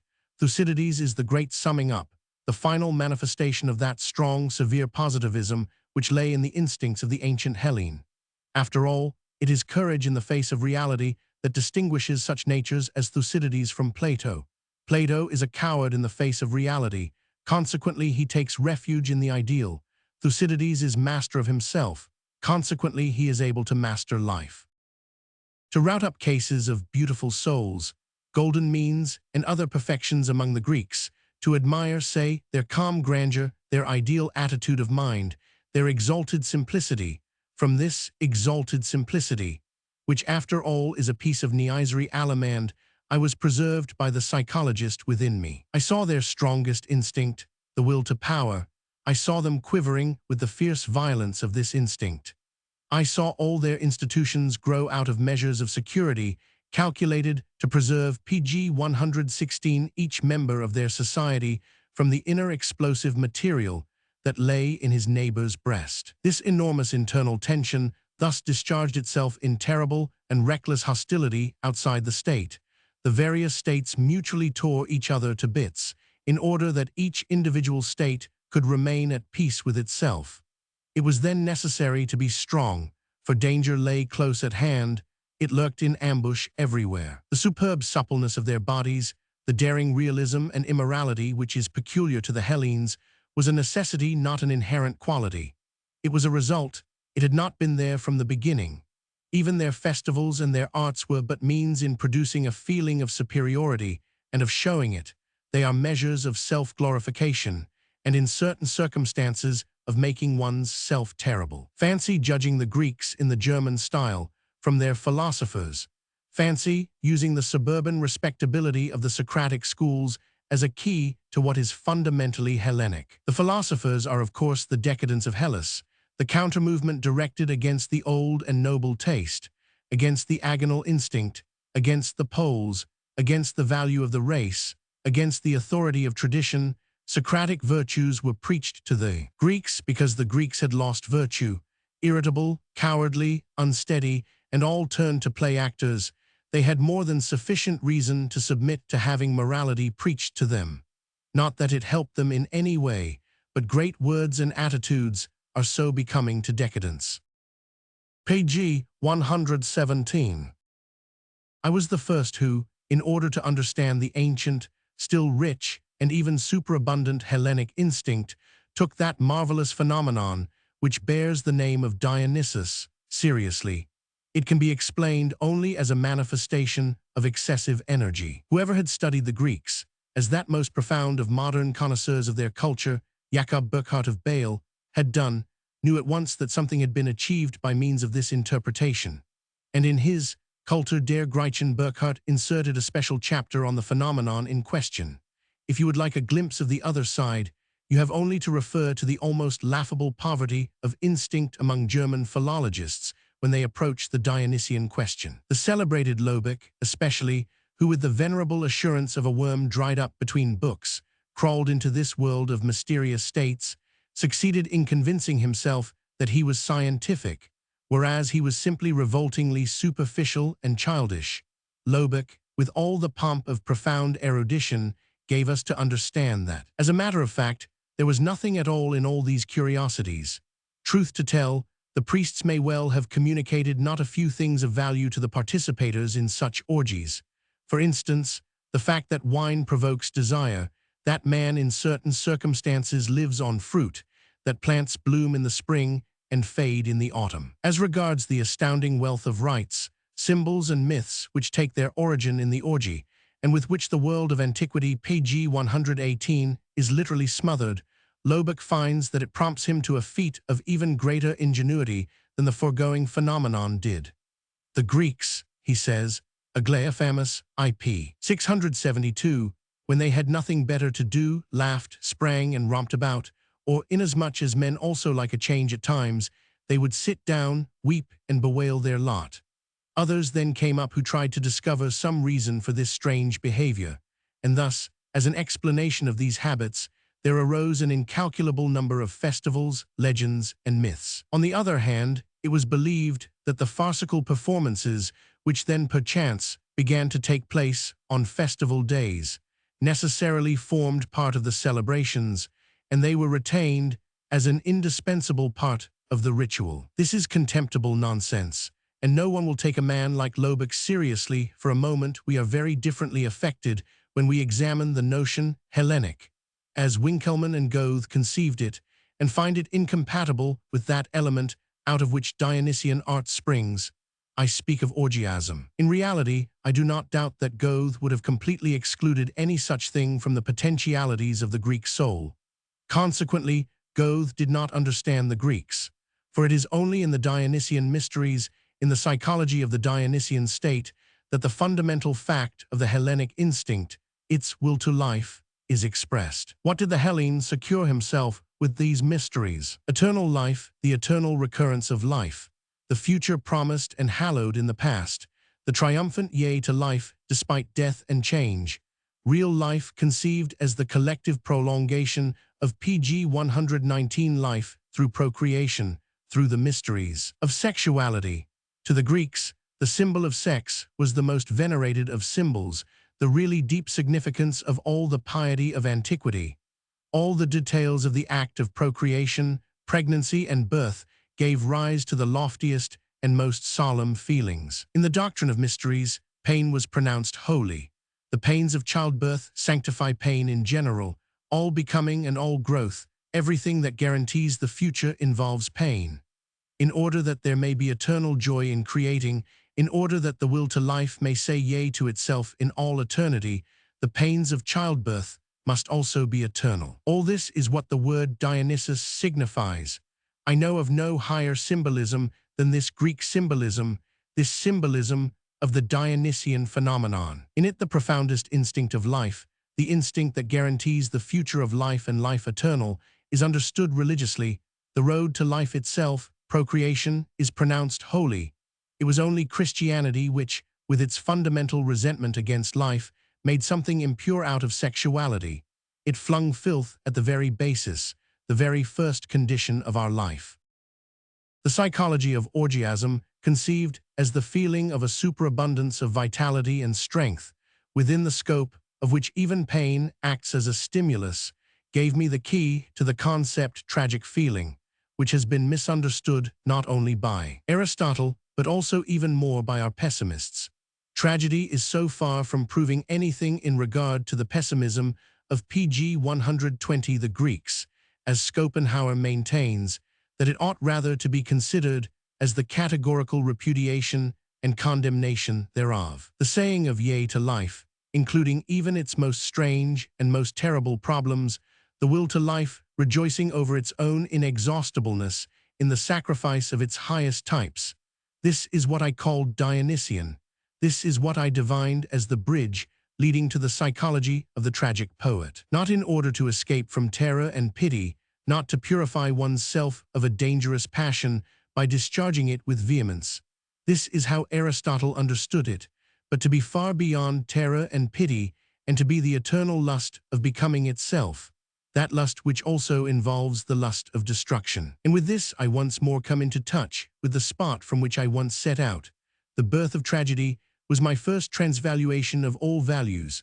With this I again take my stand upon the soil from out of which my will and my capacity spring. I, the last disciple of the philosopher Dionysus, I, the prophet of eternal recurrence. The End. Pg 121. The hammer speaketh. Why so hard, said the diamond once unto the charcoal, are we then not next of kin? Why so soft, O my brethren, this is my question to you, for are ye not my brothers? Why so soft, so servile and yielding? Why are your hearts so fond of denial and self-denial? How is it that so little fate looketh out from your eyes? And if ye will not be men of fate and inexorable, how can ye hope one day to conquer with me? And if your hardness will not sparkle, cut, and divide, how can ye hope one day to create with me? For all creators are hard, and it must seem to you blessed to stamp your hand upon millenniums as upon wax. Blessed to write upon the will of millenniums as upon brass, harder than brass, nobler than brass. Hard through and through is only the noblest. This new table of values, O my brethren, I set over your heads, become hard. Thus spake Zarathustra. Romans 3:29. Pg 125. The Antichrist. An attempted criticism of Christianity. Preface. This book belongs to the very few. Maybe not one of them is yet alive, unless he be of those who understand my Zarathustra. How can I confound myself with those who today already find a hearing? Only the day after tomorrow belongs to me. Some are born posthumously. I'm only too well aware of the conditions under which a man understands me and then necessarily understands. He must be intellectually upright to the point of hardness, in order even to endure my seriousness and my passion. He must be used to living on mountain tops and to feeling the wretched gabble of politics and national egotism beneath him. He must have become indifferent. He must never inquire whether truth is profitable or whether it may prove fatal. Possessing from strength a predilection for questions for which no one has enough courage nowadays, the courage for the forbidden, his predestination must be the labyrinth, the experience of 7 solitudes, new ears for new music, new eyes for the most remote things, a new conscience for truths which hitherto have remained dumb, and the will to economy on a large scale, to husband his strength and his enthusiasm. He must honor himself, he must love himself, he must be absolutely free with regard Pg 126 to himself. Very well then, such men alone are my readers, my proper readers, my preordained readers. Of what account are the rest? The rest are simply humanity. One must be superior to humanity in power, in loftiness of soul, in contempt. Friedrich Nietzsche. Pg 127. Let us look each other in the face. We are Hyperboreans. We know well enough how far outside the crowd we stand. Thou wilt find the way to the Hyperboreans neither by land nor by water. Pindar already knew this much about us. Beyond the north, the ice and death, our life, our happiness. We discovered happiness. We know the way. We found the way out of thousands of years of labyrinth. Who else would have found it? Not the modern man, surely. I do not know where I am or what I am to do. I am everything that knows not where it is or what to do, sighs the modern man. We were made quite ill by this modernity, with its indolent peace, its cowardly compromise, and the whole of the virtuous filth of its yea and nay. This tolerance and largeur de cœur which forgives everything because it understands everything is a sirocco for us. We prefer to live amid ice than to be breathed upon by modern virtues and other southerly winds. We were brave enough. We spared neither ourselves nor others, but we were very far from knowing whither to direct our bravery. We were becoming gloomy. People called us fatalists. Our fate, it was the abundance, the tension PG 128 and the storing up of power. We thirsted for thunderbolts and great deeds. We kept at the most respectful distance from the joy of the weakling, from resignation. Thunder was in our air. That part of nature which we are became overcast, for we had no direction. The formula of our happiness, a yea, a nay, a straight line, a goal. What is good? All that enhances the feeling of power, the will to power, and power itself in man. What is bad? All that proceeds from weakness. What is happiness? The feeling that power is increasing, that resistance has been overcome. Not contentment, but more power, not peace at any price, but war, not virtue, but efficiency. One, virtue in the Renaissance sense, virtu, free from all moralic acid. The weak and the botched shall perish, first principle of our humanity, and they ought even to be helped to perish. What is more harmful than any vice? Practical sympathy with all the botched and the weak, Christianity. The problem I set in this work is not what will replace mankind in the order of living being. Man is an end, but what type of man must be reared, must be willed, as having the higher value, as being the most worthy of life and the surest guarantee of the future. PG 129. This more valuable type has appeared often enough already, but as a happy accident, as an exception, never as willed. He has rather been precisely the most feared. Hitherto he has been almost the terrible in itself, and from out the very fear he provoked there arose the will to rear the type which has how been reared, attained, the domestic animal, the gregarious animal, the sick animal man, the Christian. Mankind does not represent a development towards a better, stronger, or higher type, in the sense in which this is supposed to occur today.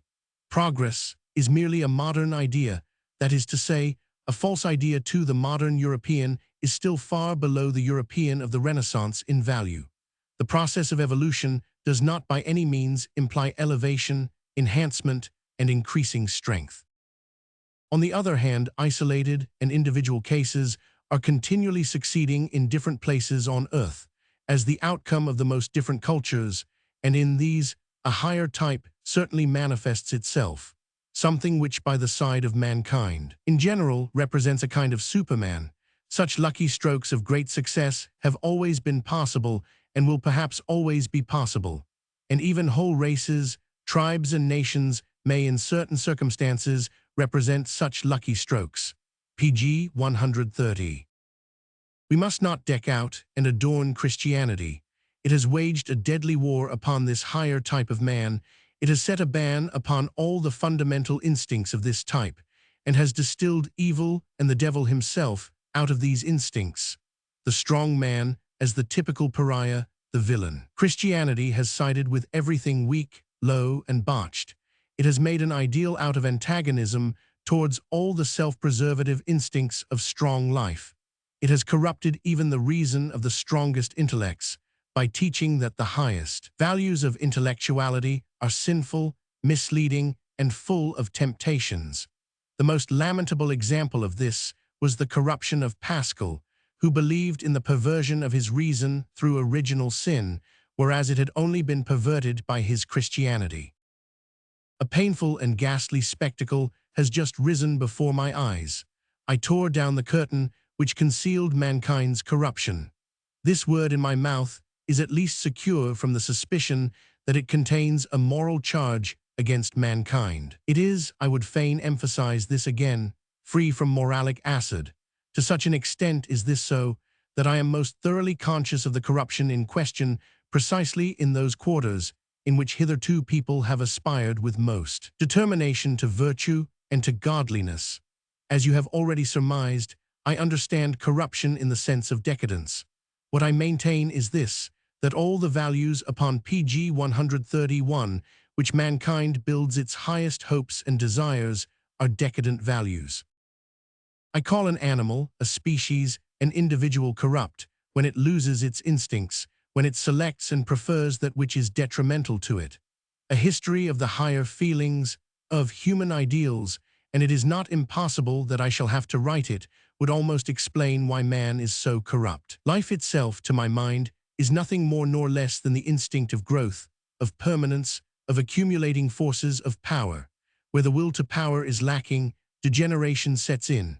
My contention is that all the highest values of mankind lack this will, that the values of decline and of nihilism are exercising the sovereign power under the cover of the holiest names. Christianity is called the religion of pity. Pity is opposed to the tonic passions which enhance the energy of the feeling of life. Its action is depressing. A man loses power when he pities. By means of pity, the drain on strength, which suffering itself already introduces into the world, is multiplied 1,000-fold. Through pity, suffering itself becomes infectious. In certain circumstances, it may lead to a total loss of life and vital energy, which is absurdly put of proportion to the magnitude of the cause, the case of the death of the Nazarene. This is the first standpoint, but there is a still more important one. Supposing one measures pity according to the value of the reactions it usually stimulates, its danger to life appears in a much more telling light on the whole. Pity thwarts the law pg 132 of development, which is the law of selection. It preserves that which is ripe for death. It fights in favor of the disinherited and the condemned of life. Thanks to the multitude of abortions of all kinds which it maintains in life, it lends life itself a somber and questionable aspect. People have dared to call pity a virtue. In every noble culture, it is considered as a weakness. People went still further. They exalted it to the virtue, the root and origin of all virtues. But of course, what must never be forgotten is the fact that this was done from the standpoint of a philosophy which was nihilistic, and on whose shield the device, the denial of life, was inscribed. Schopenhauer was right in this respect. By means of pity, life is denied and made more worthy of denial. Pity is the praxis of nihilism. I repeat, this depressing and infectious instinct thwarts those instincts which aim at the preservation and enhancement of the value life. By multiplying misery quite as much as by preserving all that is miserable, it is the principal agent in promoting decadence. Pity exhorts people to nothing, to nonentity. But they do not say nonentity, they say beyond, or God, or the true life, or nirvana, or salvation, or blessedness instead. This innocent rhetoric, which belongs to the realm of the religio-moral idiosyncrasy, immediately appears to be very much less innocent if one realizes what the tendency is which here tries to drape itself in the mantle of sublime expressions, the tendency of hostility to life. Schopenhauer was hostile to life. That is why he elevated pity to a virtue. Aristotle, as you know, recognized in pity a morbid and dangerous pg 133 state, of which it was wise to rid one's self from time to time by a purgative. He regarded tragedy as a purgative. For the sake of the instinct of life, it would certainly seem necessary to find some means of lancing any such morbid and dangerous accumulation of pity as that which possessed Schopenhauer, and unfortunately the whole of our literary and artistic decadence as well, from St. Petersburg to Paris, from Tolstoy to Wagner, if only to make it burst. Nothing is more unhealthy in the midst of our unhealthy modernity than Christian pity. To be doctors here, to be inexorable here, to wield the knife effectively here.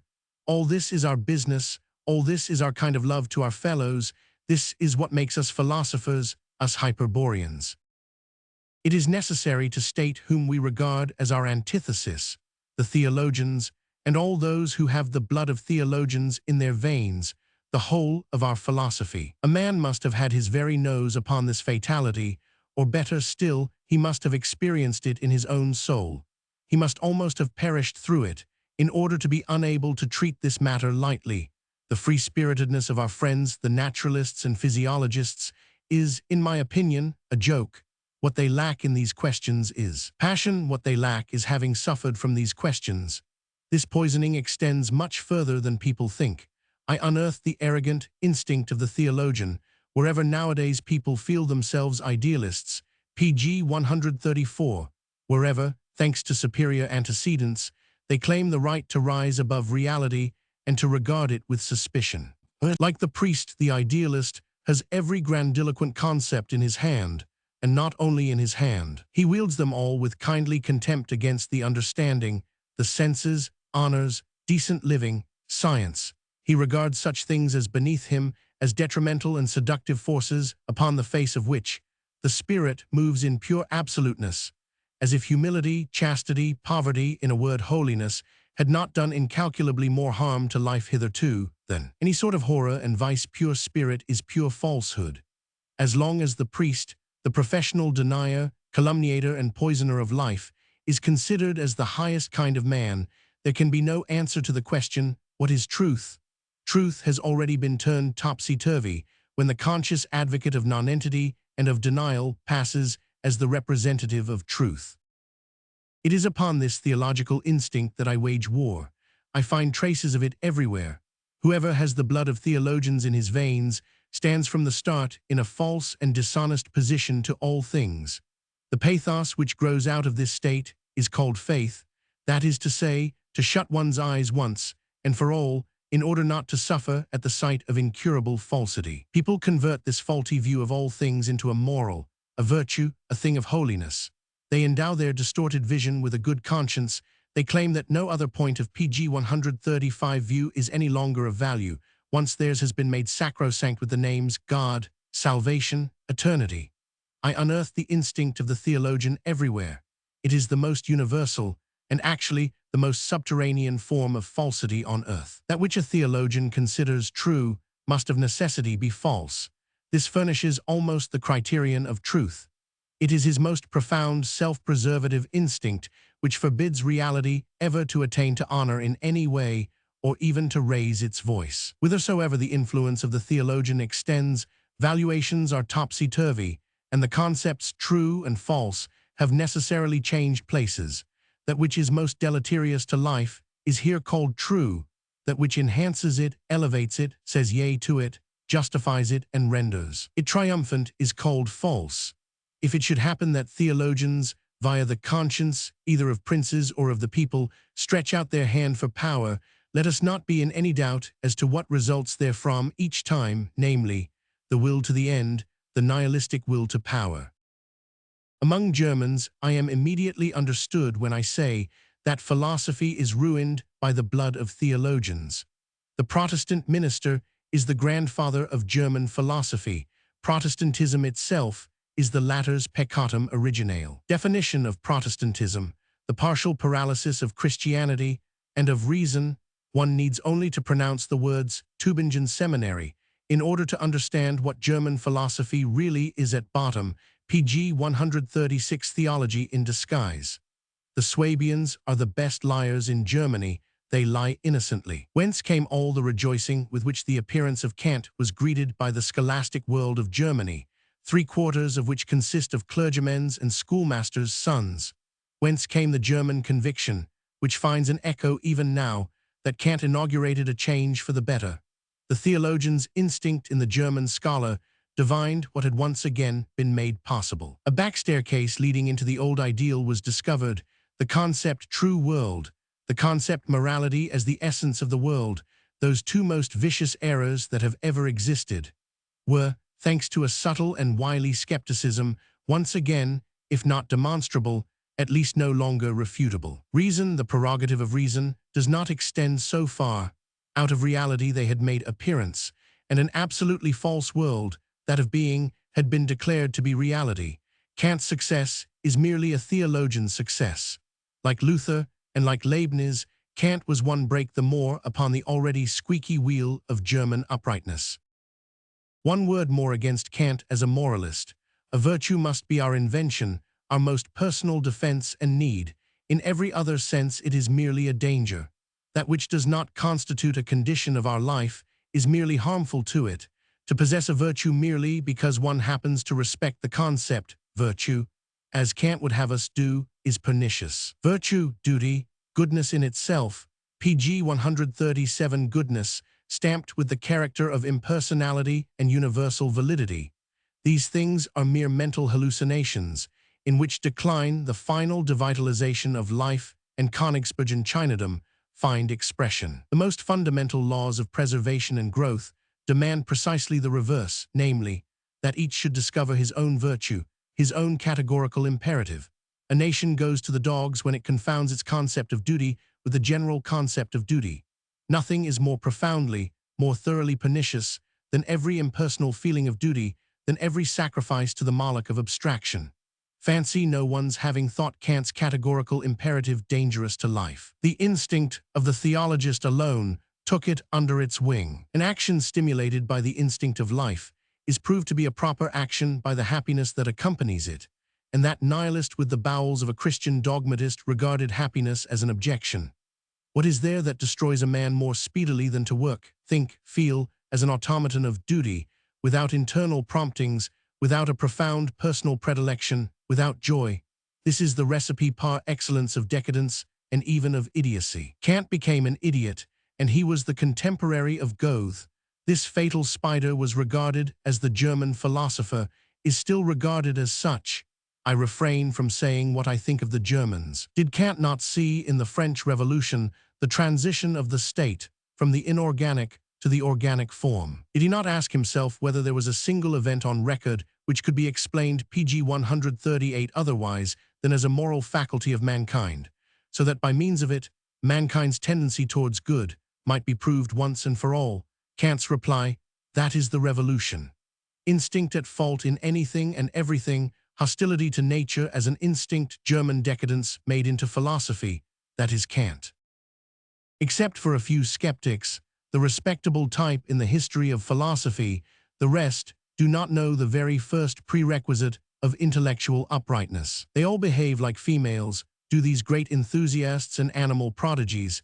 They regard beautiful feelings themselves as arguments, the heaving breast as the bellows of divinity, and conviction as the criterion of truth.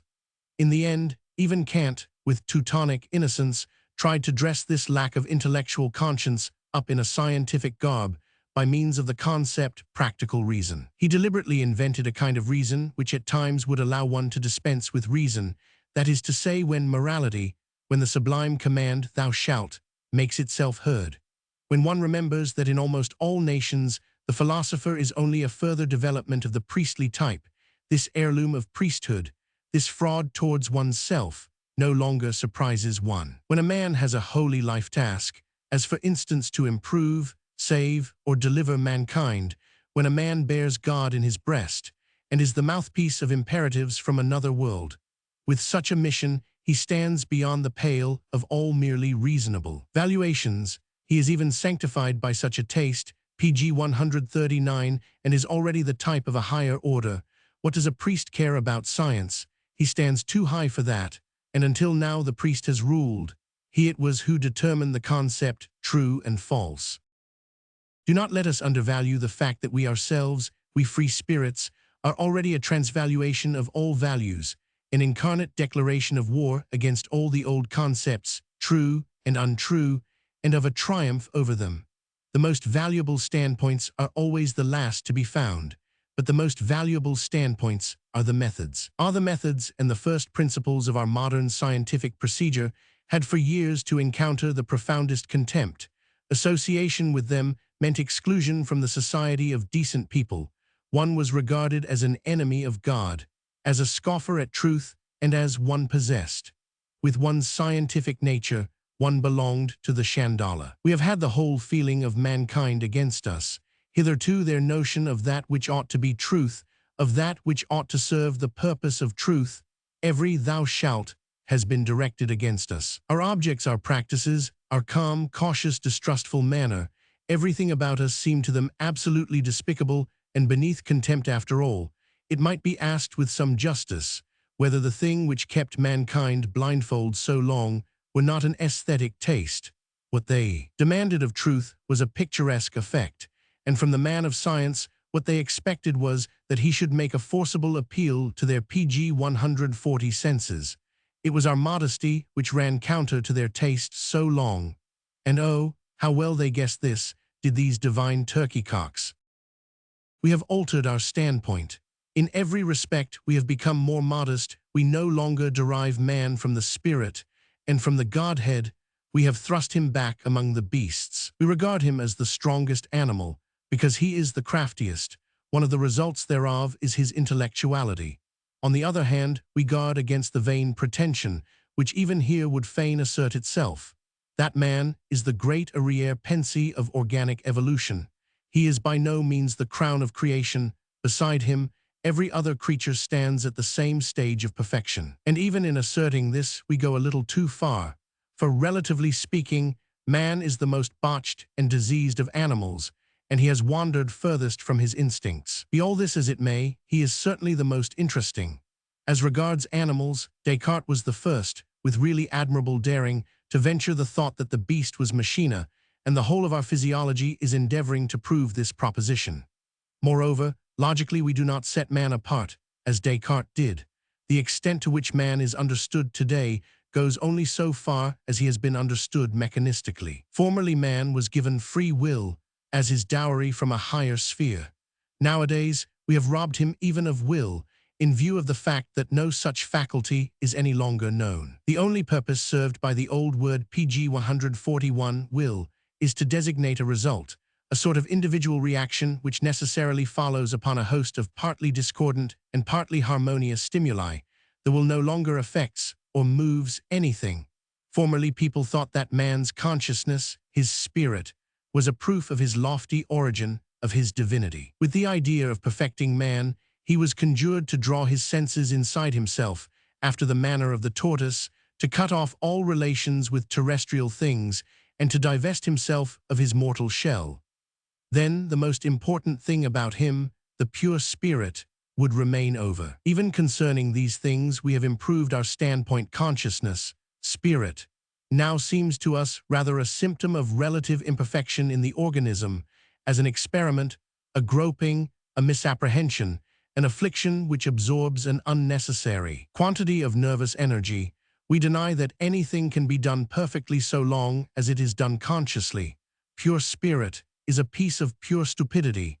If we discount the nervous system, the senses, and the mortal shell, we have miscalculated that it is all. In Christianity, neither morality nor religion comes in touch at all with reality. Nothing but imaginary causes, God, the soul, the ego, spirit, free will, or even non-free will. Nothing but imaginary effects, sin, salvation, grace, punishment, forgiveness of sins. Imaginary beings are supposed to have intercourse, God, spirits, souls, imaginary natural history, anthropocentric, total lack of the notion, natural causes. An imaginary psychology, nothing pg 142 but misunderstandings of self, interpretations of pleasant or unpleasant general feelings, for instance of the states of the nervus sympathicus, with the help of the sign language of a religio-moral idiosyncrasy, repentance, pangs of conscience, the temptation of the devil, the presence of God, an imaginary teleology, the kingdom of God, the last judgment, everlasting life. This purely fictitious world distinguishes itself very unfavorably from the world of dreams. The latter reflects reality, whereas the former falsifies, depreciates, and denies it. Once the concept nature was taken to mean the opposite of the concept God, the word natural had to acquire the meaning of abominable. The whole of that fictitious world takes its root in the hatred of nature, reality. It is the expression of profound discomfiture in the presence of reality, but this explains everything. What is the only kind of man who has reasons for wriggling out of reality by lies? The man who suffers from reality. But in order to suffer from reality, one must be a bungled portion of it.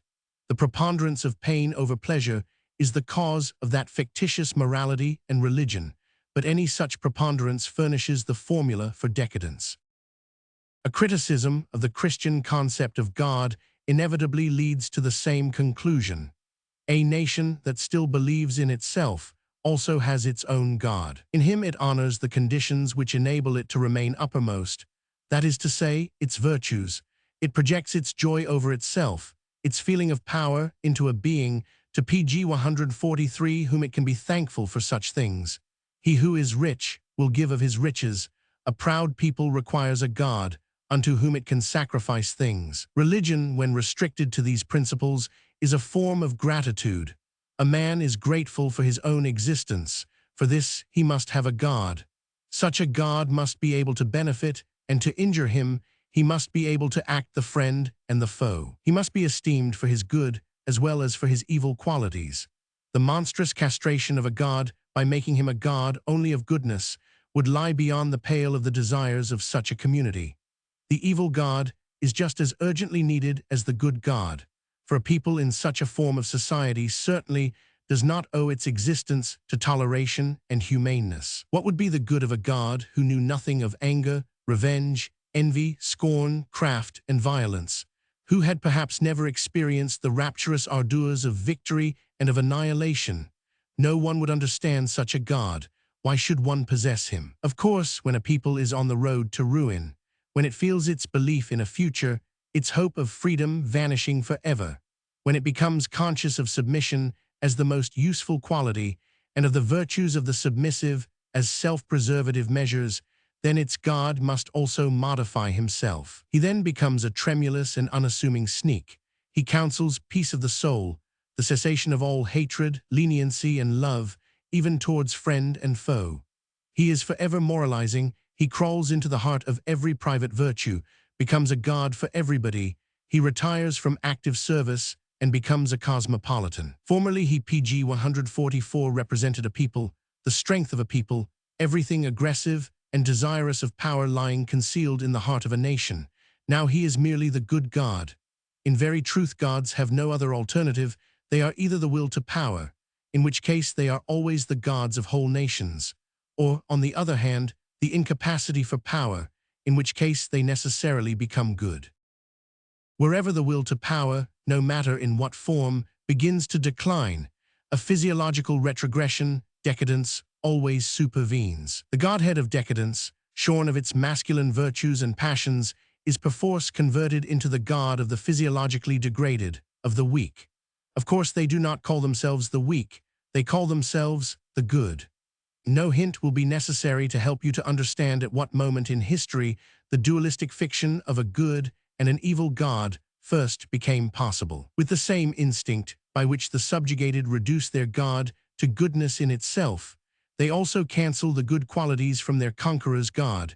They avenge themselves on their masters by diabolizing the latter's God.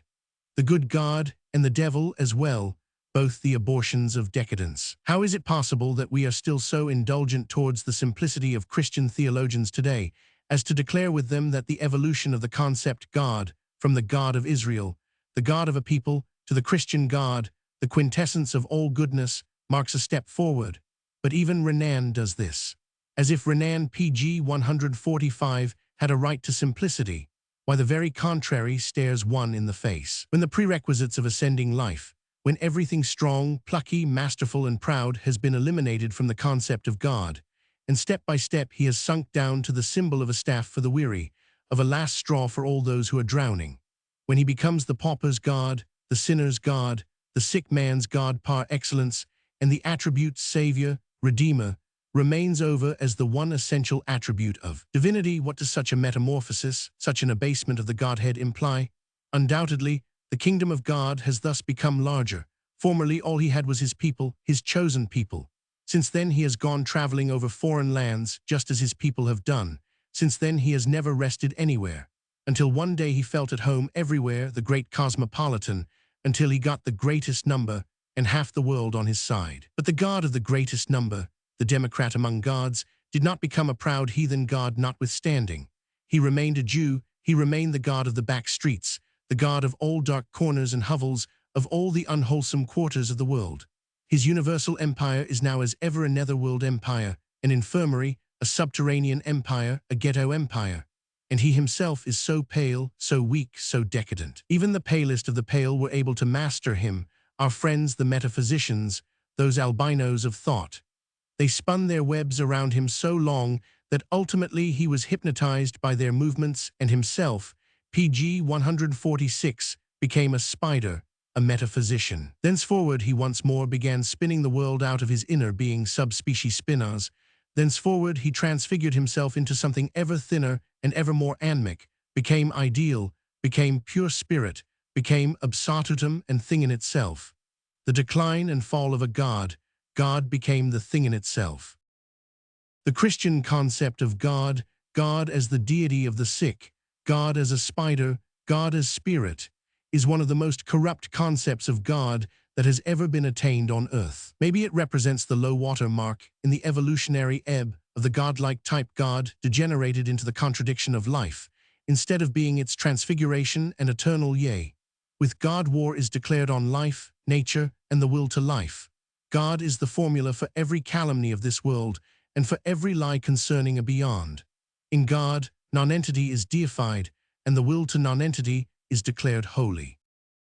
The fact that the strong races of Northern Europe did not repudiate the Christian God certainly does not do any credit to their religious power. Not to speak of their taste, they ought to have been able successfully to cope with such a morbid and decrepit offshoot of decadence. And a curse lies on their heads, because they were unable to cope with him. They made illness, decrepitude, and contradiction a part of all their instincts. Since then, they have not pg 147 created any other God. 2,000 years have passed, and not a single new God. But still there exists, and as if by right, like an ultimum and maximum of God-creating power, the Creator spiritus in man, this miserable God of Christian monotonotheism, this hybrid creature of decay, nonentity, concept, and contradiction, in which all the instincts of decadence, all the cowardices and languors of the soul find their sanction. With my condemnation of Christianity, I should not like to have done an injustice to a religion which is related to it, and the number of whose followers is even greater. I refer to Buddhism. As nihilistic religions, they are akin, they are religions of decadence, while each is separated from the other in the most extraordinary fashion. For being able to compare them at all, the critic of Christianity is profoundly grateful to Indian scholars. Buddhism is 100 times more realistic than Christianity. It is part of its constitutional heritage to be able to face problems objectively and coolly. It is the outcome of centuries of lasting philosophical activity. The concept God was already exploded when it appeared. Buddhism is the only really positive religion to be found in history, even in its epistemology, which is strict phenomenalism. It no longer speaks of the struggle with sin, but fully recognizing the true nature of reality, it speaks of the struggle with pain. It already has, and this distinguishes it fundamentally from Christianity, the self-deception of moral concepts beneath it. To pg 148 use my own phraseology, it stands beyond good and evil. The two physiological facts upon which it rests and upon which it bestows its attention are, in the first place, excessive irritability of feeling, which manifests itself as a refined susceptibility to pain, and also as superspiritualization, an all too lengthy sojourn amid concepts and logical procedures, under the influence of which the personal instinct has suffered in favor of the impersonal. Both of these states will be known to a few of my readers, the objective ones, who, like myself, will know them from experience. Thanks to these physiological conditions, a state of depression set in, which Buddha sought to combat by means of hygiene. Against it, he prescribes life in the open, a life of travel, moderation and careful choice in food, caution in regard to all intoxicating liquor, as also in regard to all the passions which tend to create bile and to heat the blood. And he deprecates care either on one's own or on other people's account. He recommends ideas that bring one either peace or good cheer. He invents means whereby the habit of contrary ideas may be lost. He understands goodness, being good, as promoting health. Prayer is out of the question, as is also asceticism. There is neither a categorical imperative nor any discipline whatsoever. Even within the walls of a monastery, it is always possible to leave it if one wants to. All these things would have been only a means of accentuating the excessive irritability already referred to. Precisely on this account, he does not exhort his followers to wage war upon those who do not share their views.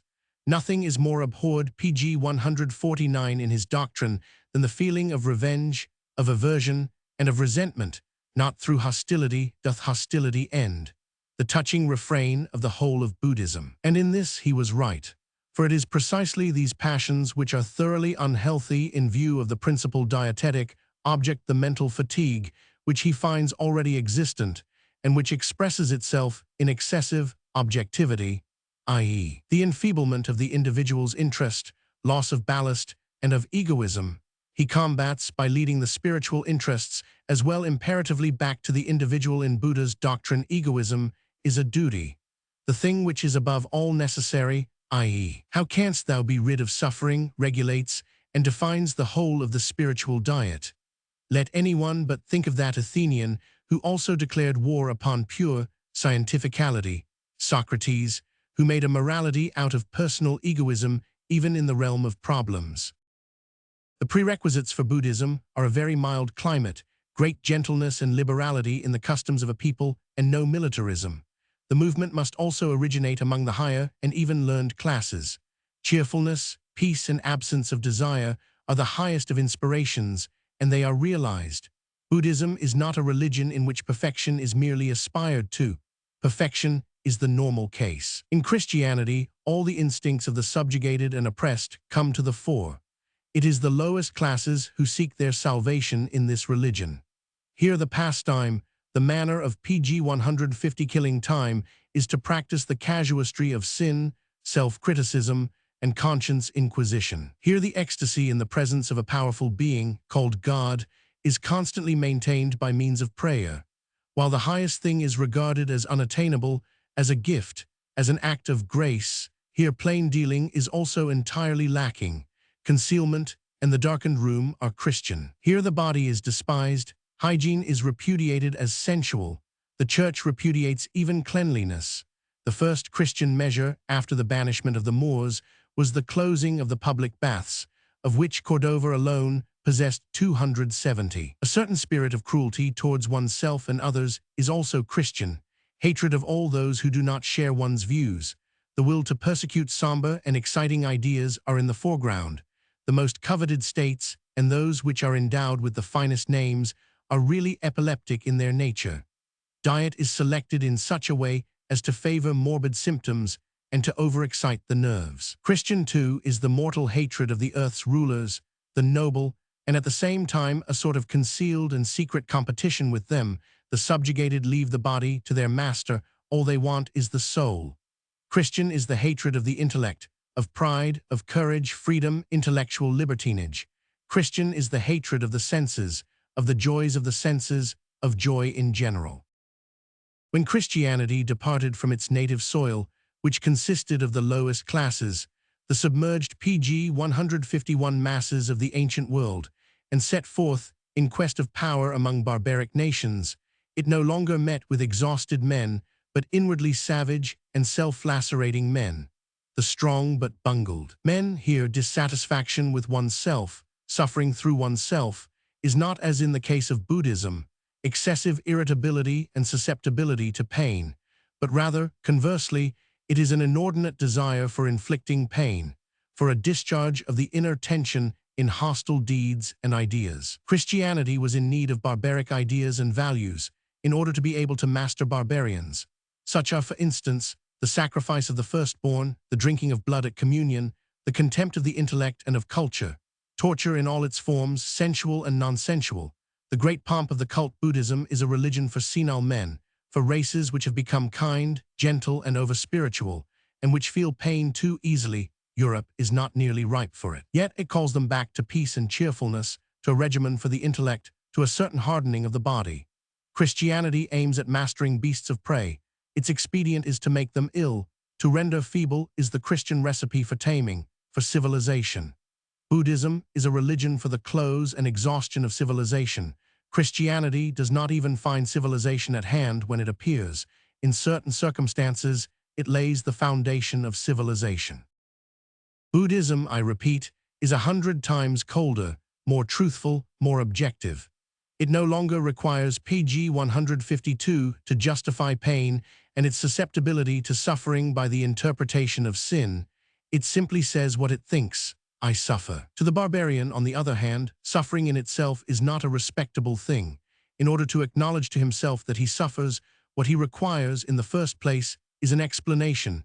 His instinct directs him more readily to deny his suffering or to endure it in silence.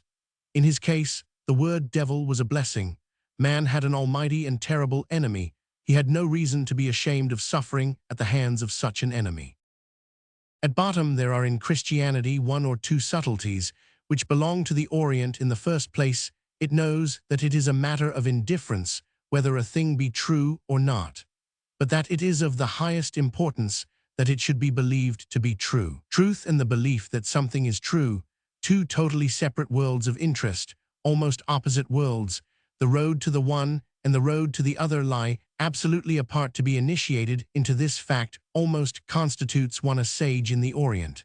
The Brahmins understood it thus, so did Plato, and so does every disciple of esoteric wisdom. If, for example, it give anyone pleasure to believe himself delivered from sin, it is not a necessary prerequisite thereto that he should be sinful, but only that he should feel sinful. If, however, faith is above all necessary, then reason, knowledge, and scientific research must be brought into evil repute.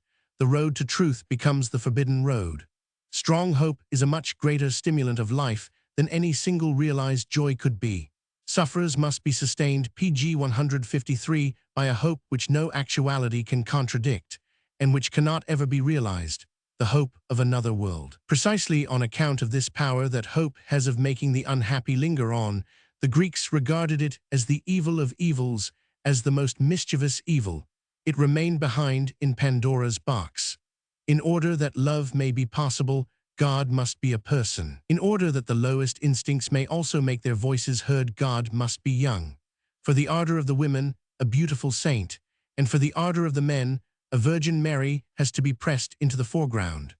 All this on condition that Christianity wishes to rule over a certain soil, on which aphrodisiac or Adonis cults had already determined the notion of a cult. To insist upon chastity only intensifies the vehemence and profundity of the religious instinct.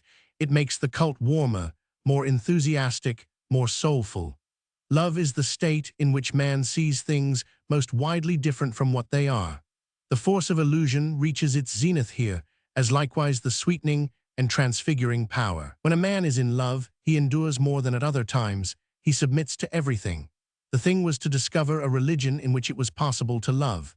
By this means the worst in life is overcome. It is no longer even seen. So much for three Christian virtues: faith, hope, and charity. I call them the three Christian precautionary measures. Buddhism is too full of aged wisdom, too positivistic to be shrewd in this way. Here I only touch upon the problem of the origin, pg 154, of Christianity. The first principle of its solution reads, Christianity can be understood only in relation to the soil out of which it grew. It is not a counter-movement against the Jewish instinct. It is the rational outcome of the latter, one step further in its appalling logic. In the formula of the Savior, for salvation is of the Jews. The second principle is, the psychological type of the Galilean is still recognizable, but it was only in a state of utter degeneration, which is at once a distortion and an overloading with foreign features, that he was able to serve the purpose for which he has been used, namely, as the type of a redeemer of mankind. The Jews are the most remarkable people in the history of the world, because when they were confronted with the question of being or non-being, with simply uncanny deliberateness, they preferred being at any price. This price was the fundamental falsification of all nature, all the naturalness, and all the reality of the inner quite as much as of the outer world. They hedged themselves in behind all those conditions under which hitherto a people has been able to live, has been allowed to live. Of themselves, they created an idea which was the reverse of natural conditions. Each in turn, they twisted first religion, then the cult, then morality, history, and psychology, about in a manner so perfectly hopeless that they were made to contradict their natural value. We meet with the same phenomena again, and exaggerated to an incalculable degree, although only as a copy. The Christian Church, as compared with the chosen people, lacks all claim to originality. Precisely on this account, the Jews are the most fatal pg 155 people in the history of the world. Their ultimate influence has falsified mankind to such an extent that even to this day the Christian can be anti-Semitic in spirit, without comprehending that he himself is the final consequence of Judaism. It was in my genealogy of morals that I first gave a psychological exposition of the idea of the antithesis noble and resentment morality, the latter having arisen out of an attitude of negation to the former. But this is Judeo-Christian morality, heart and soul. In order to be able to say nay to everything that represents the ascending movement of life, prosperity, power, beauty, and self-affirmation on earth, the instinct of resentment become genius, bad to invent another world, from the standpoint of which that yea saying to life appeared as the most evil and most abominable thing. From the psychological standpoint, the Jewish people are possessed of the toughest vitality. Transplanted amid impossible conditions, with profound self-preservative intelligence, it voluntarily took the side of all the instincts of decadence, not as though dominated by them, but because it detected a power in them by means of which it could assert itself against the world. The Jews are the opposite of all decadence. They have been forced to represent them to the point of illusion, and with a non-plus-ultra of histrionic genius, they have known how to set themselves at the head of all decadent movements, St. Paul and Christianity for instance, in order to create something from them which is stronger than every party saying yea to life. For the category of men which aspires to power in Judaism and Christianity, pg 156, that is to say, for the sacerdotal class, decadence is but a means. This category of men has a vital interest in making men sick, and in turning the notions good and bad, true and false, upside down in a manner which is not only dangerous to life, but also slanders it. The history of Israel is invaluable as the typical history of every denaturalization of natural values. Let me point to 5 facts which relate thereto. Originally, and above all in the period of the kings, even Israel's attitude to all things was the right one, that is to say, the natural one. Its Jehovah was the expression of its consciousness of power, of its joy over itself, of its hope for itself. Victory and salvation were expected from him. Through him it was confident that nature would give what a people requires, above all rain. Jehovah is the God of Israel, and consequently the God of justice. This is the reasoning of every people which is in the position of power, and which has a good conscience in that position. In the solemn cult, both sides of this self-affirmation of a people find expression. It is grateful for the great strokes of fate, by means of which it became uppermost. It is grateful for the regularity in the succession of the seasons, and for all good fortune in the rearing of cattle and in the tilling of the soil. This state of affairs remained the ideal for some considerable time, even after it had been swept away in a deplorable manner by anarchy from within and the Assyrians from without, but the people still retained, as their highest desideratum, that vision pg 157, of a king who was a good soldier and a severe judge, and he who retained it most of all was that typical prophet, that is to say, critic and satirist of the age, Isaiah. But all hopes remained unrealized. The old God was no longer able to do what he had done formerly. He ought to have been dropped. What happened? The idea of him was changed. The idea of him was denaturalized. This was the price they paid for retaining him. Jehovah, the God of justice, is no longer one with Israel, no longer the expression of a people's sense of dignity. He is only a God on certain conditions. The idea of him becomes a weapon in the hands of priestly agitators who henceforth interpret all happiness as a reward, all unhappiness as a punishment for disobedience to God, for sin, that most fraudulent method of interpretation which arrives at a so-called moral order of the universe, by means of which the concept cause and effect is turned upside down. Once natural causation has been swept out of the world by reward and punishment, a causation hostile to nature becomes necessary, whereupon all the forms of unnaturalness follow. A God who demands, in the place of a God who helps, who advises, who is at bottom only a name for every happy inspiration of courage and of self-reliance. Morality is no longer the expression of the conditions of life and growth, no longer the most fundamental instinct of life, but it has become abstract. It has become the opposite of life. Morality as the fundamental perversion of the imagination, as the evil eye for all things. What is Jewish morality? What is Christian morality? Chance robbed of its innocence. Unhappiness pg 158 polluted with the idea of sin. Well-being interpreted as a danger, as a temptation. Physiological indisposition poisoned by means of the cankerworm of conscience. The concept of God falsified. The concept of morality falsified. But the Jewish priesthood did not stop at this. No use could be made of the whole history of Israel. Therefore, it must go. These priests accomplished that miracle of falsification, of which the greater part of the Bible is the document.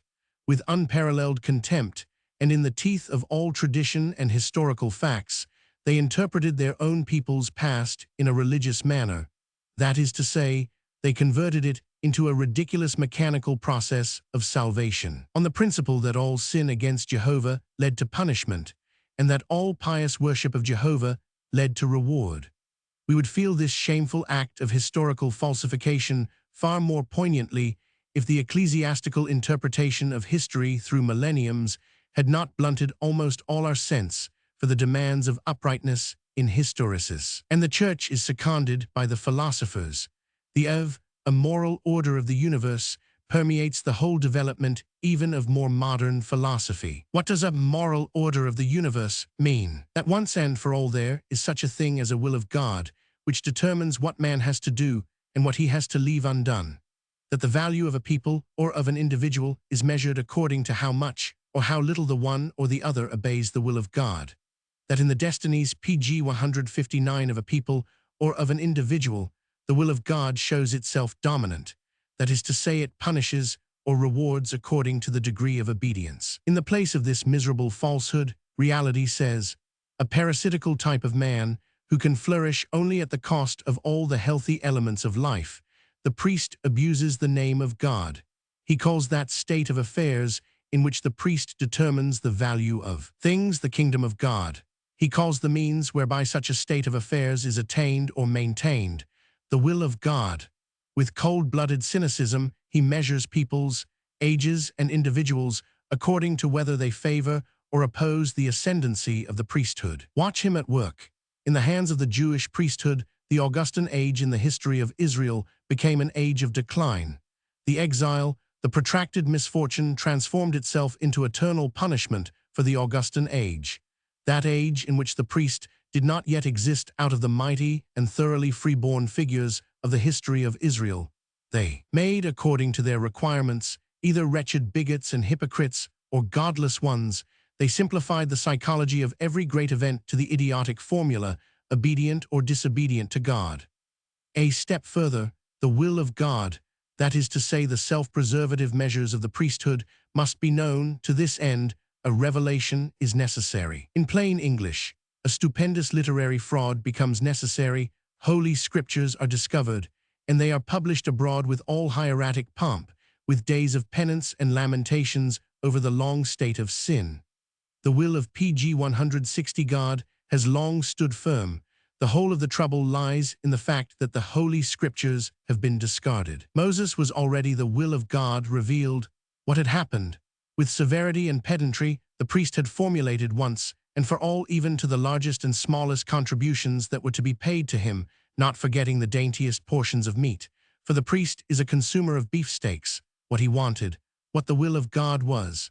Henceforward, everything became so arranged that the priests were indispensable everywhere. At all the natural events of life, at birth, at marriage, at the sickbed, at death, not to speak of the sacrifice, the meal, the holy parasite appears in order to denaturalize, or in his language, to sanctify everything. For this should be understood.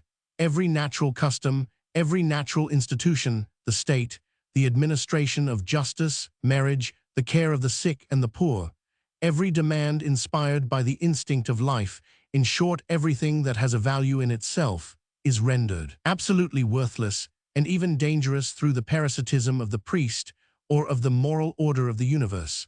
A sanction after the fact is required. A power which imparts value is necessary, which in so doing says nay to nature, and which by this means alone creates a valuation. The priest depreciates and desecrates nature. It is only at this price that he exists at all. Disobedience to God, that is to say to the priest, to the law, now receives the name of sin. The means of reconciling one's self with God are of course of a nature which pg 161 render subordination to the priesthood all the more fundamental. The priest alone is able to save. From the psychological standpoint, in every society organized upon a hieratic basis, sins are indispensable. They are the actual weapons of power. The priest lives upon sins. It is necessary for him that people should sin.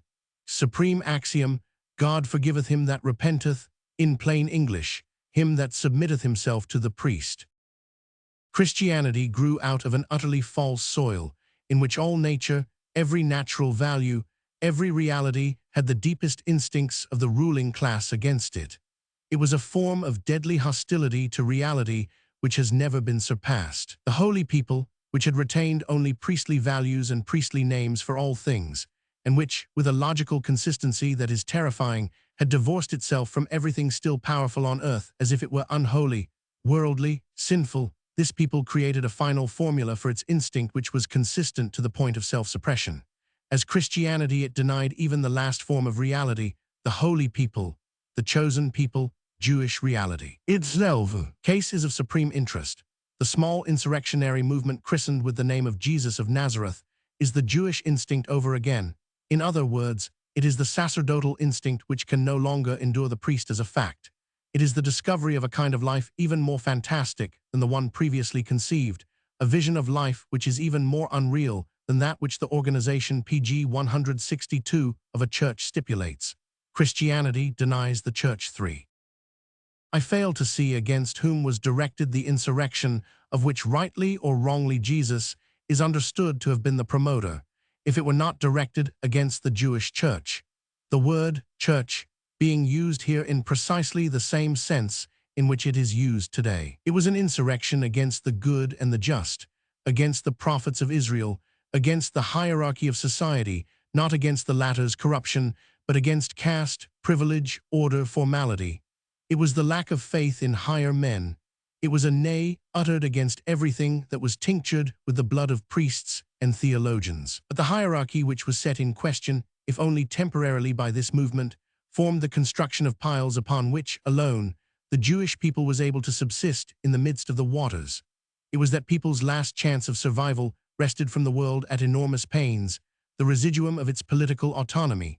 To attack this construction was tantamount to attacking the most profound popular instinct, the most tenacious national will to live that has ever existed on earth. This saintly anarchist who called the lowest of the low, the outcasts and sinners, the Chandala of Judaism, to revolt against the established order of things, and in pg 163 language which, if the Gospels are to be trusted, would get one sent to Siberia even today. This man was a political criminal in so far as political criminals were possible in a community so absurdly non-political. This brought him to the cross. The proof of this is the inscription found thereon. He died for his sins, and no matter how often the contrary has been asserted, there is absolutely nothing to show that he died for the sins of others. As to whether he was conscious of this contrast, or whether he was merely regarded as such, is quite another question. And here alone do I touch upon the problem of the psychology of the Savior. I confess there are few books which I have as much difficulty in reading as the Gospels. These difficulties are quite different from those which allowed the learned curiosity of the German mind to celebrate one of its most memorable triumphs. Many years have now elapsed since I, like every young scholar, with the sage conscientiousness of a refined philologist, relished the work of the incomparable Strauss. I was then 20 years of age. Now I am too serious for that sort of thing. What do I care about the contradictions of tradition? How can saintly legends be called tradition at all? The stories of saints constitute the most ambiguous literature on earth. To apply the scientific method to them when there are no other documents to hand seems to me to be a fatal procedure from the start, simply learned fooling. Page 164. The point that concerns me is the psychological type of the Savior. This type might be contained in the Gospels, in spite of the Gospels, and however much it may have been mutilated or overladen with foreign features, just as that of Francis of Assisi is contained in his legends in spite of his legends. It is not a question of the truth concerning what he has done, what he has said, and how he actually died, but whether his type may still be conceived in any way, whether it has been handed down to us at all. The attempts which, to my knowledge, have been made to read the history of a soul out of the Gospels seem to me to point only to disreputable levity in psychological matters. Renan, that buffoon in psychologies, has contributed the two most monstrous ideas imaginable to the explanation of the type of Jesus, the idea of the genius and the idea of the hero, heroes. But if there is anything thoroughly unevangelical, surely it is the idea of the hero. It is precisely the reverse of all struggle, of all consciousness of taking part in the fight, that has become instinctive here. The inability to resist is here converted into a morality, resist not evil, the profoundest sentence in the whole of the Gospels, their key in a certain sense, the blessedness of peace, of gentleness, of not being able to be an enemy. What is the meaning of glad tidings? True life, eternal life has been found. It is not promised. It is actually here. It is in you. It is life in love free from all selection or exclusion, free from all distance. Everybody is the child of God.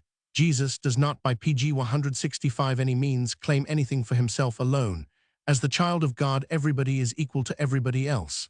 Fancy making Jesus a hero, and what a tremendous misunderstanding the word genius is. Our whole idea of spirit, which is a civilized idea, could have had no meaning whatever in the world in which Jesus lived.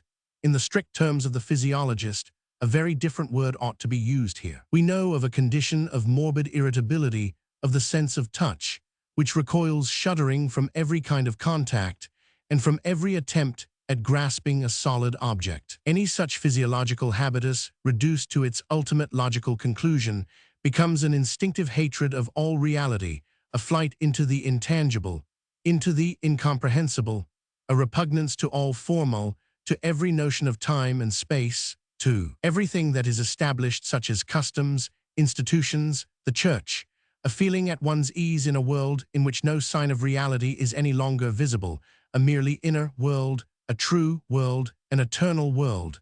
The kingdom of God is within you.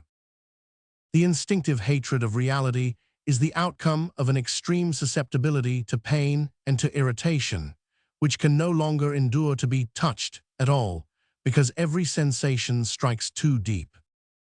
The instinctive exclusion of all aversion, of all hostility, of all boundaries and distances in feeling, is the outcome of an extreme susceptibility to pain and to irritation, which regards all resistance, all compulsory resistance, as insufferable anguish. That is to pg 166 say, as harmful, as deprecated by the self-preservative instinct, and which knows blessedness, happiness, only when it is no longer obliged to offer resistance to anybody, either evil or detrimental, love as the only ultimate possibility of life. These are the two physiological realities upon which and out of which the doctrine of salvation has grown. I call them a sublime further development of hedonism upon a thoroughly morbid soil. Epicureanism, the pagan theory of salvation, even though it possessed a large proportion of Greek vitality and nervous energy, remains the most closely related to the above. Epicurus was a typical decadent, and I was the first to recognize him as such. The terror of pain, even of infinitely slight pain, such a state cannot possibly help culminating in a religion of love. I have given my reply to the problem in advance. The prerequisite thereto was the admission of the fact that the type of the Savior has reached us only in a very distorted form. This distortion in itself is extremely feasible. For many reasons, a type of that kind could not be pure, whole, and free from additions. The environment in which this strange figure moved must have left its mark upon him, and the history, the destiny of the first Christian communities must have done so to a still greater degree. Thanks to that destiny, the type must have been enriched retrospectively with features which can be interpreted only as serving the purposes of war and of propaganda, that strange and morbid world into which the Gospels lead us. A world which seems to pg 167 have been drawn from a Russian novel where the scum and dross of society, diseases of the nerves, and childish imbecility seem to have given each other rendezvous, must in any case have coarsened the type. The first disciples especially must have translated an existence conceived entirely in symbols and abstractions into their own crudities, in order at least to be able to understand something about it. For them the type existed only after it had been cast in a more familiar mold. The prophet, the Messiah, the future judge, the teacher of morals, the thaumaturgist, John the Baptist, all these were but so many opportunities of misunderstanding the type. Finally, let us not underrate the proprium of all great and especially sectarian veneration. Very often it effaces from the venerated object all the original and frequently painfully unfamiliar traits and idiosyncrasies. It does not even see them. It is greatly to be deplored that no Dostoevsky lived in the neighborhood of this most interesting decadent. I mean someone who would have known how to feel the poignant charm of such a mixture of the sublime, the morbid, and the childlike. Finally, the type, as an example of decadence, may actually have been extraordinarily multifarious and contradictory. This, as a possible alternative, is not to be altogether ignored.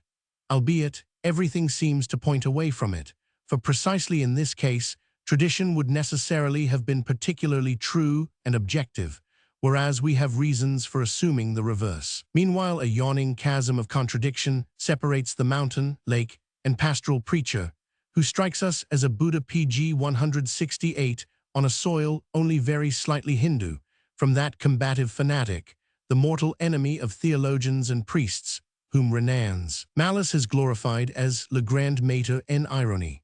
For my part, I do not doubt but what the greater part of this venom, and even of esprit, was inoculated into the type of the master only as the outcome of the agitated condition of Christian propaganda. For we have ample reasons for knowing the unscrupulousness of all sectarians when they wish to contrive their own apology out of the person of their master. When the first Christian community required a discerning, wrangling, quarrelsome, malicious, and hair-splitting theologian to oppose other theologians, it created its God according to its needs, just as it did not hesitate to put upon his lips those utterly unevangelical ideas of his second coming, the last judgment, ideas with which it could not then dispense, and every kind of expectation and promise which happened to be current. I can only repeat that I am opposed to the importation of the fanatic into the type of the Savior.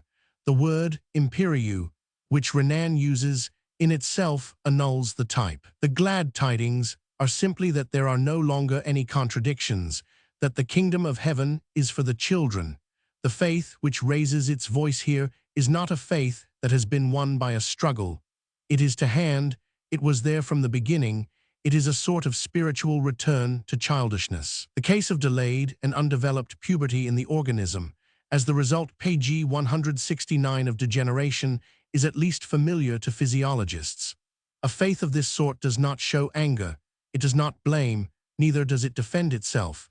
It does not bring the sword, it has no inkling of how it will one day establish feuds between man and man. It does not demonstrate itself, either by miracles or by reward and promises, or yet through the scriptures.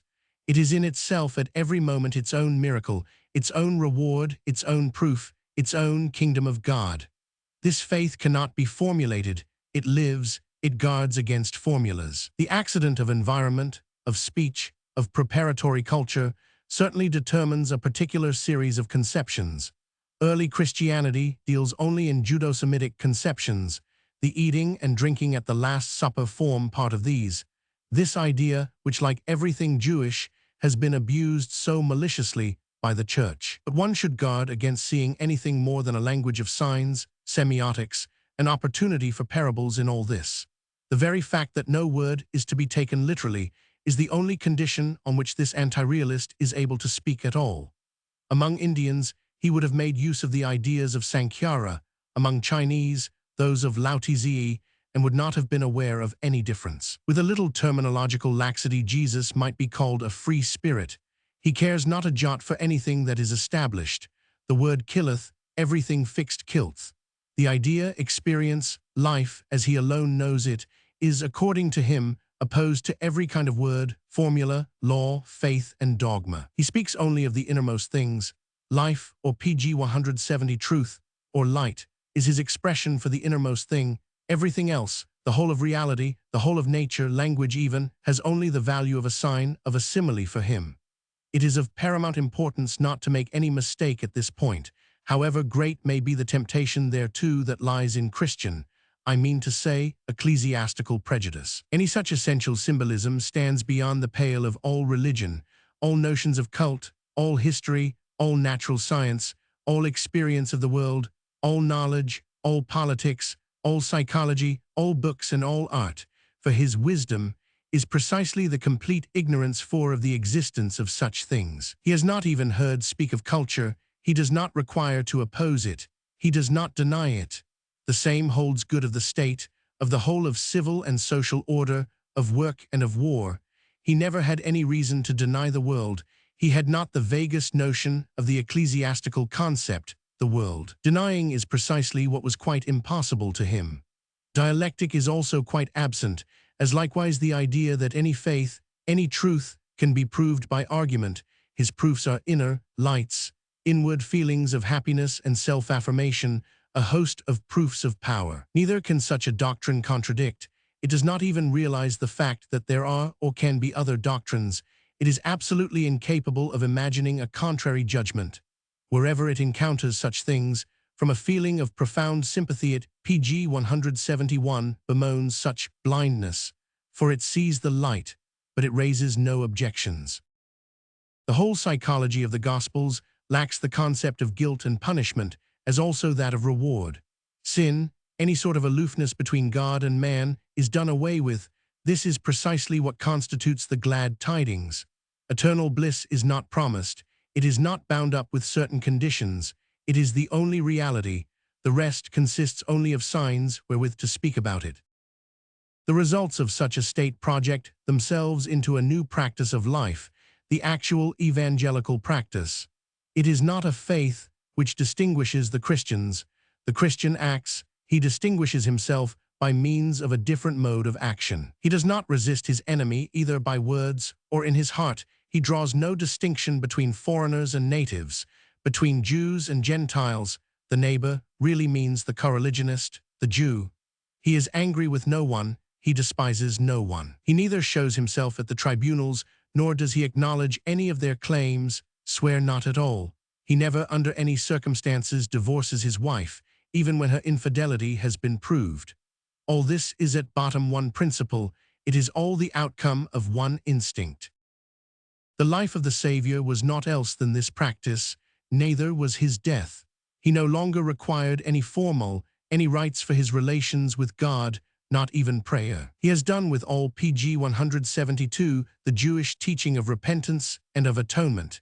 He alone knows the mode of life which makes one feel divine, saved, evangelical, and at all times a child of God. Not repentance, not prayer and forgiveness are the roads to God. The evangelical mode of life alone leads to God. It is God. That which the Gospels abolished was the Judaism of the concepts sin, forgiveness of sin, faith, salvation through faith. The whole doctrine of the Jewish church was denied by the glad tidings. The profound instinct of how one must live in order to feel in heaven, in order to feel eternal, while in every other respect one feels by no means in heaven, this alone is the psychological reality of salvation, a new life and not a new faith.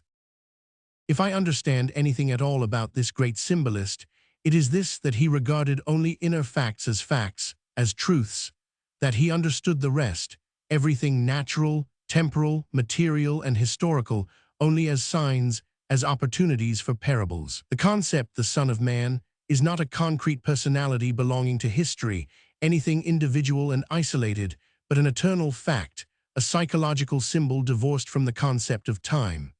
The same is true, and in the highest degree, of the God of this typical symbolist, of the kingdom of God, of the kingdom of heaven, and of the sonship of God. Nothing is more unchristlike than the ecclesiastical crudity of a personal God, of a kingdom pg 173 of God that is coming, of a kingdom of heaven beyond, of a Son of God, as the second person of the Trinity. All this, if I may be forgiven the expression, is as fitting as a square peg in a round hole. And oh, what a hole! The Gospels, a world-historic cynicism in the scorn of symbols. But what is meant by the signs, Father and Son, is of course obvious, not to everybody, I admit. With the word Son, entrance into the feeling of the general transfiguration of all things, beatitude, is expressed. With the word Father, this feeling itself the feeling of eternity and of perfection. I blush to have to remind you of what the Church has done with this symbolism. Has it not set an Amphitryon story at the threshold of the Christian faith, and a dogma of immaculate conception into the bargain, but by so doing it defiled conception? The kingdom of heaven is a state of the heart, not something which exists beyond this earth, or comes to you after death. The whole idea of natural death is lacking in the Gospels. Death is not a bridge, not a means of access. It is absent because it belongs to quite a different and merely apparent world, the only use of which is to furnish signs, similes. The hour of death is not a Christian idea. The hour, time in general physical life, and its crises do not exist for the messenger of glad tidings. The kingdom of God is not something that is expected. It has no yesterday nor any day after tomorrow. It is not going to come in 1,000 years. It is an experience of a human heart. It is everywhere. It is nowhere. Page 174. This messenger of glad tidings died as he lived, and as he taught, not in order to save mankind, but in order to show how one ought to live. It was a mode of life that he bequeathed to mankind. His behavior before his judges, his attitude towards his executioners, his accusers, and all kinds of calumny and scorn, his demeanor on the cross. He offers no resistance. He does not defend his rights. He takes no step to ward off the most extreme consequences. He does more. He provokes them. And he prays, suffers, and loves with those who treat him ill, not to defend oneself, not to show anger, not to hold anyone responsible, but to refrain from resisting even the evil one, to love him. Only we spirits that have become free possess the necessary condition for understanding something which 19 centuries have misunderstood. That honesty which has become an instinct and a passion in us, and which wages war upon the holy lie with even more vigor than upon every other lie. Mankind was unspeakably far from our beneficent and cautious neutrality, from that discipline of the mind, which alone renders the solution of such strange and subtle things possible. At all times, with shameless egoism, all that people sought was their own advantage in these matters. The Church was built up out of contradiction to the gospel. Whoever might seek for signs pointing to the guiding fingers of an ironical deity behind the great page 175 comedy of existence would find no small argument in the huge note of interrogation that is called Christianity. The fact that mankind is on its knees before the reverse of that which formed the origin, the meaning, and the rights of the gospel. The fact that, in the idea church, precisely that is pronounced holy, which the messenger of glad tidings regarded as beneath him, as behind him, one might seek in vain for a more egregious example of world historic irony. Our age is proud of its historical sense. How could it allow itself to be convinced of the nonsensical idea that at the beginning Christianity consisted only of the clumsy fable of the thaumaturgist and of the Savior, and that all its spiritual and symbolic side was only developed later? On the contrary, the history of Christianity, from the death on the cross onwards, is the history of a gradual and ever coarser misunderstanding of an original symbolism. With every extension of Christianity over ever larger and ruder masses, who were ever less able to grasp its first principles, the need of vulgarizing and barbarizing it increased proportionately. It absorbed the teachings and rites of all the subterranean cults of the Imperium Romanum, as well as the nonsense of every kind of morbid reasoning. The fatal feature of Christianity lies in the necessary fact that its faith had to become as morbid, base, and vulgar as the needs to which it had to minister were morbid, base, and vulgar. Morbid barbarism at last braces itself together for power in the form of the Church page 176. The Church, this deadly hostility to all honesty, to all loftiness of the soul, to all discipline of the mind, to all frank and kindly humanity. Christian and noble values. Only we spirits who have become free have re-established this contrast in values which is the greatest that has ever existed on earth. I cannot, at this point, stifle a sigh. There are days when I am visited by a feeling blacker than the blackest melancholy, the contempt of man, and in order that I may leave you in no doubt as to what I despise, whom I despise, I declare that it is the man of today, the man with whom I am fatally contemporaneous. The man of today, I am asphyxiated by his foul breath. Towards the past, like all knights of knowledge, I am profoundly tolerant. That is to say, I exercise a sort of generous self-control.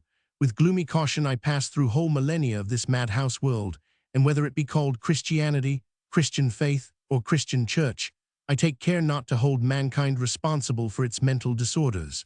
But my feeling suddenly changes and vents itself the moment I enter the modern age. Our age knows. That which formerly was merely morbid is now positively indecent. It is indecent nowadays to be a Christian, and it is here that my loathing begins. I look about me. Not a word of what was formerly known as truth has remained standing. We can no longer endure to hear a priest even pronounce the word truth. Even he who pg 177 makes but the most modest claims upon truth must know at present that a theologian, a priest, or a pope not only errs but actually ties with every word that he utters, and that he is no longer able to lie from innocence, from ignorance. Even the priest knows quite as well as everybody else does that there is no longer any God, any sinner, or any savior, and that free will and a moral order of the universe are lies. Seriousness, the profound self-conquest of the spirit, no longer allows anyone to be ignorant about this. All the concepts of the church have been revealed in their true colors, that is to say, as the most vicious frauds on earth, calculated to depreciate nature and all natural values. The priest himself has been recognized as what he is, that is to say, as the most dangerous kind of parasite, as the actual venomous spider of existence. At present we know, our conscience knows, the real value of the gruesome inventions which the priests and the church have made, and what end they served. By means of them, that state of self-profanation on the part of man has been attained, the sight of which makes one heave. The concepts beyond, last judgment, immortality of the soul itself, are merely so many instruments of torture, so many systems of cruelty, on the strength of which the priest became and remained master. Everybody knows this, and nevertheless everything remains as it was. Whither has the last shred of decency, of self-respect gone, if nowadays even our statesmen, a body of men who are otherwise so unembarrassed, and such thorough anti-Christians indeed, still declare themselves pg 178 Christians and still flock to communion? 5. Fancy a prince at the head of his legions, magnificent as the expression of the egoism and self-exaltation of his people, but shameless enough to acknowledge himself a Christian. What then does Christianity deny? What does it call world? The world to Christianity means that a man is a soldier, a judge, a patriot, that he defends himself, that he values his honor, that he desires his own advantage, that he is proud. The conduct of every moment, every instinct, every valuation that leads to a deed is at present anti-Christian. What an abortion of falsehood modern man must be, in order to be able without a blush still to call himself a Christian.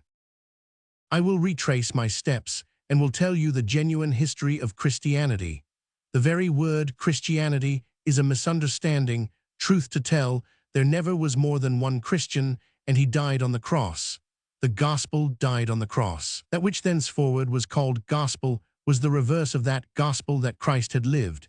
It was evil tidings, a disangel. It is false to the point of nonsense to see in faith. In the faith in salvation through Christ, the distinguishing trait of the Christian. The only thing that is Christian is the Christian mode of existence, a life such as he led who died on the cross. To this day, a life of this kind is still possible. For pg 179 certain men, it is even necessary. Genuine, primitive Christianity will be possible in all ages.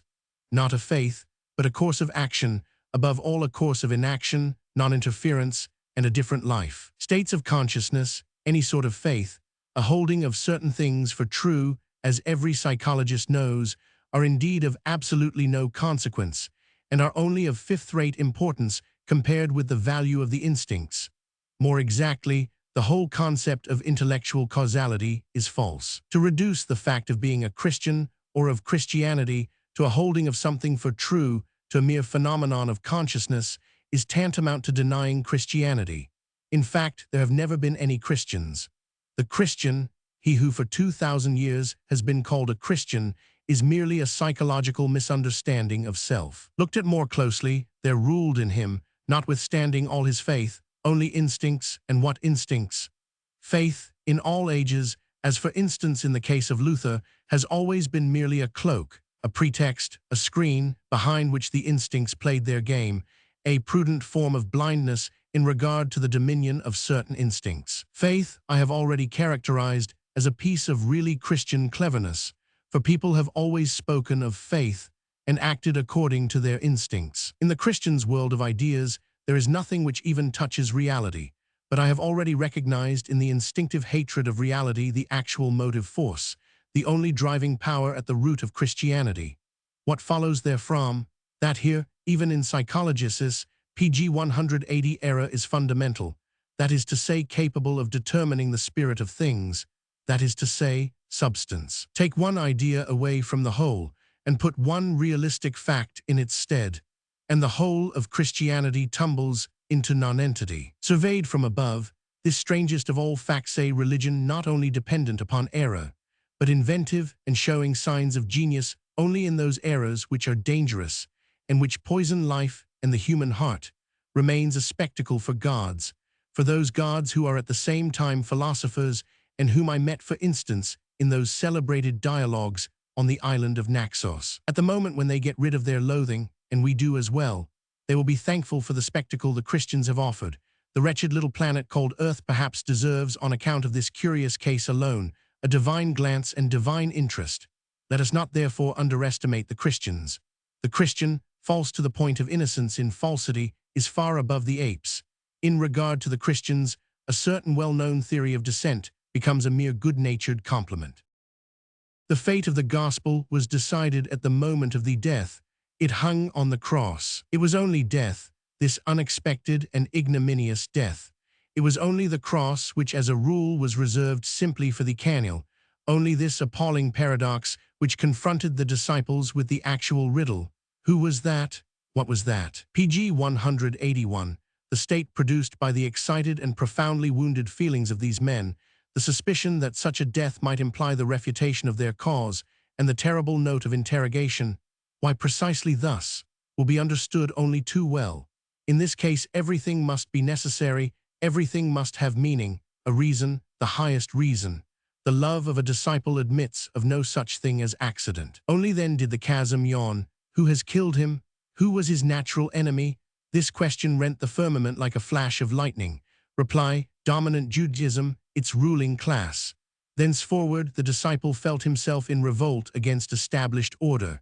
He understood Jesus, after the fact, as one in revolt against established order. Heretofore this warlike, this nay-saying and nay-doing feature in Christ had been lacking.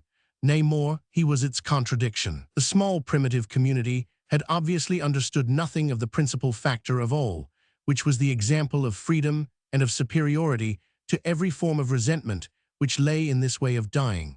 And this shows how little they understood him altogether. At bottom Jesus could not have desired anything else by his death than to give the strongest public example and proof of his doctrine. But his disciples were very far from forgiving this death, though if they had done so, it would have been in the highest sense evangelical on their part.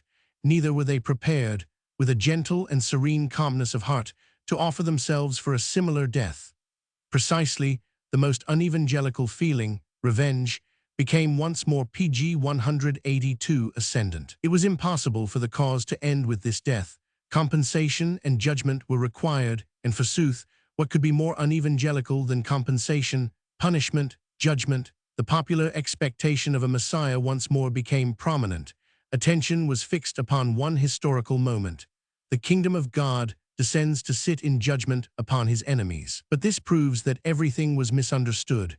The kingdom of God, regarded as the last scene of the last act, as a promise, but the gospel had clearly been the living, the fulfillment, the reality of this kingdom of God.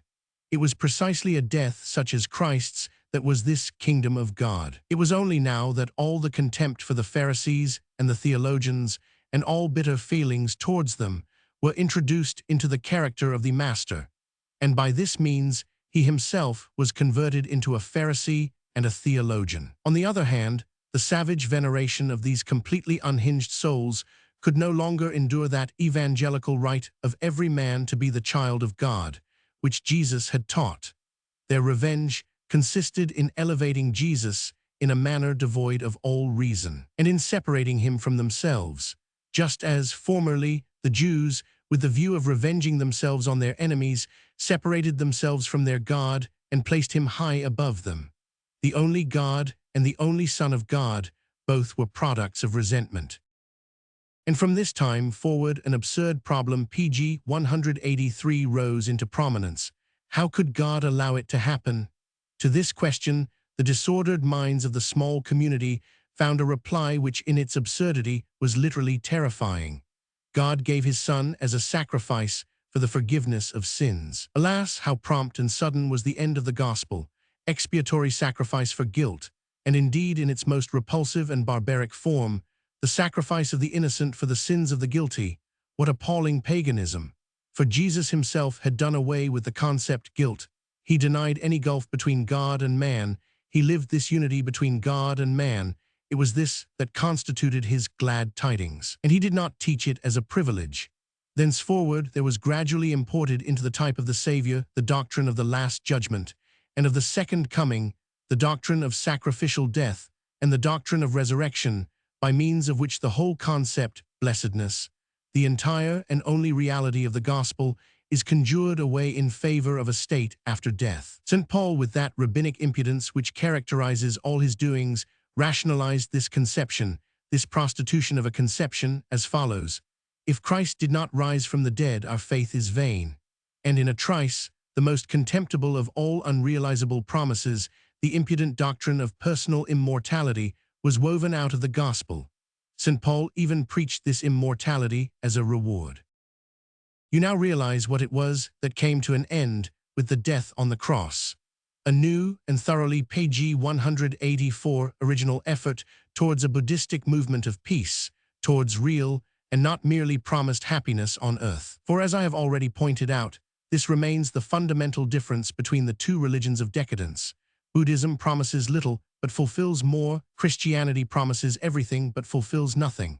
The glad tidings were followed closely by the absolutely worst tidings, those of St. Paul. Paul is the incarnation of a type which is the reverse of that of the Savior. He is the genius in hatred, in the standpoint of hatred, and in the relentless logic of hatred. And alas, what did this disingenuous not sacrifice to his hatred? Above all, the Savior himself. He nailed him to his cross. Christ's life, his example, his doctrine and death, the sense and the right of the gospel, not a vestige of aught this was left. Once this forger, prompted by his hatred, had understood in it only that which could serve his purpose, not reality, not historical truth. And once more, the sacerdotal instinct of the Jew perpetrated the same great crime against history. He simply cancelled the yesterday and the day before that out of Christianity. He contrived of his own accord a history of the birth of Christianity. He did more. He once more falsified the history of Israel so as to make it appear as a prologue to his mission. All the prophets had referred to his Savior. Later on, the Church even distorted the history of mankind so as to convert it into a prelude to Christianity. The type of the Savior, his teaching, his life, his death, the meaning of his death, even the sequel to his death, nothing remained untouched. Nothing was left which even page 185 remotely resembled reality. St. Paul simply transferred the center of gravity of the whole of that great life to a place behind this life, in the lie of the resuscitated Christ. At bottom, he had no possible use for the life of the Savior. He needed the death on the cross and something more. To regard as honest a man like St. Paul, a man whose home was the very headquarters of Stoical enlightenment, when he devises a proof of the continued existence of the Savior out of a hallucination, or even to believe him when he declares that he had this hallucination, would amount to foolishness on the part of a psychologist.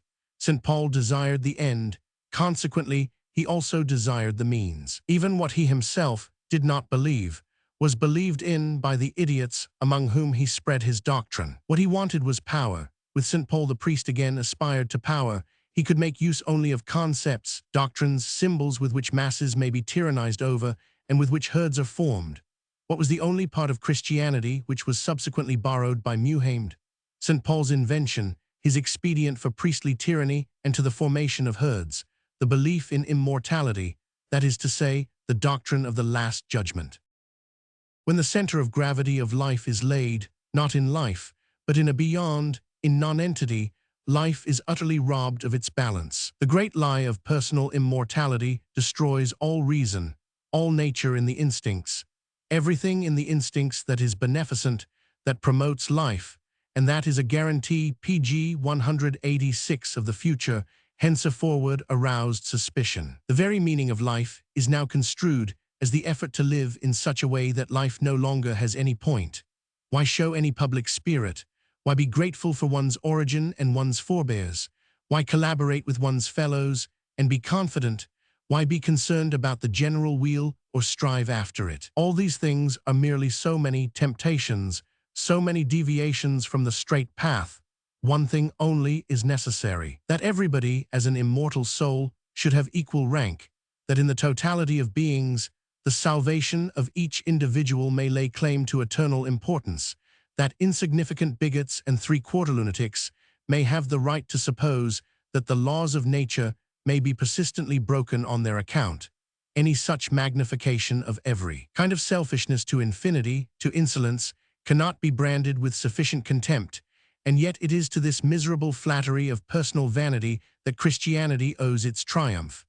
By this means, it lured all the bungled and the botched, all revolting and revolted people, all abortions, the whole of the refuse and offal of humanity, over to its side. The salvation of the soul, in plain English, the world revolves around me. The poison of the doctrine, equal rights for all, has been dispensed with the greatest thoroughness by Christianity. Christianity, prompted by the most secret recesses of bad instincts, has waged a deadly war upon all feeling of reverence and distance between man and man. That is to say, the prerequisite of all elevation, of every growth in culture. Out of pg 187, the resentment of the masses, it wrought its principal weapons against us, against everything noble, joyful, exalted on earth, against our happiness on earth. To grant immortality to every St. Peter and St. Paul was the greatest, the most vicious outrage upon noble humanity that has ever been perpetrated. And do not let us underestimate the fatal influence which, springing from Christianity, has insinuated itself even into politics. Nowadays no one has the courage of special rights of dominion, of a feeling of self-respect and of respect for his equals, of pathos of distance. Our politics are diseased with this lack of courage. The aristocratic attitude of mind has been most thoroughly undermined by the lie of the equality of souls, and if the belief in the privilege of the greatest number creates and will continue to create revolutions, it is Christianity, let there be no doubt about it, and Christian values which convert every revolution into blood and crime. Christianity is the revolt of all things that crawl on their bellies against everything that is lofty, the gospel of the lowly lowers. The Gospels are invaluable as a testimony of the corruption which was already persistent within the first Christian communities. That which St. Paul, with the logician cynicism of a rabbi, carried to its logical conclusion, was nevertheless merely the process of decay which began with the death of the Savior. These Gospels cannot be read too cautiously. Difficulties lurk behind every word they pg 188 contain. I confess, and people will not take this amiss, that they are precisely on that account a joy of the first rank for a psychologist, as the reverse of all naive perversity, as refinement par excellence, as a masterpiece of art in psychological corruption. The Gospels stand alone. Altogether, the Bible allows of no comparison. The first thing to be remembered, if we do not wish to lose the scent here, is that we are among Jews. The dissembling of holiness which here literally amounts to genius, and which has never been even approximately achieved elsewhere either by books or by men, this fraud in word and pose, which in this book is elevated to an art, is not the accident of any individual gift, of any exceptional nature. These qualities are a matter of race. With Christianity, the art of telling holy lies, which constitutes the whole of Judaism, reaches its final mastership, thanks to many centuries of Jewish and most thoroughly serious training and practice. The Christian, this ultima ratio of falsehood, is the Jew over again. He is even 3 times a Jew. The fundamental will only to make use of concepts, symbols, and poses, which are demonstrated by the practice of the priests, the instinctive repudiation of every other kind of practice, every other standpoint of valuation and of utility. All this is not only tradition, it is hereditary. Only as an inheritance is it able to work like nature. The whole of mankind, the best brains, and even the best ages, one man only excepted who is perhaps only a monster, have allowed themselves to be deceived. The Gospels were read as the book of innocence. This is no insignificant pg 189 sign of the virtuosity with which deception has been practiced here. Of course, if we could only succeed in seeing all these amazing bigots and pretended saints, even for a moment, all would be at an end, and it is precisely because I can read no single word of theirs without seeing their pretentious poses, that I have made an end of them. I cannot endure a certain way they have of casting their eyes heavenwards. Fortunately for Christianity, books are for the greatest number merely literature. We must not let ourselves be led away. Judge not, they say, but they dispatch all those to hell who stand in their way. Inasmuch as they let God do the judging, they themselves judge. Inasmuch as they glorify God, they glorify themselves. Inasmuch as they exact those virtues of which they themselves happen to be capable, nay more, of which they are in need in order to be able to remain on top at all. They assume the grand airs of struggling for virtue, of struggling for the dominion of virtue. Live we die, we sacrifice ourselves for the good, the truth, the light, the kingdom of God. As a matter of fact, they do only what they cannot help doing. Like sneaks, they have to play a humble part, sit away in corners and remain obscurely in the shade, and they make all this appear a duty. Their humble life now appears as a duty, and their humility is one proof the more of their piety. Oh, what a humble, chaste, and compassionate kind of falsity! Virtue itself shall bear us testimony. Let only read the Gospels as books calculated to seduce by means of morality. Morality is appropriated by these petty people. They know PG 190 what morality can do. The best way of leading mankind by the nose is with morality. The fact is that the most conscious conceit of people who believe themselves to be chosen here simulates modesty.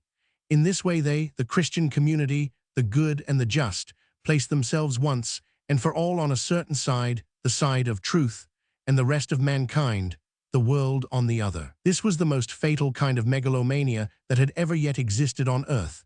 Insignificant little abortions of bigots and liars began to lay sole claim to the concepts God, truth, light, spirit, love, wisdom, life, as if these things were, so to speak, synonyms of themselves in order to fence themselves off from the world. Little ultra-Jews, ripe for every kind of madhouse, twisted values round in order to suit themselves, just as if the Christian alone were the meaning, the salt, the standard, and even the ultimate tribunal of all the rest of mankind. The whole fatality was rendered possible only because a kind of megalomania, akin to this one and allied to it in race, the Jewish kind, was already to hand in the world. The very moment the gulf between Jews and Judeo-Christians was opened, the latter had no alternative left but to adopt the same self-preservative measures as the Jewish instinct suggested, even against the Jews themselves, whereas the Jews theretofore had employed these same measures only against the Gentiles. The Christian is nothing more than an anarchical Jew. Let me give you a few examples of what these PG 191 paltry people have stuffed into their heads, what they have laid on the lips of their master, quite a host of confessions from beautiful souls. And whosoever shall not receive you, nor hear you, when ye depart thence, shake off the dust under your feet for a testimony against them. Verily I say unto you, it shall be more tolerable for Sodom and Gomorrah in the day of judgment than for that city. Mark Romans 6:11. How evangelical! And whosoever shall offend one of these little ones that believe in me, it is better for him that a millstone were hanged about his neck, and he were cast into the sea. Mark Romans 9:42. How evangelical! And if thine eye offend thee, pluck it out. It far better for thee to enter into the kingdom of God with one eye, than having two eyes to be cast into hell fire, where their worm dieth not, and the fire is not quenched. Mark Romans 9:47-48.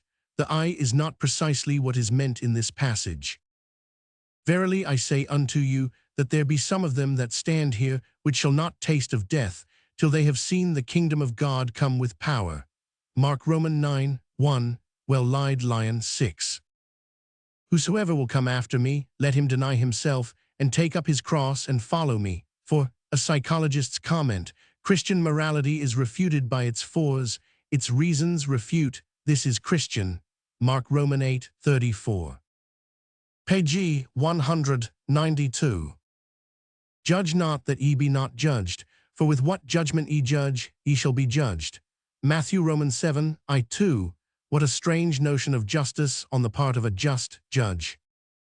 For if ye love them which love you, what reward have ye? Do not even the publicans the same? And if ye salute your brethren only, what do ye more than others? Do not even the publicans so? Matthew v. 46-47. The principle of Christian love, it insists upon being well paid. But if ye forgive not men their trespasses, neither will your Father forgive your trespasses. Matthew, Romans 6:15, very compromising for the Father in question. But seek ye first the kingdom of God and his righteousness, and all these things shall be added unto you.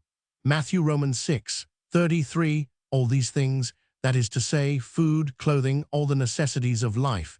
To use a moderate expression, this is an error. Shortly before this, God appears as a tailor, at least in certain cases. Rejoice ye in that day, and leap for joy, for behold, your reward is great in heaven, for in the like manner did their fathers unto the prophets. Luke, Romans 6:23, impudent rabble, they dare to compare themselves with the prophets. Know ye not that ye are the temple of God, and that the Spirit of God dwelleth in you? If any man defile the temple of God, him shall God destroy, for the temple of God is holy, which temple ye are. St. Paul, I Corinthians, Romans 3:16-17. One cannot have too much contempt for this sort of thing. Page 193. Do ye not know that the saints shall judge the world? And if the world shall be judged by you, are ye unworthy to judge the smallest matters? St. Paul, I Corinthians, Romans 6:2. Unfortunately, this is not merely the speech of a lunatic. This appalling impostor proceeds thus, Know ye not that we shall judge angels? How much more things that pertain to this life? Hath not God made foolish the wisdom of this world? For after that, in the wisdom of God, the world by wisdom knew not God, it pleased God by the foolishness of preaching to save them that believe. Not many wise men after the flesh, not many mighty, not many noble are called. But God hath chosen the foolish things of the world to confound the wise. And God hath chosen the weak things of the world to confound the things which are mighty, and base things of the world, and things which are despised, hath God chosen, yea, and things which are not, to bring to naught things that are, that no flesh should glory in his presence. St. Paul, I Corinthians, I 20 et sec.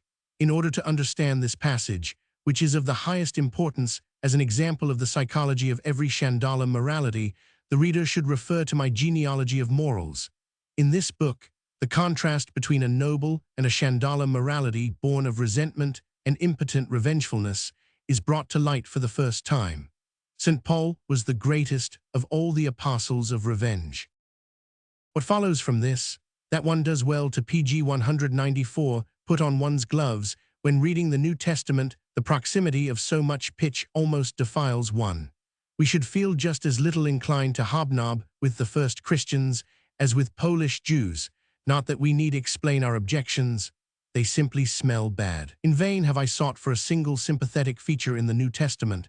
There is not a trace of freedom, kindliness, open-heartedness, and honesty to be found in it. Humaneness has not even made a start in this book, while cleanly instincts are entirely absent from it. Only evil instincts are to be found in the New Testament. It shows no sign of courage. These people lack even the courage of their evil instincts. All is cowardice. All is a closing of one's eyes and self-deception. Every book becomes clean after one has just read the New Testament. For instance, immediately after laying down St. Paul, I read with particular delight that most charming and most wanton of scoffers, Petronius, of whom someone might say what Domenico Boccaccio wrote to the Duke of Parma about Caesar Borgia, e tutto festo, immortally healthy, immortally cheerful, and well-constituted. These petty bigots err in their calculations, and in the most important thing of all. They certainly attack, but everything they assail is, by that very fact alone, distinguished. He whom a primitive Christian attacks is not thereby sullied. Conversely, it is an honor to be opposed by primitive Christians. One cannot read the New Testament without feeling a preference for everything in it which is the subject of abuse, not to speak of the wisdom of this world, pg 195, which an impudent windbag tries in vain to confound by the foolishness of preaching. Even the Pharisees and the scribes derive advantage from such opposition. They must certainly have been worth something in order to have been hated in such a disreputable way. Hypocrisy, as if this were a reproach which the first Christians were at liberty to make. After all, the scribes and Pharisees were the privileged ones. This was quite enough. The hatred of the Chandala requires no other reasons. I very much fear that the first Christian, as also the last Christian, whom I may yet be able to meet, is in his deepest instincts a rebel against everything privileged. He lives and struggles unremittingly for equal rights. Regarded more closely, he has no alternative. If one's desire be personally to represent one of the chosen of God, or a temple of God, or a judge of angels, then every other principle of selection, for instance that based upon a standard of honesty, intellect, manliness and pride, or upon beauty and freedom of heart, becomes the world, evil in itself. Moral, every word on the lips of a first Christian is a lie, every action he does is an instinctive falsehood. All his values, all his aims are pernicious, but the man he hates, the thing he hates, has value. The Christian, more particularly the Christian priest, is a criterion of values. Do I require to add that in the whole of the New Testament only one figure appears which we cannot help respecting? Pilate, the Roman governor. To take a Jewish quarrel seriously was a thing he could not get himself to do. One Jew more or less, what did it matter? The noble PG 196 scorn of a Roman, in whose presence the word truth had been shamelessly abused, has enriched the New Testament with the only saying which is of value, and this saying is not only the criticism, but actually the shattering of that testament. What is truth? That which separates us from other people is not the fact that we can discover no God, either in history or in nature or behind nature, but that we regard what has been revered as God, not as divine, but as wretched, absurd, pernicious, not as an error, but as a crime against life. We deny God as God. If the existence of this Christian God were proved to us, we should feel even less able to believe in him. In a formula, Deus qualem Paulus crevit, de negatio, a religion such as Christianity, which never once comes in touch with reality, and which collapses the very moment reality asserts its rights even on one single point, must naturally be a mortal enemy of the wisdom of this world, that is to say, science. It will call all those means good with which mental discipline, lucidity and severity in intellectual matters, nobility and freedom of the intellect may be poisoned, calumniated, and decried. Faith as an imperative is a veto against science. In praxis, it means lies at any price. St. Paul understood that falsehood, that faith was necessary. Subsequently, the Church understood St. Paul. That God which St. Paul invented for himself, a God who confounds the wisdom of this world. In a narrower sense, the PG 197 two great opponents of all superstition, philology and medicine, means, in very truth, simply St. Paul's firm resolve to do so, to call his own will God, Thora, that is arch-Jewish. St. Paul insists upon confounding the wisdom of this world. His enemies are the good old philologists and doctors of the Alexandrian schools. It is on them that he wages war. As a matter of fact, no one is either a philologist or a doctor who is not also an antichrist. As a philologist, for instance, a man sees behind the holy books. As a doctor, he sees behind the physiological rottenness of the typical Christian. The doctor says incurable, the philologist says forgery. Has anybody ever really understood the celebrated story which stands at the beginning of the Bible, concerning God's deadly panic over science? Nobody has understood it. This essentially sacerdotal book naturally begins with the great inner difficulty of the priest. He knows only one great danger. Consequently, God has only one great danger. The old God, entirely spirit, a high priest through and through, and wholly perfect, is wandering in a leisurely fashion round his garden, but he is bored. Against boredom, even the gods themselves struggle in vain. 7. What does he do? He invents man. Man is entertaining. But behold, PG 198, even man begins to be bored. God's compassion for the only form of misery which is peculiar to all paradises exceeds all bounds, so forthwith he creates yet other animals. God's first mistake: man did not think animals entertaining, he dominated them, he did not even wish to be an animal. Consequently, God created woman, and boredom did indeed cease from that moment, but many other things ceased as well. Woman was God's second mistake. Woman in her innermost nature is a serpent, Heva. Every priest knows this. All evil came into this world through woman. Every priest knows this too. Consequently, science also comes from woman. Only through woman did man learn to taste of the tree of knowledge. What had happened? Panic had seized the old God. Man himself had been his greatest mistake. He had created a rival for himself. Science makes you equal to God. It is all up with priests and gods when man becomes scientific. Moral, science is the most prohibited thing of all. It alone is forbidden. Science is the first, the germ of all sins, the original sin. This alone is morality. Thou shalt not know, the rest follows as a matter of course. God's panic did not deprive him of his intelligence. How can one guard against science? For ages this was his principal problem. Reply, man must be kicked out of paradise. Happiness, leisure leads to thinking. All thoughts are bad thoughts. Man must not think. And the priest per se proceeds to invent distress, death, the vital danger of pregnancy, every kind of misery, decrepitude, and affliction, and above all disease. All these are but weapons pg 199 employed in the struggle with science. Trouble prevents man from thinking. And notwithstanding all these precautions, oh horror! The work of science towers aloft, it storms heaven itself, it rings the death knell of the gods. What's to be done? The old god invents war, he separates the nations, and contrives to make men destroy each other mutually.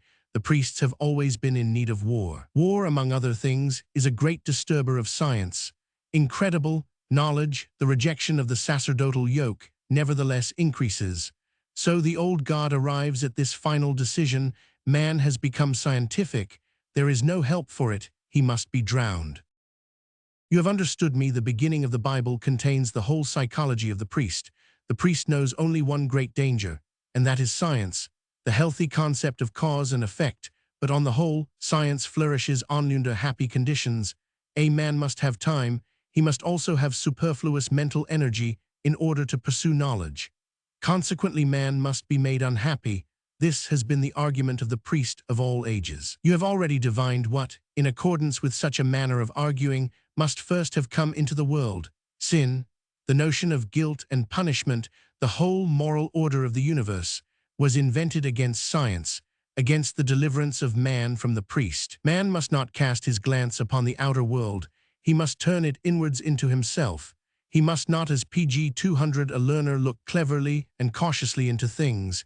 He must not see at all. He must suffer, and he must suffer so that he may be in need of the priest every minute. Away with doctors. What is needed is a savior. The notion of guilt and punishment, including the doctrine of grace, of salvation, and of forgiveness, all lies through and through without a shred of psychological reality, were invented in order to destroy man's sense of causality. They are an attack on the concept of cause and effect, and not an attack with the fist, with the knife, with honesty and hate and love, but one actuated by the most cowardly, most crafty, and most ignoble instincts.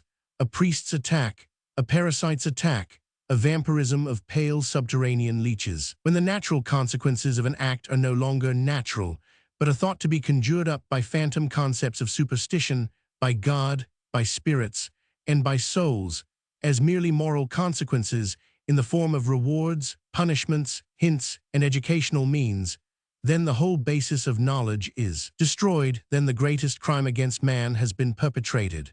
Sin, I repeat, this form of self-pollution par excellence on the part of man, was invented in order to make science, culture, and every elevation and noble trait in man quite impossible. By means of the invention of sin, the priest is able to rule.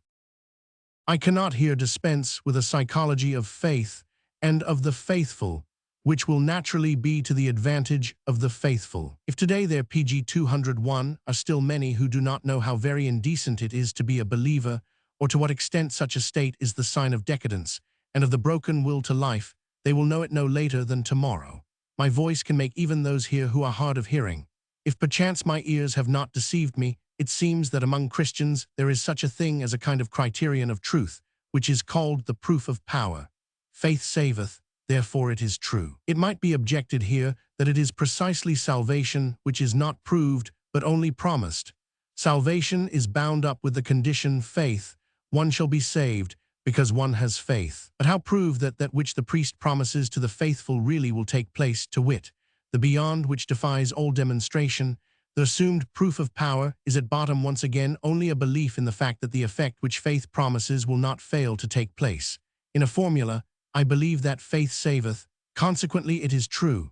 But with this we are at the end of our tether. This, consequently, would be the absurdum itself as a criterion of truth. Let us be indulgent enough to assume, however, that salvation is proved by faith, not only desired, and not merely promised by the somewhat suspicious lips of a priest. Could salvation, or in technical terminology, happiness, ever be a proof of truth? So little is it so that, when pleasurable sensations make their influence felt in replying to the question, what is true, they furnish almost the contradiction of truth, or at any rate they make it in the highest degree suspicious. The proof through happiness is a proof of happiness, and PG 202 nothing else. Why in the world should we take it for granted that true judgments cause more pleasure than false ones, and that in accordance with a pre-established harmony, they necessarily bring pleasant feelings in their wake? The experience of all strict and profound minds teaches the reverse. Every inch of truth has been conquered only after a struggle. Almost everything to which our heart, our love, and our trust in life cleaves has had to be sacrificed for it. Greatness of soul is necessary for this. The service of truth is the hardest of all services. What then is meant by honesty in things intellectual? It means that a man is severe towards his own heart, that he scorns beautiful feelings, and that he makes a matter of conscience out of every yea and nay. Faith saveth, consequently it lies. The fact that faith may in certain circumstances save, the fact that salvation as the result of an idée fixe does not constitute a true idea, the fact that faith moves no mountains, but may very readily raise them where previously they did not exist. All these things are made sufficiently clear by a mere casual stroll through a lunatic asylum. Of course, no priest would find this sufficient, for he instinctively denies that illness is illness or that lunatic asylums are lunatic asylums. Christianity is in need of illness, just as ancient Greece was in need of a superabundance of health. The actual ulterior motive of the whole of the Church's system of salvation is to make people ill. And is not the Church itself, the Catholic madhouse, as an ultimate PG 203 ideal? The earth, as a whole, converted into a madhouse. The kind of religious man which the Church aims at producing is a typical decadent. The moment of time at which a religious crisis attains the ascendancy over a people is always characterized by nerve epidemics. The inner world of the religious man is ridiculously like the inner world of over-irritable and exhausted people. The highest states which Christianity holds up to mankind as the value of values are epileptic in character. The Church has pronounced only madmen or great swindlers in majorum Dei honorum holy. Once I ventured to characterize the whole of the Christian training of penance and salvation, which nowadays is best studied in England, as a folie circulaire methodically generated upon a soil which of course is already prepared for it. That is to say, which is thoroughly morbid. Not everyone who likes can be a Christian. No man is converted to Christianity. He must be sick enough for it. We others who possess enough courage both for health and for contempt, how rightly we may despise a religion which taught men to misunderstand the body, which would not rid itself of the superstitions of the soul, which made a virtue of taking inadequate nourishment, which in health combats a sort of enemy, devil, temptation, which persuaded itself that it was possible to bear a perfect soul about in a cadaverous body, and which, to this end, had to make up for itself a new concept of perfection, a pale, sickly, idiotically gushing ideal, so-called holiness, which in itself is simply a symptom of PG 204, an impoverished, enervated, and incurably deteriorated body. The movement of Christianity, as a European movement, was from first to last a general accumulation of the ruck and scum of all sorts and kinds, and these, by means of Christianity, aspire to power. It does not express the downfall of a race. It is rather a conglomerate assembly of all the decadent elements from everywhere which seek each other and crowd together. It was not, as some believe, the corruption of antiquity, of noble antiquity, which made Christianity possible. The learned idiocy which nowadays tries to support such a notion cannot be too severely contradicted. At the time when the morbid and corrupted Chandala classes became Christianized in the whole of the imperium, the very contrary type, nobility, was extant in its finest and maturest forms. The greatest number became master. The democracy of Christian instincts triumphed. Christianity was not national. It was not determined by race. It appealed to all the disinherited forms of life. It had its allies everywhere. Christianity is built upon the rancor of the sick. Its instinct is directed against the sound, against health. Everything well-constituted, proud, high-spirited, and beautiful is offensive to its ears and eyes. Again, I remind you of St. Paul's priceless words, "And God hath chosen the weak things of the world, the foolish things of the world, and base things of the world, and things which are despised. This was the formula in hoc signo decadens triumphed. God on the cross. Does no one yet understand the terrible ulterior motive of this PG 205 symbol? Everything that suffers, everything that hangs on the cross is divine. All of us hang on the cross, consequently we are divine. We alone are divine. Christianity was a victory, a nobler type of character perished through it. Christianity has been humanity's greatest misfortune hitherto. Christianity also stands opposed to everything happily constituted in the mind. It can make use only of morbid reason as Christian reason. It takes the side of everything idiotic. It utters a curse upon intellect, upon the superbia of the healthy intellect. Since illness belongs to the essence of Christianity, the typically Christian state, faith, must also be a form of illness, and all straight, honest, and scientific roads to knowledge must be repudiated by the Church as forbidden. Doubt in itself is already a sin. The total lack of psychological cleanliness in the priest, which reveals itself in his look, is a result of decadence. Hysterical women, as also children with scrofulous constitutions, should be observed as a proof of how invariably instinctive falsity, the love of lying for the sake of lying, and the inability either to look or to walk straight, are the expression of decadence. Faith simply means the refusal to know what is true. The pious person, the priest of both sexes, is false because he is ill. His instinct demands that truth should not assert its right anywhere. That which makes ill is good. That which proceeds from abundance, from superabundance, and from power is evil. That is the view of the faithful. The constraint to lie, that is PG 206, the sign by which I recognize every predetermined theologian.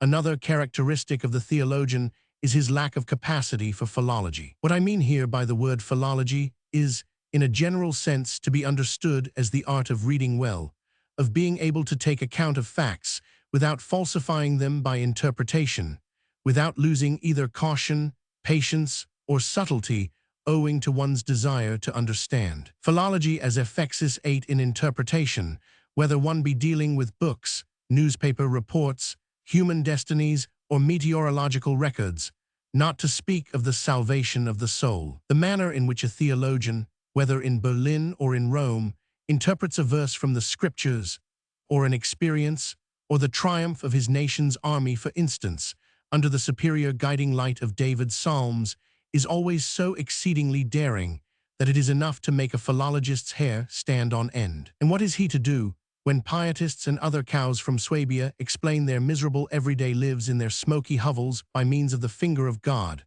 a miracle of grace, of providence, of experiences of salvation?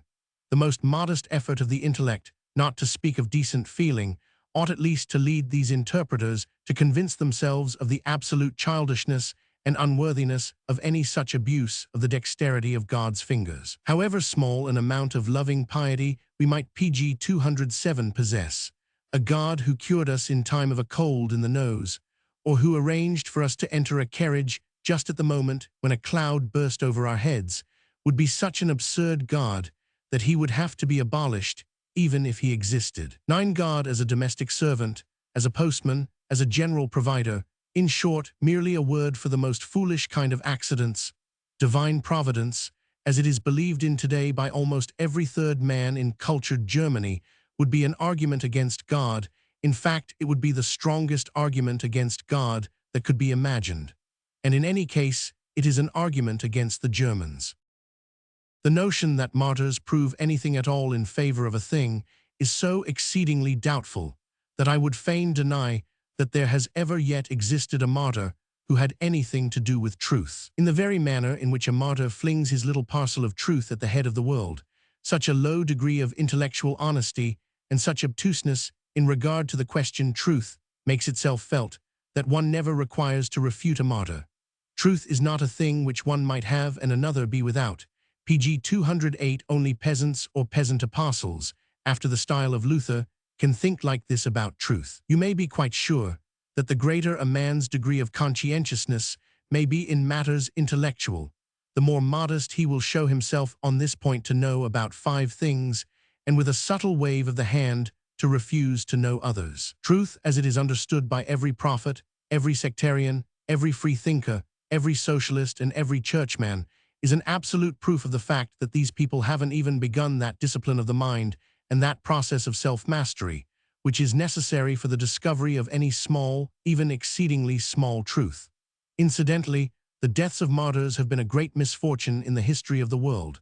They led people astray. The conclusion which all idiots, women, and common people come to, that there must be something in a cause for which someone lays down his life, or which, as in the case of primitive Christianity, provokes an epidemic of sacrifices. This conclusion put a tremendous check upon all investigation, upon the spirit of investigation and of caution. Martyrs have harmed the cause of truth. Even to this day, it only requires the crude fact of persecution in order to create an honorable name for any obscure sect who does not matter in the least what.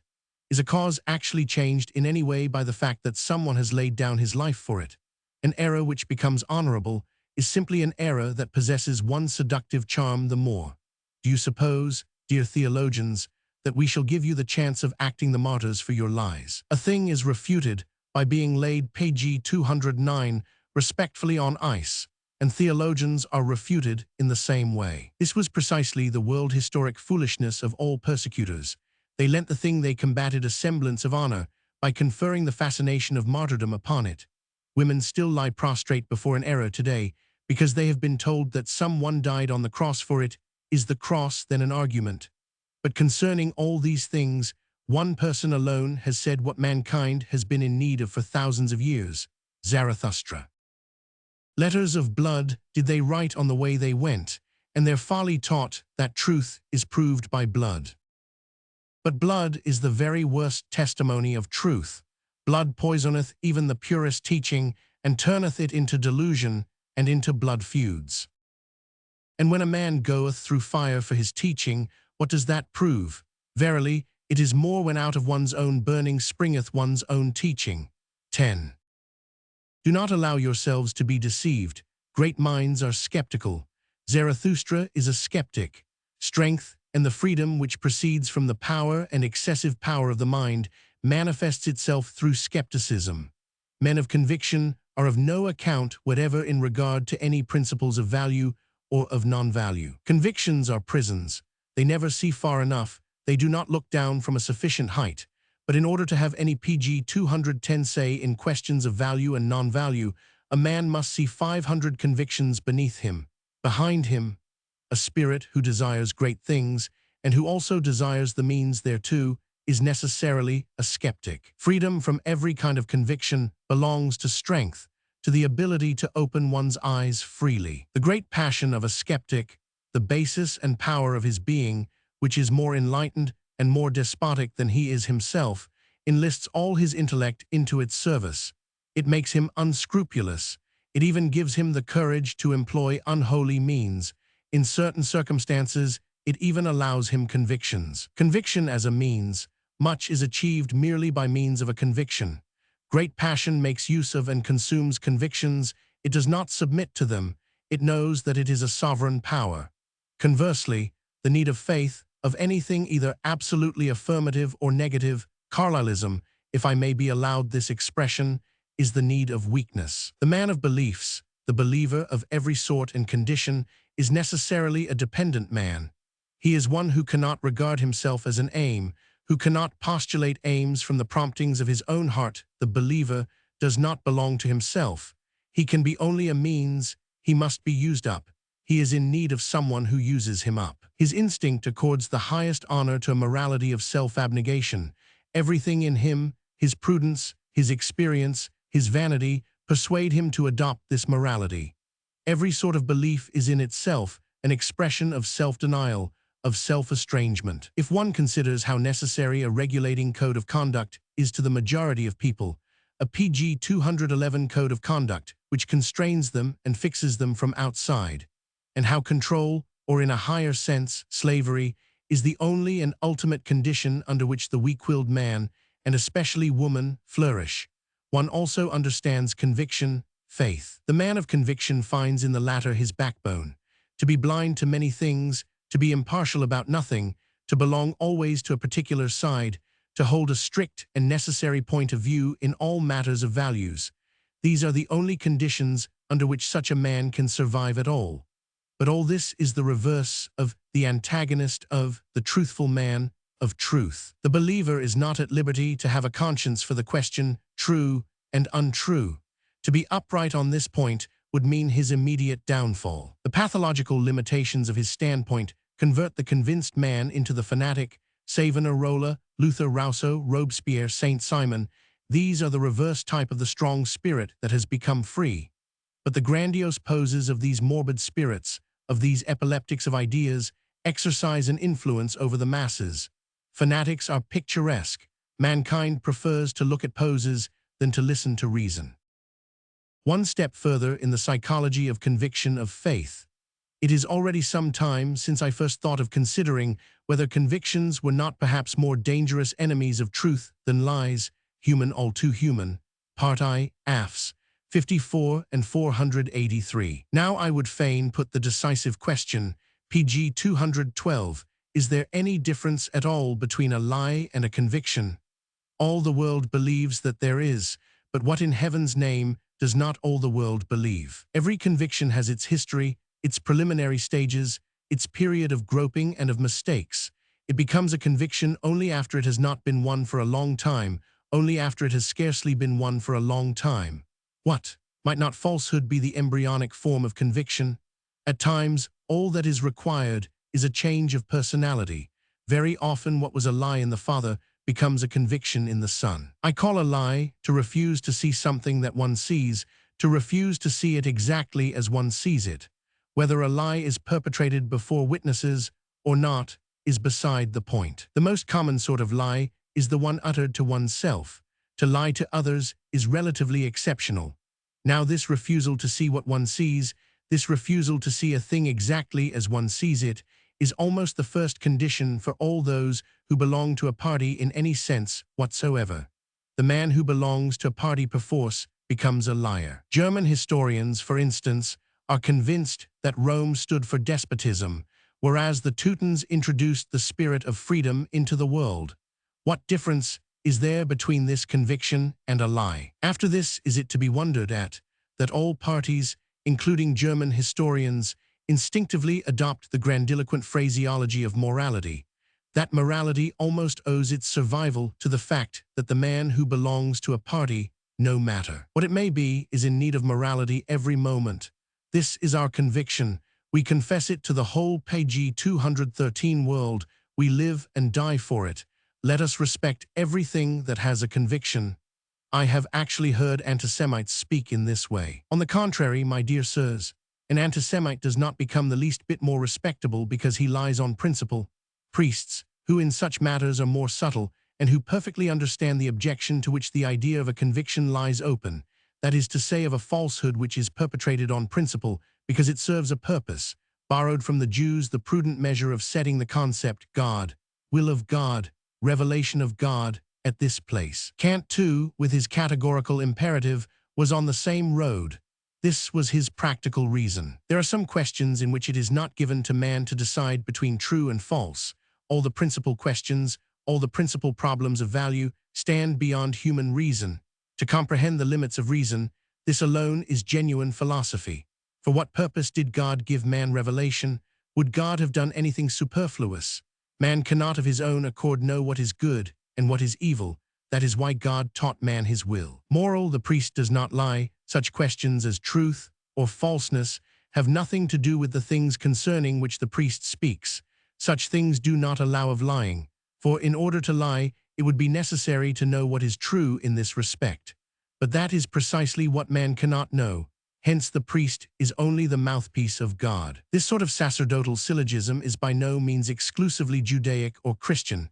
The right pg 214 to lie and the prudent measure of revelation belongs to the priestly type, whether of decadent periods or of pagan times. Pagans are all those who say yea to life, and to whom God is the word for the great yea to all things. The law, the will of God, the holy book, and inspiration. All these things are merely words for the conditions under which the priest attains to power, and with which he maintains his power.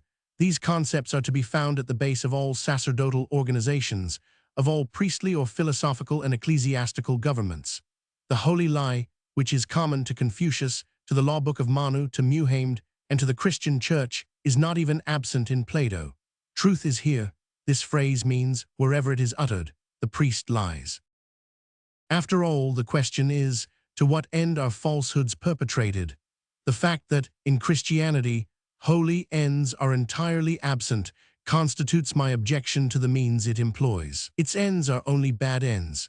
The poisoning, the calumniation, and the denial of life, the contempt of the body, the degradation and self-pollution of man by virtue of the concept sin, consequently its means are bad as well. My feelings are quite the reverse when I read the law book of Manu, an incomparably superior and more intellectual work, which it would be a sin against the spirit even to mention in the same breath with the Bible. You will guess immediately why. It has a genuine philosophy behind it. In it, not merely an evil-smelling Jewish distillation of rabbinism and PG 215 superstition. It gives something to chew even to the most fastidious psychologist. And not to forget the most important point of all, it is fundamentally different from every kind of Bible. By means of it, the noble classes, the philosophers and the warriors guard and guide the masses. It is replete with noble values. It is filled with a feeling of perfection, with a saying of yea to life, and a triumphant sense of well-being in regard to itself and to life. The sun shines upon the whole book. All those things which Christianity smothers with its bottomless vulgarity, procreation, woman, marriage, are here treated with earnestness, with revere with love and confidence. How can one possibly place in the hands of children and women a book that contains those vile words? To avoid fornication, let every man have his own wife, and let every woman have her own husband. It is better to marry than to burn. 11. And is it decent to be a Christian so long as the very origin of man is Christianized? That is to say, befouled by the idea of the Immaculata Conceptio. I know of no book in which so many delicate and kindly things are said to woman as in the Lawbook of Manu. These old greybeards and saints have a manner of being gallant to women which perhaps cannot be surpassed. The mouth of a woman, says Manu on one occasion, the breast of a maiden, the prayer of a child, and the smoke of the sacrifice are always pure. Elsewhere he says, there is nothing purer than the light of the sun, the shadow cast by a cow, air, water, fire, and the breath of a maiden. And finally, perhaps this is also a holy lie, all the PG 216 openings of the body above the navel are pure, all those below the navel are impure. Only in a maiden is the whole body pure. The unholiness of Christian means is caught in flagranti. If only the end aspired to by Christianity be compared with that of the law book of Manu. If only these two utterly opposed aims be put under a strong light, the critic of Christianity simply cannot avoid making Christianity contemptible. A law book like that of Manu comes into being like every good law book. It epitomizes the experience, the precautionary measures, and the experimental morality of long ages. It settles things definitely. It no longer creates. The prerequisite for a codification of this kind is the recognition of the fact that the means which procure authority for a truth to which it has cost both time and great pains to attain are fundamentally different from those with which that same truth would be proved. A law book never relates the utility, the reasons, the preliminary casuistry of a law, for it would be precisely in this way that it would forfeit its imperative tone, the thou shalt, the first condition of its being obeyed. The problem lies exactly in this.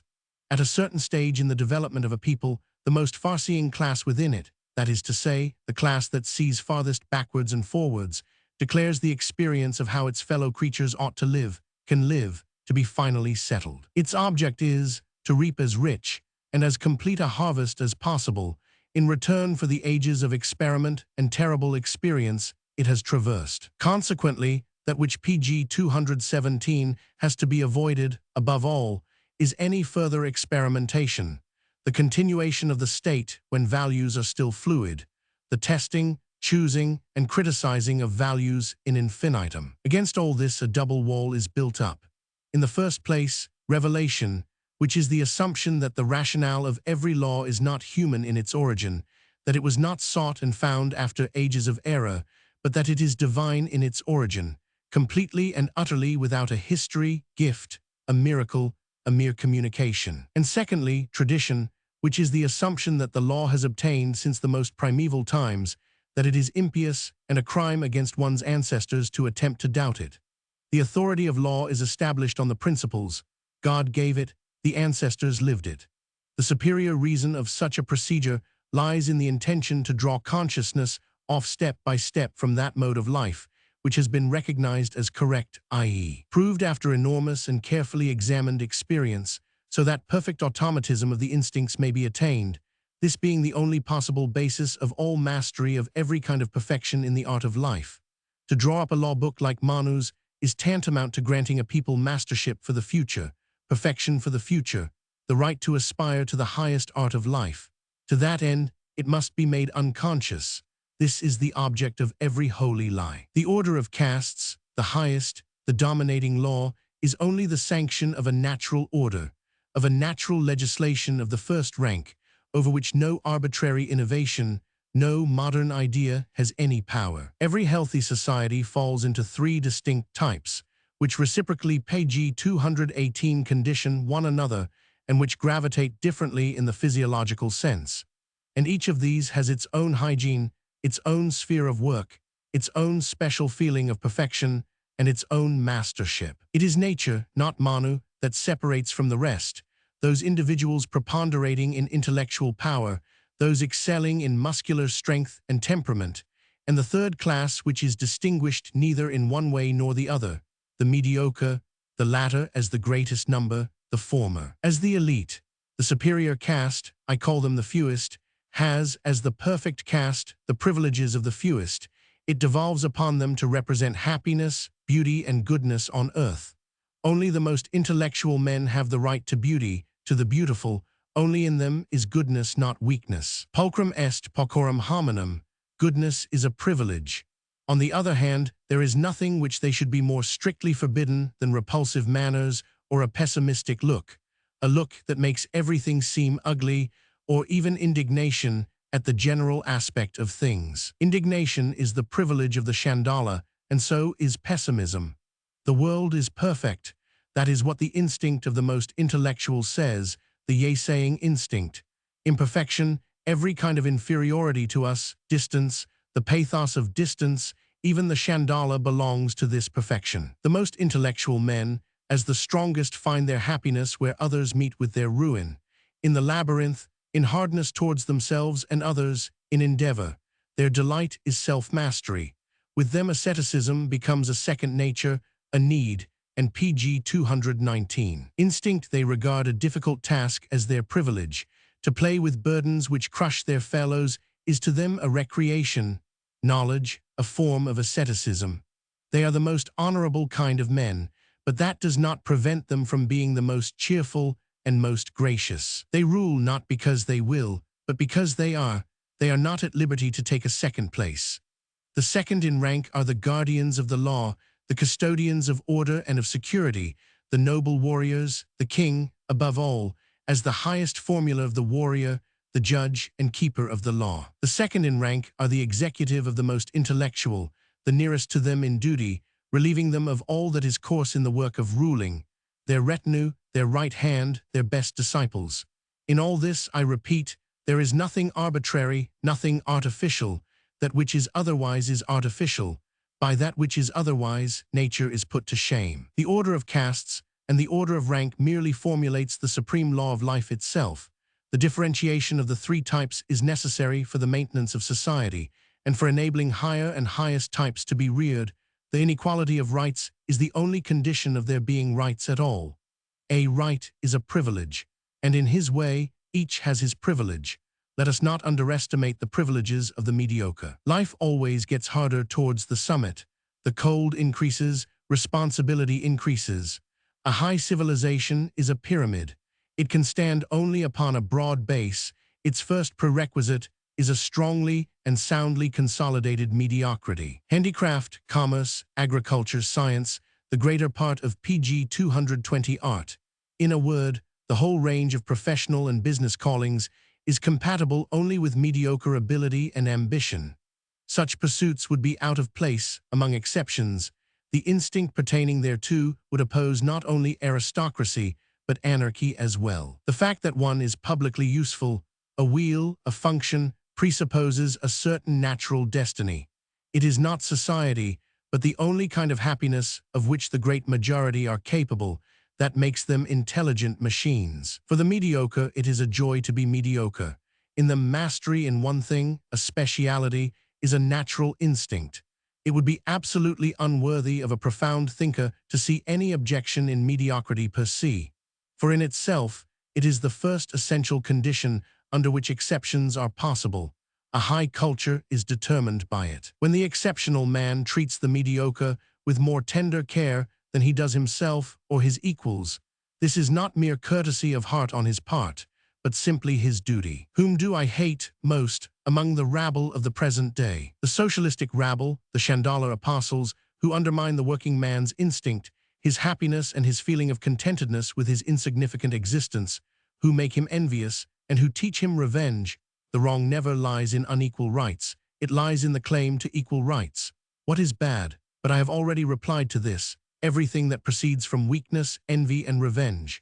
The anarchist and the Christian are offspring of the same womb. In point of fact, it matters greatly to what end pg 221 one lies, whether one preserves or destroys by means of falsehood. It is quite justifiable to bracket the Christian and the anarchist together. Their object, their instinct, is concerned only with destruction. The proof of this proposition can be read quite plainly from history. History spells it with appalling distinctness. Whereas we have just seen a religious legislation whose object was to render the highest possible means of making life flourish and of making a grand organization of society eternal, Christianity found its mission in putting an end to such an organization, precisely because life flourishes through it. In the one case, the net profit to the credit of reason, acquired through long ages of experiment and of insecurity, is applied usefully to the most remote ends, and the harvest, which is as large, as rich, and as complete as possible, is reaped and garnered. In the other case, on the contrary, the harvest is blighted in a single night that which stood there, re perennius, the Imperium Romanum, the most magnificent form of organization under difficult conditions that has ever been achieved, and compared with which everything that preceded and everything which followed it is mere patchwork, gimcrackery, and Daltonism. Those holy anarchists made it their piety to destroy the world, that is to say, the Imperium Romanum, until no two stones were left standing one on the other, until even the Teutons and other clodhoppers were able to become master of it. The Christian and the anarchist are both decadents. They are both incapable of acting in any other way than disintegratingly, poisonously, and witheringly pg 222 like bloodsuckers. They are both actuated by an instinct of mortal hatred of everything that stands erect, that is great, that is lasting, and that is a guarantee of the future. Christianity was the vampire of the Imperium Romanum. In a night, it shattered the stupendous achievement of the Romans, which was to acquire the territory for a vast civilization which could bide its time. Does no one understand this yet? The Imperium Romanum that we know, and which the history of the Roman province teaches us to know ever more thoroughly, this most admirable work of art on a grand scale, was the beginning. Its construction was calculated to prove its worth by millenniums. Unto this day, nothing has ever again been built in this fashion, nor have men even dreamt since of building on this scale sub specie aeterni. This organization was sufficiently firm to withstand bad emperors. The accident of personalities must have nothing to do with such matters, the first principle of all great architecture. But it was not sufficiently firm to resist the corruptest form of corruption, to resist the Christians. These stealthy cankerworms, which under the shadow of night, mist, and duplicity, insinuated themselves into the company of every individual, and proceeded to drain him of all seriousness for real things, of all his instinct for realities. This cowardly, effeminate, and sugary gang have step by step alienated all souls from this colossal edifice. Those valuable, virile, and noble natures who felt that the cause of Rome was their own personal cause, their own personal seriousness, their own personal pride. The stealth of the bigot, the pg 223 secrecy of the conventicle, concepts as black as hell such as the sacrifice of the innocent, the unto mystica in the drinking of blood, above all the slowly kindled fire of revenge, of Chandala revenge. Such things became master of Rome, the same kind of religion on the pre-existent form of which Epicurus had waged war. One has only to read Lucretius in order to understand what Epicurus combated, not paganism, but Christianity. That is to say, the corruption of souls through the concept of guilt, through the concept of punishment and immortality.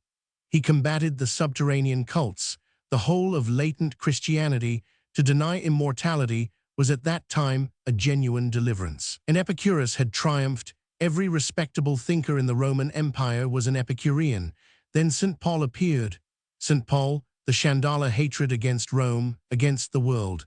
The Jew, the eternal Jew par excellence, become flesh and genius. What he divined was how, by the help of the small sectarian Christian movement, independent of Judaism, a universal conflagration could be kindled. How, with the symbol of the God on the cross, everything submerged, everything secretly insurrectionary, the whole offspring of anarchical intrigues could be gathered together to constitute an enormous power. For salvation is of the Jews. Christianity is the formula for the supersession, and epitomizing of all kinds of subterranean cults, that of Osiris, of the Great Mother, of Mithras, for example. St. Paul's genius consisted in his discovery of this. In this matter, his instinct was so certain that, regardless of doing violence to truth, he laid the PG 224 ideas by means of which those Chandala religions fascinated, upon the very lips of the Savior he had invented, and not only upon his lips, that he made out of him something which even a Mithras priest could understand. This was his moment of Damascus. He saw that he had need of the belief in immortality in order to depreciate the world, that the notion of hell would become master of Rome, that with a beyond this life can be killed. Nihilist and Christian, they rhyme in German, and they do not only rhyme. The whole labor of the ancient world in vain. I am at a loss for a word which could express my feelings at something so atrocious. And in view of the fact that its labor was only preparatory, that with adamantine self-consciousness it laid the substructure, alone, to a work which was to last millenniums, the whole significance of the ancient world was certainly in vain. What was the use of the Greeks? What was the use of the Romans? All the prerequisites of a learned culture, all the scientific methods already existed. The great and peerless art of reading well had already been established. That indispensable condition to tradition, to culture, and to scientific unity. Natural science, hand in hand with mathematics and mechanics, was on the best possible road. The sense for facts, the last and most valuable of all senses, had its schools, and its tradition was already centuries old. Is this understood? Everything essential had been discovered to make it possible PG 225 for work to be begun. Methods, and this cannot be said too often, are the essential thing, also the most difficult thing, while they moreover have to wage the longest war against custom and indolence. That which today we have successfully reconquered for ourselves, by dint of unspeakable self-discipline, for in some way or other all of us still have the bad instincts, the Christian instincts in our body, the impartial eye for reality, the cautious hand, patience, and seriousness in the smallest details, complete uprightness in knowledge. All this was already there. It had been there over 2,000 years before. And in addition to this, there was also that excellent and subtle tact and taste, not in the form of brain drilling, not in the form of German culture with the manners of a boor, but incarnate, manifesting itself in men's bearing and in their instinct, in short constituting reality. All this in vain. In one night it became merely a memory. The Greeks, the Romans, instinctive nobility, instinctive taste, methodic research, the genius of organization and administration, faith, the will to the future of mankind, the great yea to all things materialized in the Imperium Romanum, become visible to all the senses, grand style no longer manifested in mere art, but in reality, in truth, in life, and buried in a night, not by a natural catastrophe, not stamped to death by Teutons and other heavy-footed Vandals, but destroyed by crafty, stealthy, invisible anemic vampires, not conquered, but only drained of blood. The concealed lust of revenge, miserable envy PG 226 become master. Everything wretched, inwardly ailing, and full of ignoble feelings, the whole ghetto world of souls was in a trice uppermost.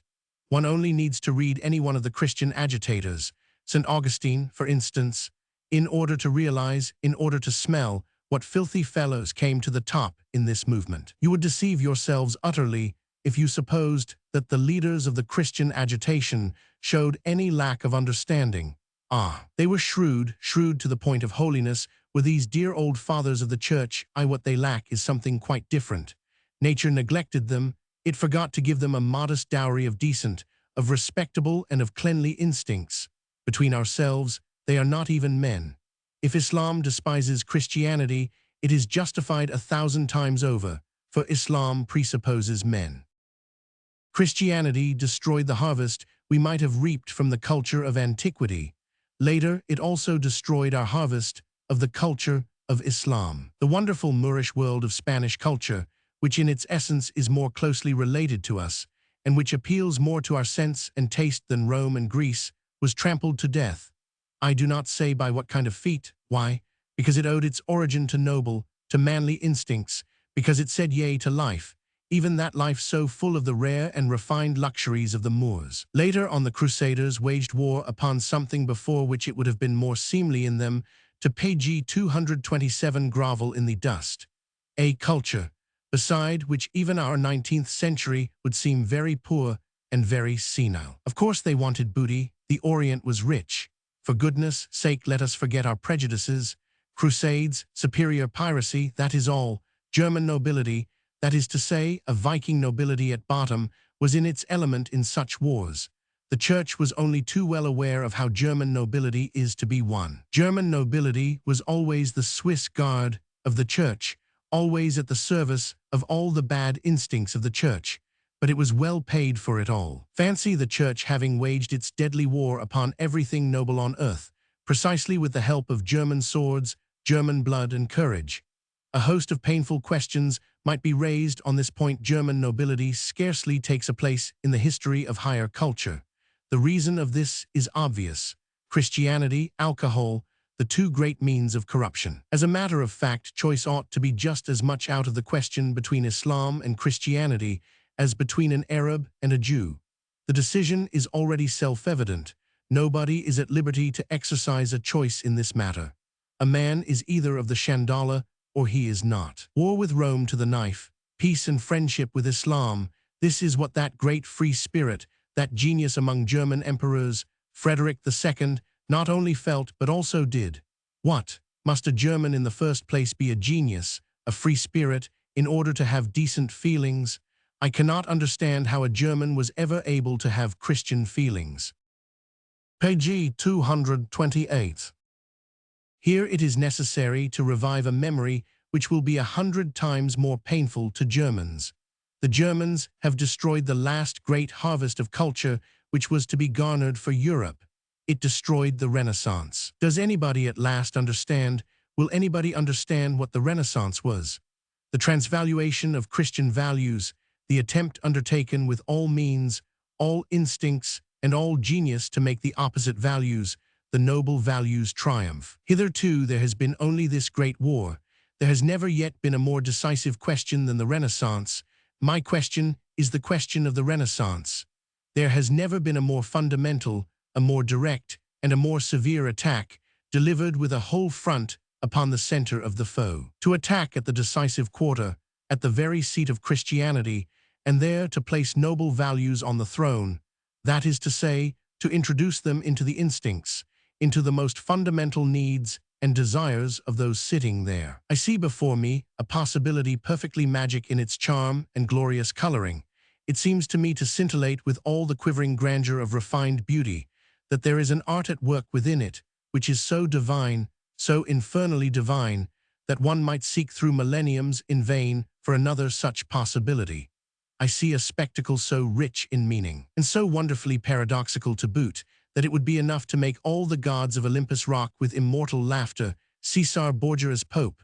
Do you understand me? PG 229. Very well then, this would have been the triumph which I alone am longing for today. This would have swept Christianity away. What happened? A German monk, Luther, came to Rome. This monk, with all the vindictive instincts of an abortive priest in his body, foamed with rage over the Renaissance in Rome. Instead of, with the profoundest gratitude, understanding the vast miracle that had taken place, the overcoming of Christianity at its headquarters, the fire of his hate, knew only how to draw fresh fuel from this spectacle.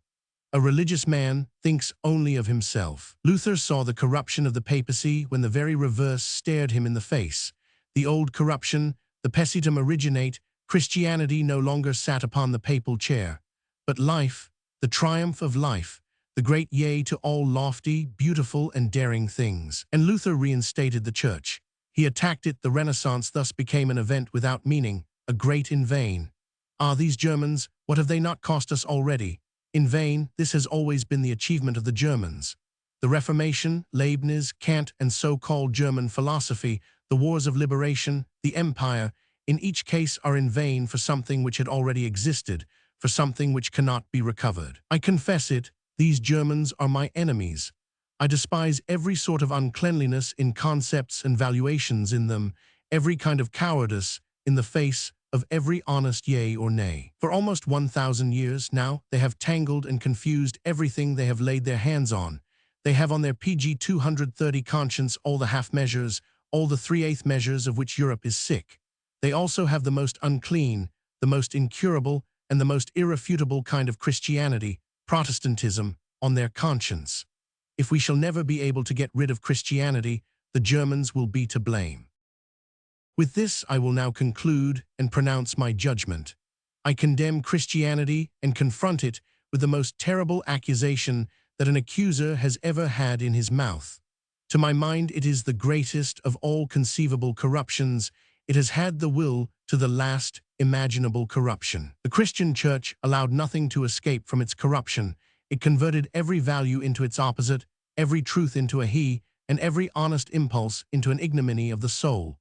Let anyone dare to speak to me of its humanitarian blessings. To abolish any sort of distress was opposed to its profoundest interests. Its very existence depended on states of distress. It created states of distress in order to make itself immortal. The cancer germ of sin, for instance. The Church was the first to enrich mankind with this misery. The equality of souls before God, this falsehood, this pretext for the rancunes of all the base-minded, this anarchist bomb of a concept, which has ultimately become the revolution, the modern idea, the principle of decay of the whole of social order.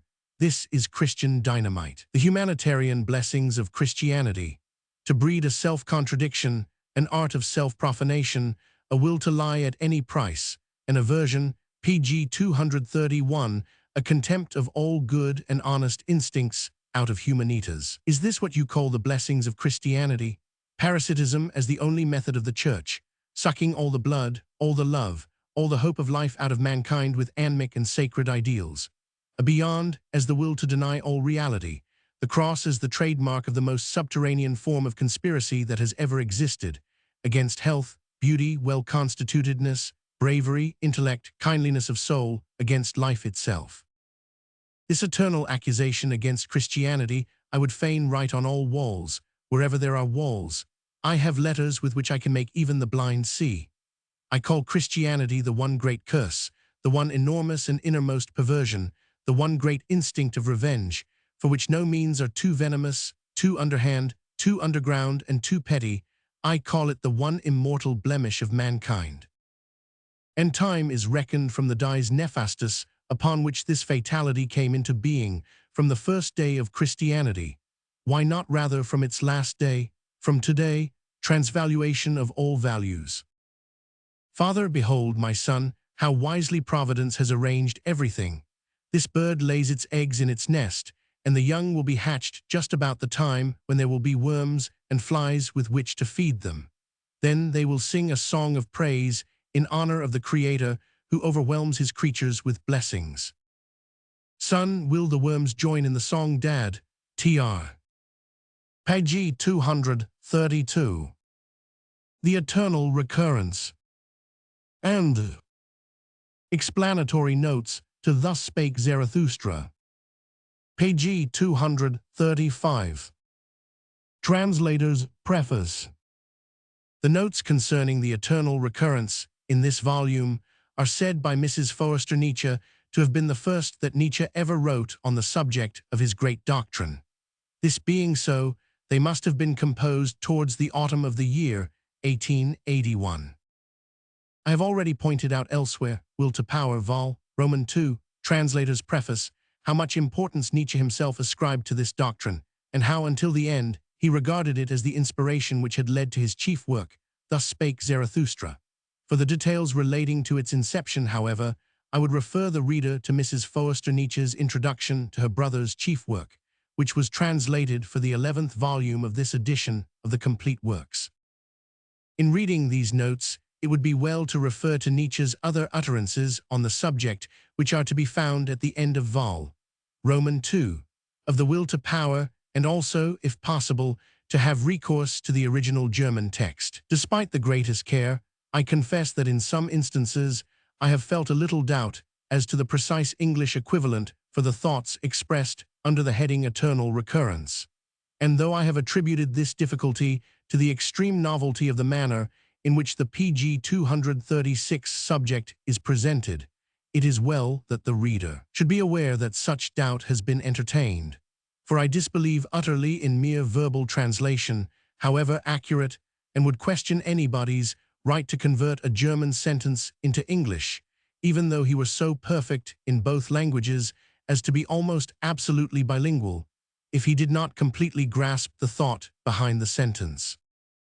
The writing of the collected explanatory notes to Thus Spake Zarathustra cannot be given any exact date. Some of them consist of comments written down by Nietzsche after the completion of the book, and kept as the nucleus of an actual commentary to Zarathustra, which it seems to have been his intention one day to write, while others are merely memoranda and rough sketches probably written before the completion of the work, and which served the purpose of a draft of his original plan. The reader who knows Thus Spake Zarathustra will be able to tell wherein the book ultimately differed from the plan visible in these preliminary notes. As an authoritative, though alas, all too fragmentary elucidation of a few of the more obscure passages of Zarathustra, some of these notes are of the greatest value, and in paragraph 73, for instance, there is an interpretation of the fourth and last part, which I myself would have welcomed with great enthusiasm at the time when I was having my first struggles with the spirit of this great German sage's life work. Anthony M. Ludovici, page 237. Eternal recurrence. The doctrine expounded and substantiated. The extent of universal energy is limited. It is not infinite. We should beware of such excesses in our concepts. Consequently, the number of states, changes, combinations, and evolutions of this energy, although it may be enormous and practically incalculable, is at any rate definite and not unlimited. The time, however, in which this universal energy works its changes is infinite. That is to say, energy remains eternally the same and is eternally active. At this moment, an infinity has already elapsed. That is to say, every possible evolution must already have taken place. Consequently, the present process of evolution must be a repetition, as was also the one before it, as will also be the one which will follow, and so on forwards and backwards. Inasmuch as the entire state of all forces continually returns, everything has existed an infinite number of times. Whether, apart from this, anything exactly like something that formerly existed has ever appeared, is completely beyond proof. It would seem that each complete state of energy forms all qualities afresh even to the smallest degree, so that two different complete states could have nothing in common. pg 238. Is it to be supposed that in one and the same complete states, two precisely similar things could appear, for instance, two leaves? I doubt it. It would take for granted that they had both had an absolutely similar origin, and in that case, we should have to assume that right back in infinity two similar things had also existed despite all the changes in the complete states and their creation of new qualities, an impossible assumption. Formerly, it was thought that unlimited energy was a necessary corollary to unlimited activity in time, and that this energy could be exhausted by no form of consumption. Now it is thought that energy remains constant and does not require to be infinite. It is eternally active, but it is no longer able eternally to create new forms. It must repeat itself. That is my conclusion. An incalculable number of complete states of energy have existed, but these have not been infinitely different, For if they had been, unlimited energy would have been necessary. The energy of the universe can only have a given number of possible qualities. The endless evolution of new forms is a contradiction, for it would imply eternally increasing energy. But whence would it grow? Whence would it derive its nourishment and its surplus of nourishment? Pg 239, the assumption that the universe is an organism contradicts the very essence of the organic. In what principle and belief is that decisive turning point in philosophical thought best expressed, which has come into being thanks to the preponderance of the scientific spirit over the religious and God-creating one? We insist upon the fact that the world as a sum of energy must not be regarded as unlimited. We forbid ourselves the concept infinite energy because it seems incompatible with the concept energy. An unlimited number of new changes and states on the part of limited energy is a contradiction, however extensive one may imagine it to be, and however economical the changes may be, provided it is infinite. Therefore forced to conclude, 1. Either that the universe began its activity at a given moment of time and will end in a similar fashion, but the beginning of activity is absurd. If a state of equilibrium had been reached, it would have persisted to all eternity. 2. Or there is no such thing as an endless number of changes, but a circle consisting of a definite number of them which continually recurs. Activity is eternal, the number of the products and states of energy is limited. If all the possible combinations and relations of forces had not already been exhausted, then an infinity would not yet lie behind us. Now since Pg 240 infinite time must be assumed, no fresh possibility can exist, and everything must have appeared already, and moreover an infinite number of times. The present world of forces leads back to a state of greatest simplicity in these forces. It likewise leads forwards to such a state. Cannot and must not both states be identical? No incalculable number of states can evolve out of a system of limited forces, that is to say, out of a given quantity of energy which may be precisely measured. Only when we falsely assume that space is unlimited, and that therefore energy gradually becomes dissipated, can the final state be an unproductive and lifeless one. First principles, the last physical state of energy which we can imagine must necessarily be the first also. The absorption of energy in latent energy must be the cause of the production of the most vital energy. For a highly positive state must follow a negative state. Space, like matter, is a subjective form, time is not. The notion of space first arose from the assumption that space could be empty, but there is no such thing as empty space. Everything is energy. We cannot think of that which moves and that which is moved together, but both these things constitute matter and space. We isolate. Concerning the resurrection of the world, out Pg 240 one of two negatives, when they are forces, a positive arises. Darkness comes of light opposed to light, cold arises from warmth opposed to warmth, and C. An uncertain state of equilibrium occurs just as seldom in nature as two absolutely equal triangles. Consequently, anything like a static state of energy in general is impossible. If stability were possible, it would already have been reached. Either complete equilibrium must in itself be an impossibility, or the changes of energy introduce themselves in the circular process before that equilibrium, which is in itself possible, has appeared. But it would be madness to ascribe a feeling of self-preservation to existence, and the same applies to the conception of a contest of pain and pleasure among atoms. Physics supposes that energy may be divided up, but every one of its possibilities must first be adjusted to reality. There can therefore be no question of dividing energy into equal parts. In every one of its states, it manifests a certain quality, and qualities cannot be subdivided. Hence, a state of equilibrium in energy is impossible. If energy had ever reached a stage of equilibrium, that stage would have persisted. It has therefore Pg 242 never reached such a stage. The present condition of things contradicts this assumption. If we assume that there has ever been a state absolutely like the present one, this assumption is in no wise refuted by the present state.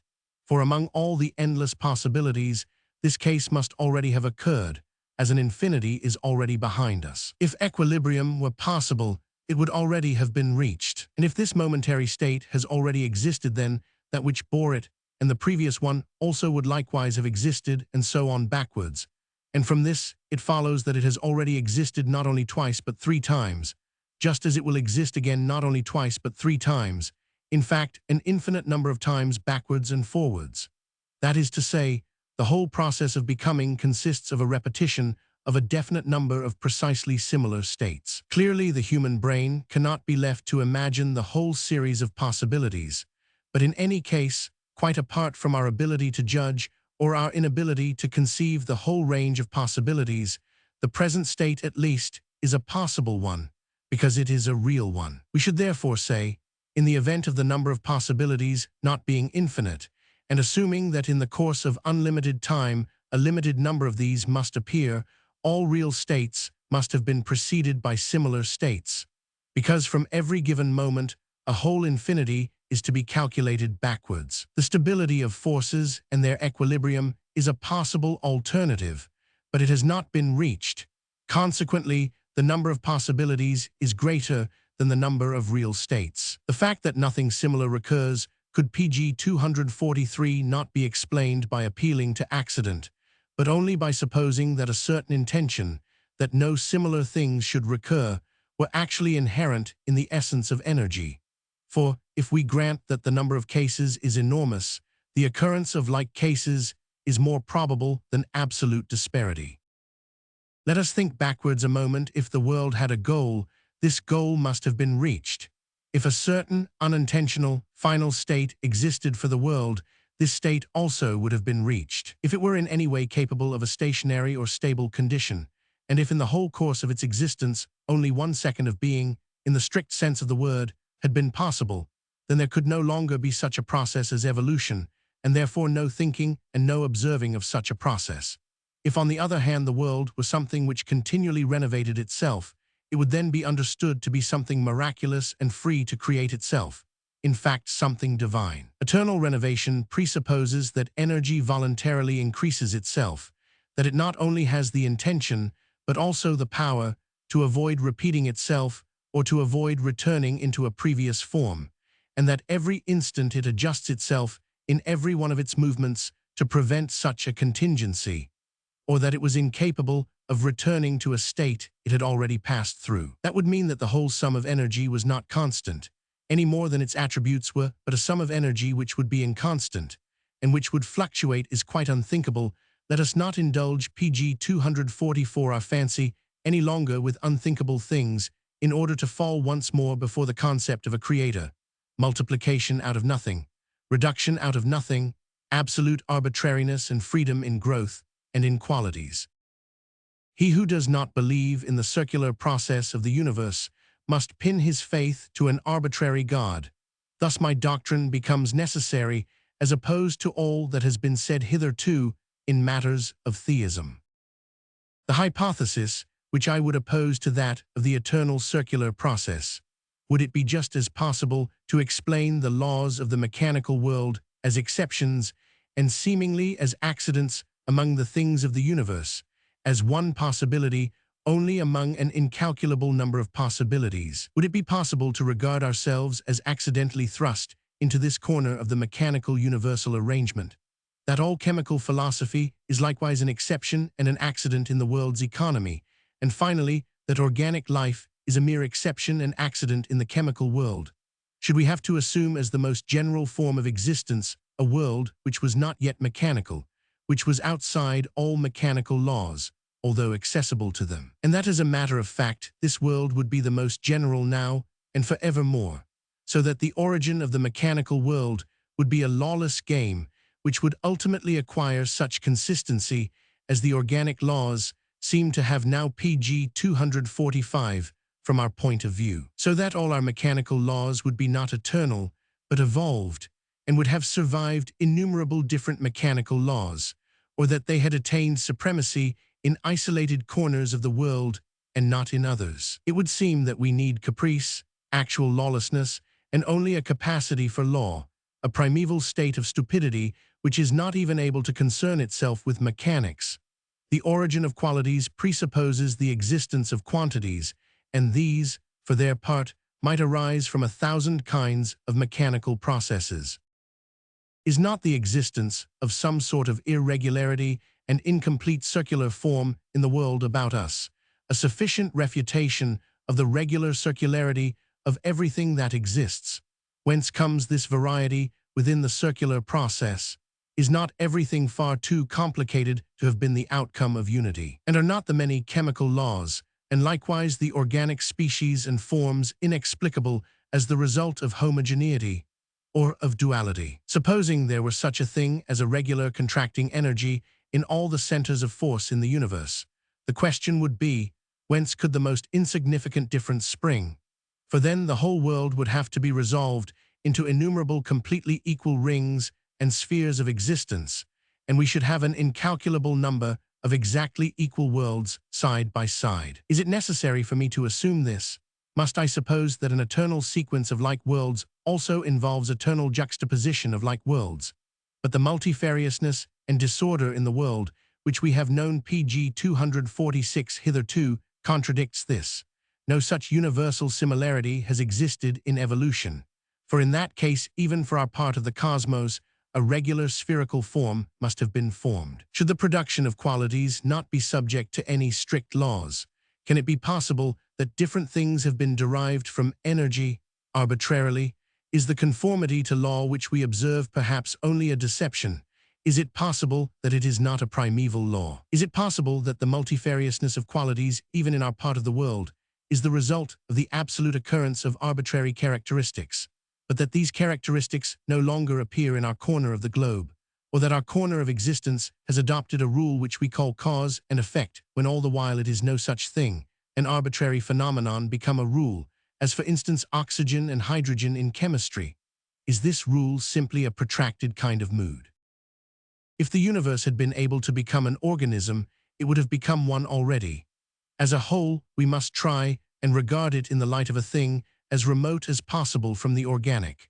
I believe that even our chemical affinity and coherence may be perhaps recently evolved, and that these appearances only occur in certain corners of the universe at certain epochs. Let us believe in absolute necessity in the universe, but let us guard against postulating any sort of law, even if it be a primitive and mechanical one of our own experience, as ruling over the whole and constituting one of its eternal pg 247 characteristics. All chemical qualities might have been evolved and might disappear and return. Innumerable characteristics might have been developed which for us, from our limited point of view in time and space, defy observation. The transformation of a chemical quality may perhaps now be taking place, but so slowly that it escapes our most delicate calculations.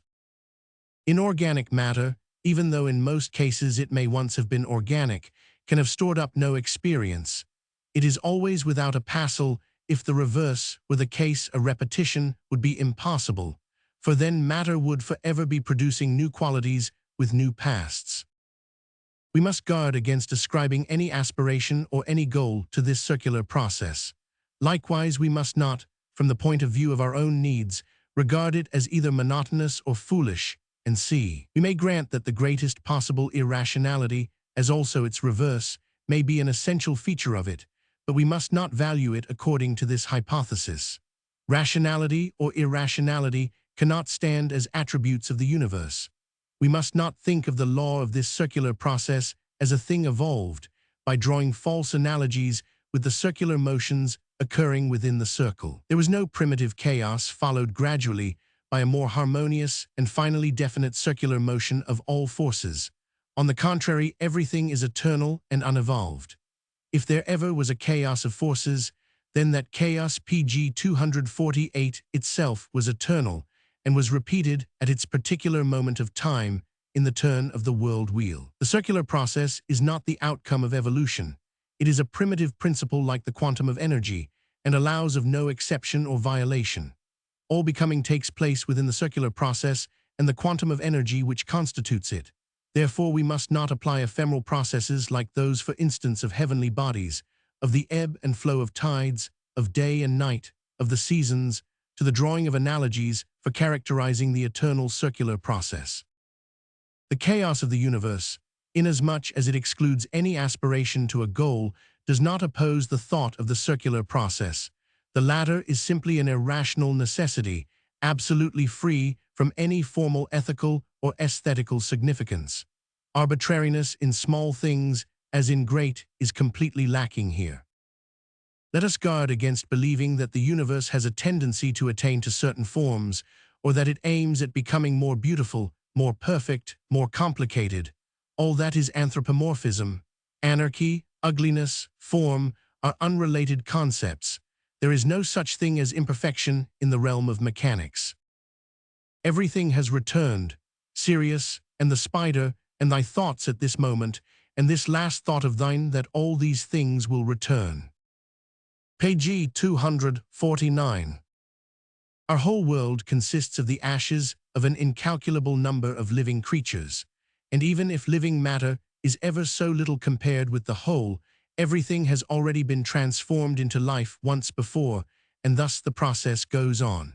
If we grant eternal time, we must assume the eternal change of matter. Whoever thou mayest be, beloved stranger, whom I meet here for the first time, avail thyself of this happy hour and of the stillness around us, and above us, and let me tell thee something of the thought which has suddenly risen before me like a star which would fain shed down its rays upon thee and everyone, as befits the nature of light. The world of energy suffers no diminution. Otherwise, with eternal time, it would have grown weak and finally have perished altogether. The world of energy suffers no stationary state. Otherwise, this would already have been reached, and the clock of the universe would be at a standstill. The world of energy does not therefore reach a state of equilibrium, for no instant in its career has it had rest. Its energy and its movement have been the same for all time. Whatever state this world could have reached must ere now have been attained, and not only once, but an incalculable number of times. This applies to this very moment. It has already been here once before, and several times, and will recur page 250 in the same way, with all forces distributed as they are today. And the same holds good of the moment of time which bore the present and of that which shall be the child of the present. Fellow man, your whole life, like a sandglass, will always be reversed and will ever run out again.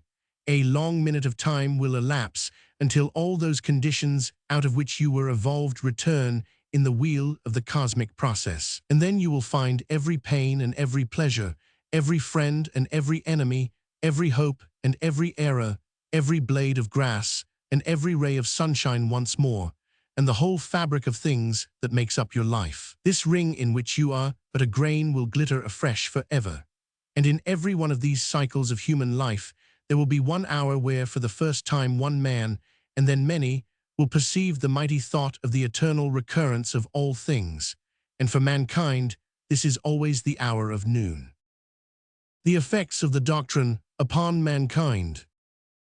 How can we give weight to our inner life without making it evil and fanatical towards people who think otherwise? Religious belief is declining, and man is beginning to regard himself as ephemeral and unessential, a point of view which is making him weak. He does not exercise so much effort in striving or enduring. What he wants is momentary enjoyment. He would make things light for himself, and a good deal of his spirit gets squandered in this endeavor. Page 251. The political mania at which I smile just as merrily as my contemporaries smile at the religious mania of former times is above all materialism, a belief in the world, and in the repudiation of a beyond, of a backworld. The object of those who believe in the latter is the well-being of the ephemeral individual. That is why socialism is its fruit, for with socialism, ephemeral individuals wish to secure their happiness by means of socialization. They have no reason to wait, as those men had who believed in eternal souls, in eternal development and eternal amelioration. My doctrine is, live so that thou mayest desire to live again. That is thy duty, for in any case thou wilt live again. He unto whom striving is the greatest happiness, let him strive. He unto whom peace is the greatest happiness, let him rest. He unto whom subordination, following obedience, is the greatest happiness, let him obey. All that is necessary is that he should know what it is that gives him the highest happiness, and to fight shy of no means. Eternity is at stake. But if everything is necessary, What control have I over my actions? Thought and faith are a form of ballast which burden thee in addition to other burdens thou mayest have, and which are even more weighty than the latter. Sayest thou that nutrition, the land of thy birth, air, and society, change thee and determine thee? Well, thy opinions do this to a much greater degree, for they even prescribe pg 252 thy nourishment, thy land of adoption, thy atmosphere, and thy society for thee. If thou ever assimilatest the thought of thoughts, it will also alter thee. The question which thou wilt have to answer before every deed that thou doest, is this such a deed as I am prepared to perform an incalculable number of times, is the best ballast.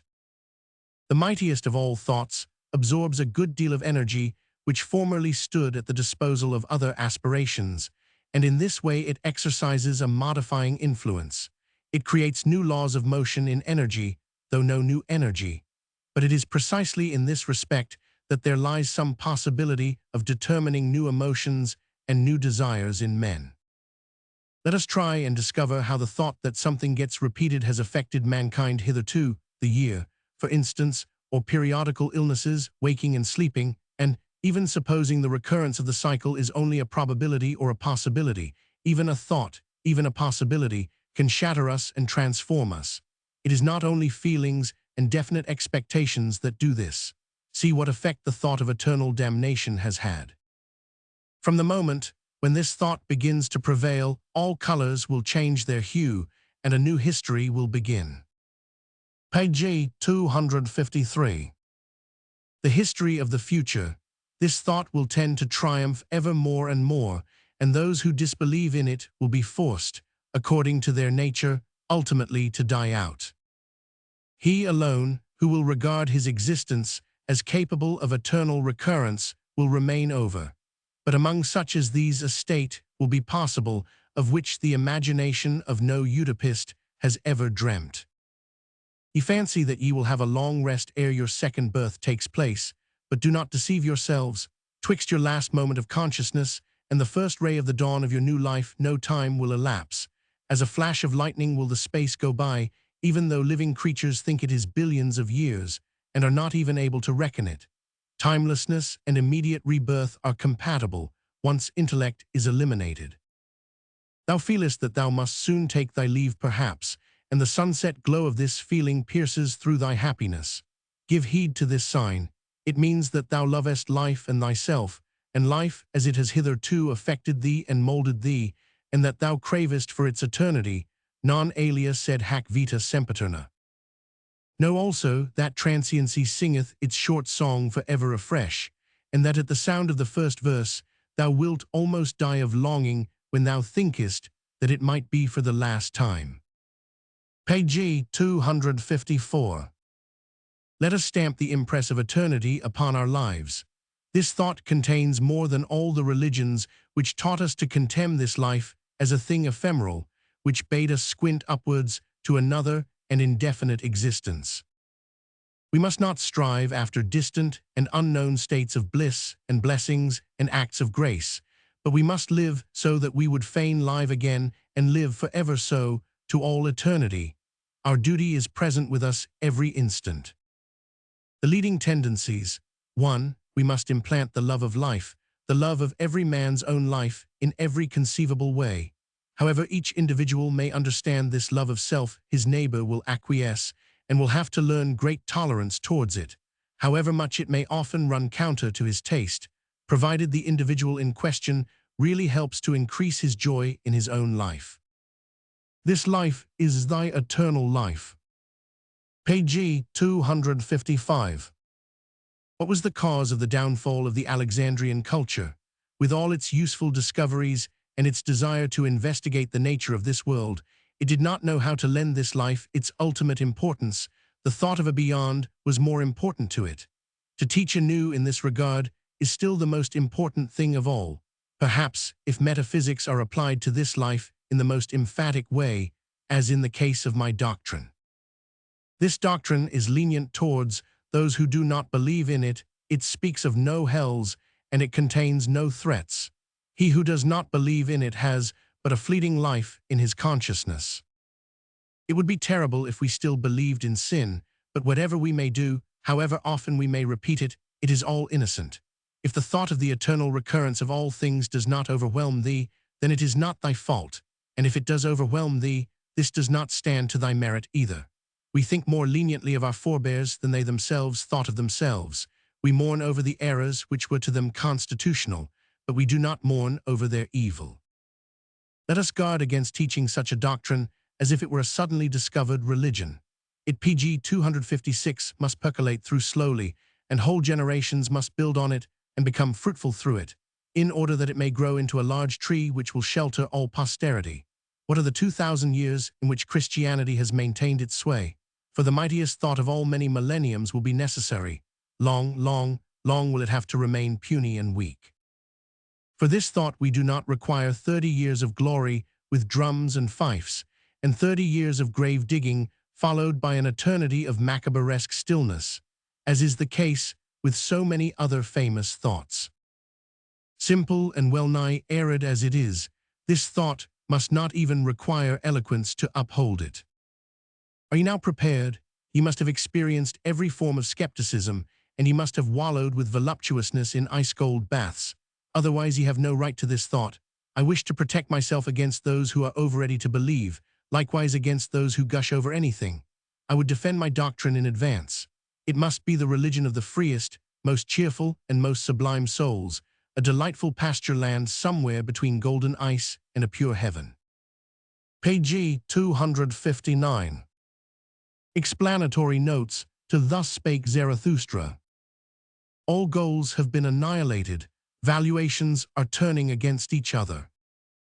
People call him good who hearkens to the dictates of his own heart, but they also call him good who merely does his duty. People call the mild and conciliating man good, but they also call him good who is brave, inflexible, and severe. People call him good who does not do violence to himself, but they also call the heroes of self-mastery good. People call the absolute friend of truth good, but they also call him good who is pious and a transfigurer of things. People call him good who can obey his own voice, but they also call the devout man good. People call the noble and the haughty man good, but also him who does not despise and who does not assume condescending airs. People call him good who is kind-hearted and who steps out of the way of broils, but he who thirsts for fight and triumph is also called good. People call him good who always wishes to be first, but they also call him good who does not wish to be ahead of anybody in anything. Page 260. We possess a powerful store of moral feelings, but we have no goal for them all. They mutually contradict each other. They have their origin in different tables of values. There is a wonderful amount of moral power, but there is no longer any goal towards which all this power can be directed. All goals have been annihilated. Mankind must give themselves a fresh goal. It is an error to suppose that they had won. They gave themselves all the goals they ever had, but the prerequisites of all previous goals have been annihilated. Science traces the course of things, but points to no goal. What it does give consists of the fundamental facts upon which the new goal must be based. The profound sterility of the 19th century. I have not encountered a single man who really had a new ideal to bring forward. The character of German music kept me hoping longest, but in vain. A stronger type in which all our powers are synthetically correlated, this constitutes my faith. Apparently everything is decadence. We should so direct this movement of decline that it may provide the strongest with a new form of existence. The dissolution of morality, in its practical consequences, leads to the atomistic individual, and pg 261 further to the subdivision of the individual into a quantity of parts, absolute liquefaction. That is why a goal is now more than ever necessary, and love, but a new love.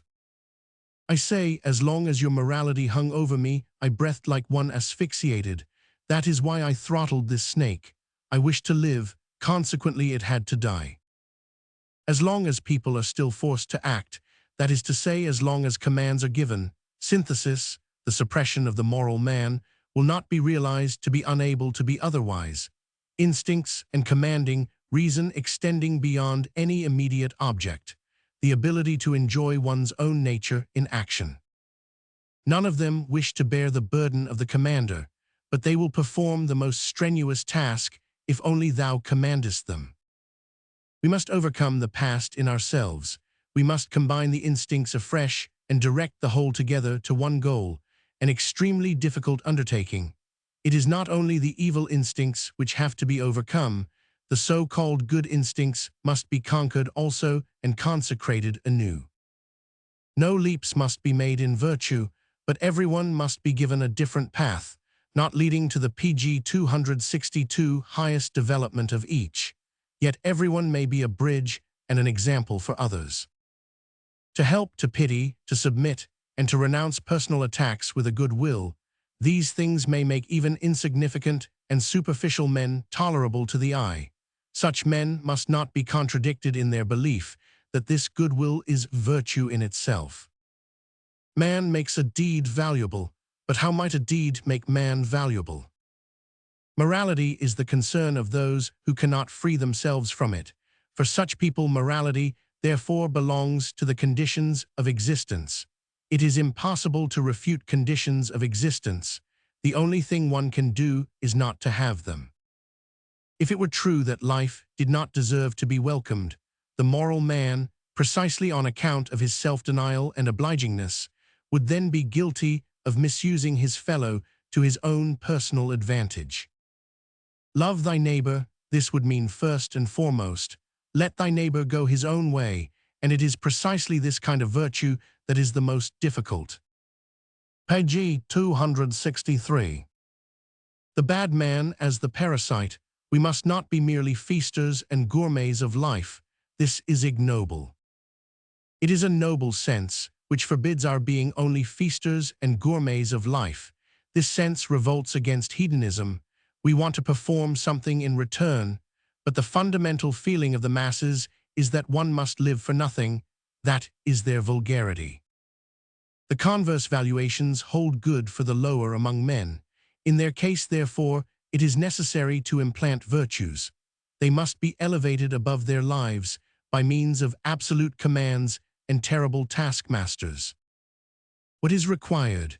The new law must be made practicable, and out of its fulfillment, the overcoming of this law and higher law must evolve. Zarathustra defines the attitude towards law, inasmuch as he suppresses the law of laws, which is morality. Laws as the backbone, they must be worked at and created by being fulfilled. The slavish attitude which has reigned hitherto towards law. The self-overcoming of Zarathustra as the prototype of mankind's self-overcoming for the benefit of Superman. To this end, the overcoming of morality is necessary.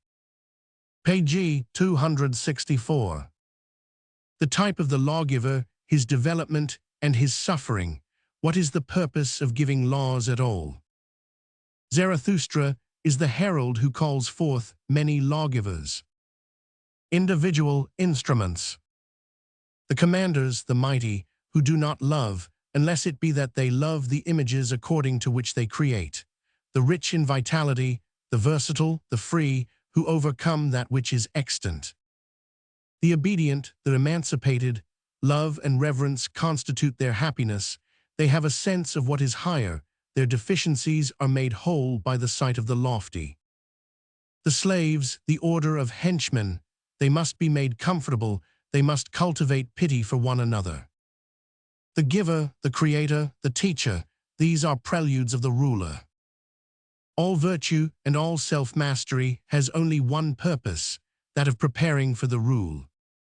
Every sacrifice that the ruler makes is rewarded 100-fold. How much does not the warrior, the prince, the PG 265 man who is responsible for himself, sacrifice? This should be highly honored. The terrible task of the ruler who educates himself, the kind of man and people over which he will rule, must be forecast in him. It is in himself, therefore, that he must first have become a ruler. The great educator, like nature, must elevate obstacles in order that these may be overcome. The new teachers, as preparatory stages for the highest architect, they must impose their type on things. Institutions may be regarded as the after effects of great individuals and the means of giving great individuals root and soil until the fruit ultimately appears. As a matter of fact, mankind is continually trying to be able to dispense with great individuals by means of corporations, and see, but they are utterly dependent upon such great individuals for their ideal. The humanistic and social ideals lead men backwards. It may be that they aim at a very useful working class. They are creating the ideal slave PG 266 of the future, the lower caste, which must on no account be lacking. Equal rights for all. This is the most extraordinary form of injustice, for with it the highest men do not get their due.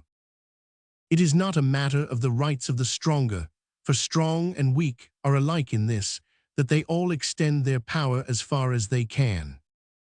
A new form of estimating man, above all the question. How much power has he got? How manifold are his instincts? How great is his capacity for communication and assimilation? The ruler as the highest type. Zarathustra rejoices that the war of the classes is at last over, and that now at length the time is ripe for an order of rank among individuals. His hatred of the democratic system of leveling is only a blind. As a matter of fact, he is very pleased that this has gone so far. Now he can perform his task. Hitherto his doctrines had been directed only at the ruling caste of the future. These lords of the earth must now take the place of God, and must create for themselves the profound and absolute confidence of those they rule. Their new holiness, their PG 267 renunciation of happiness and ease, must be their first principle. To the lowest, they grant the heirloom of happiness, not to themselves. They deliver the physiologically botched by teaching them the doctrine of swift death. They offer religions and philosophical systems to each according to his rank. The conflict in the heart of the ruler is the contest between the love which is in his heart for him who is most remote, and the love which he feels for his neighbor. To be a creator and to be capable of goodness are not at all things which exclude one another. They are rather one and the same thing, but the creator is farsighted and the good man nearsighted. The feeling of power, the strife of all egos to discover that thought which will remain poised above men like a star. The ego is a primum mobile. The struggle for the application of the power which mankind now represents. Zarathustra calls to the gladiators of this struggle. We must make our ideals prevail. We must strive for power in such a way as our ideal commands. The doctrine of the eternal recurrence is the turning point of history. Page 268. Suddenly the terrible chamber of truth is opened, and unconscious self-protectiveness, caution, ambush, defense keeps us from the gravest knowledge. Thus have I lived heretofore. I suppress something, but the restless babbling and rolling down of stones has rendered my instinct overpowerful. Now I am rolling my last stone.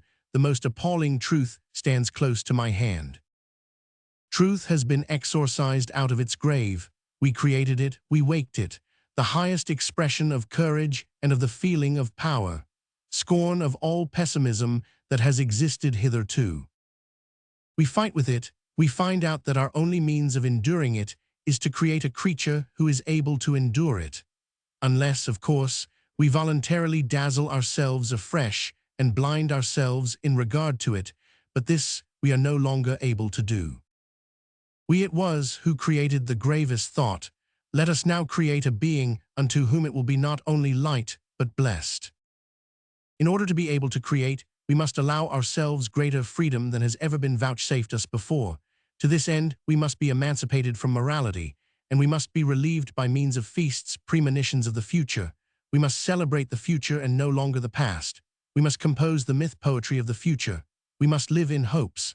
Blessed moments I and then, we must once again pull down the curtain and turn our thoughts to the next unswerving purpose. Page 269. Mankind must set its goal above itself, not in a false world, however, but in one which would be a continuation of humanity. The halfway house is always present when the will to the future arises. The greatest event stands immediately before it. Our very essence is to create a being higher than ourselves. We must create beyond ourselves. That is the instinct of procreation. That is the instinct of action and of work.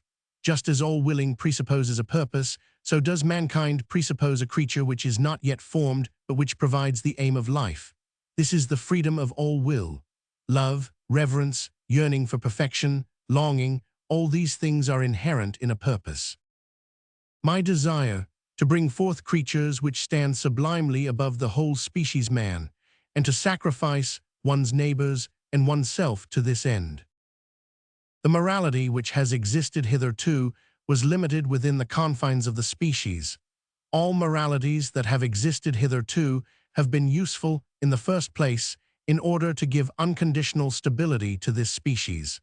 Once this has been achieved, the aim can be elevated. One movement is absolute. It is nothing more than the leveling down of mankind, great ant organizations, and c. Page 270.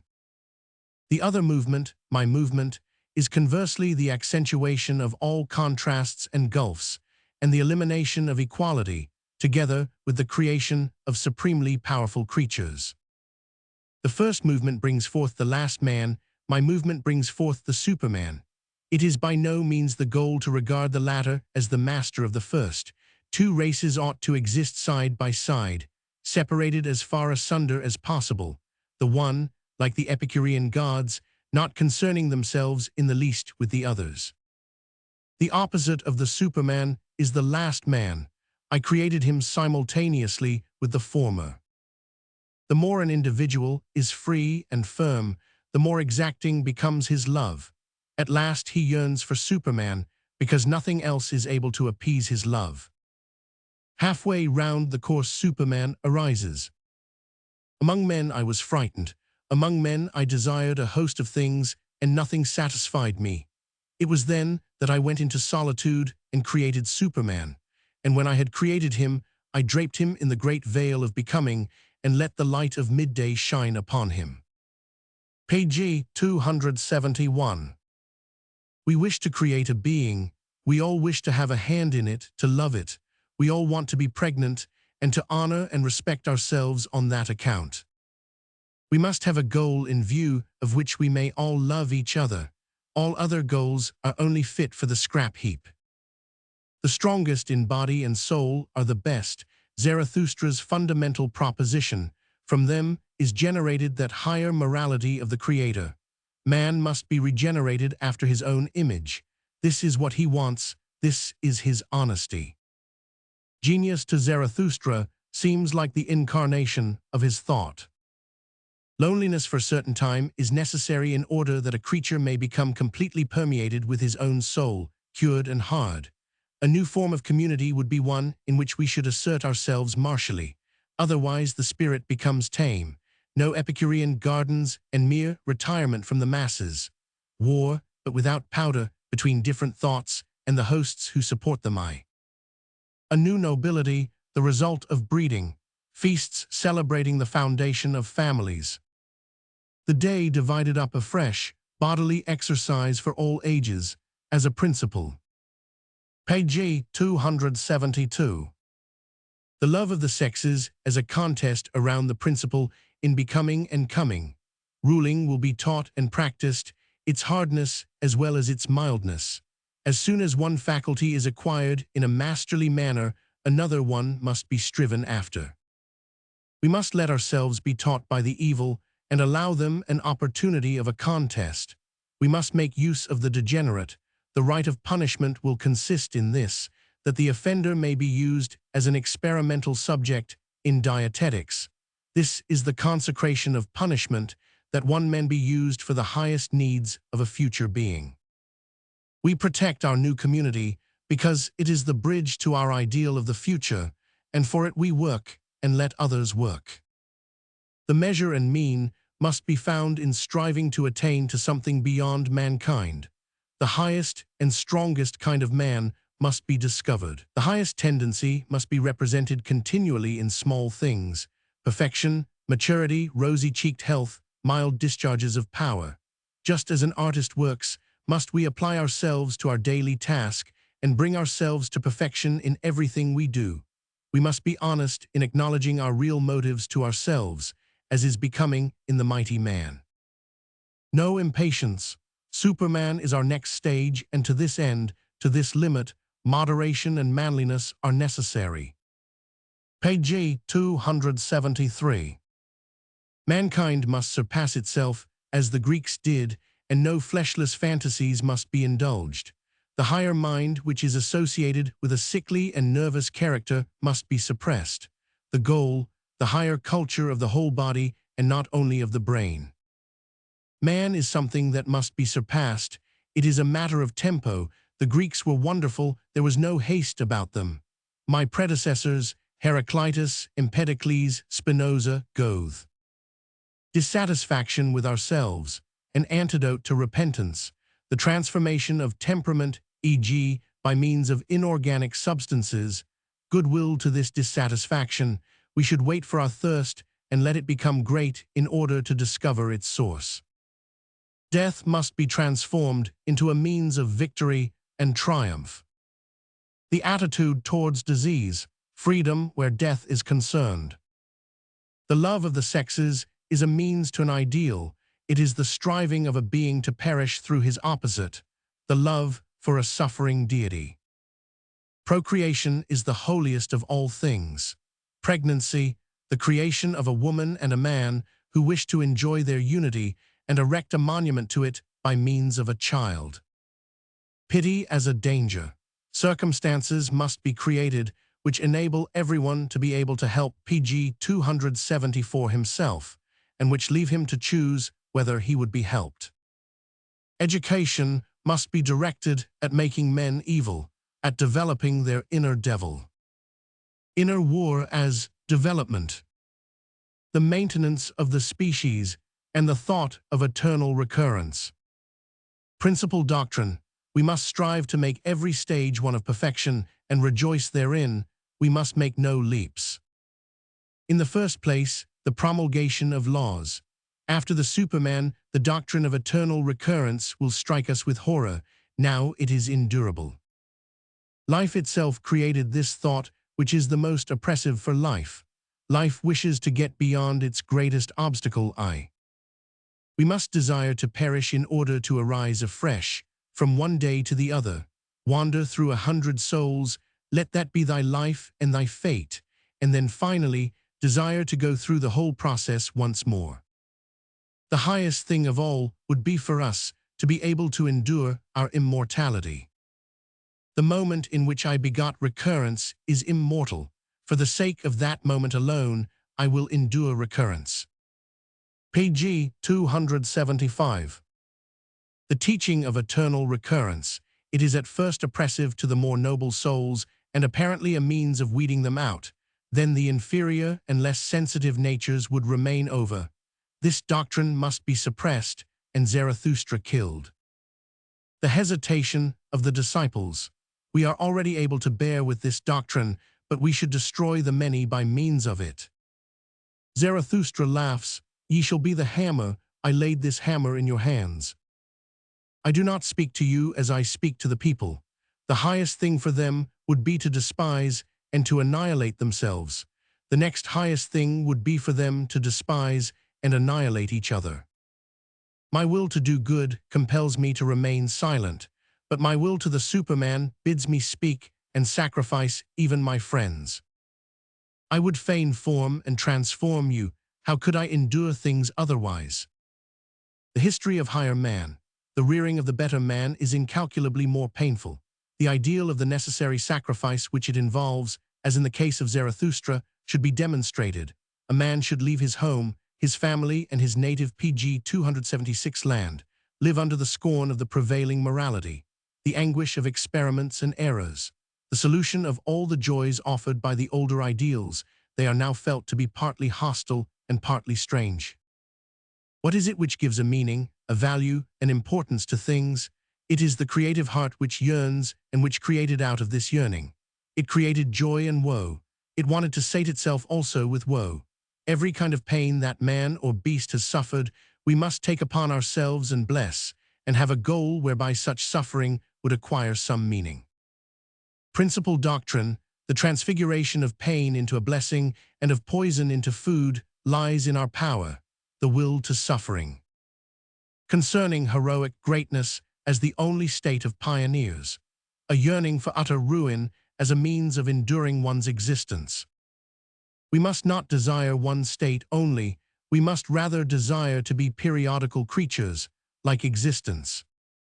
Absolute indifference to other people's opinions, because we know their weights and measures, but their opinions of themselves should be the subject of pity.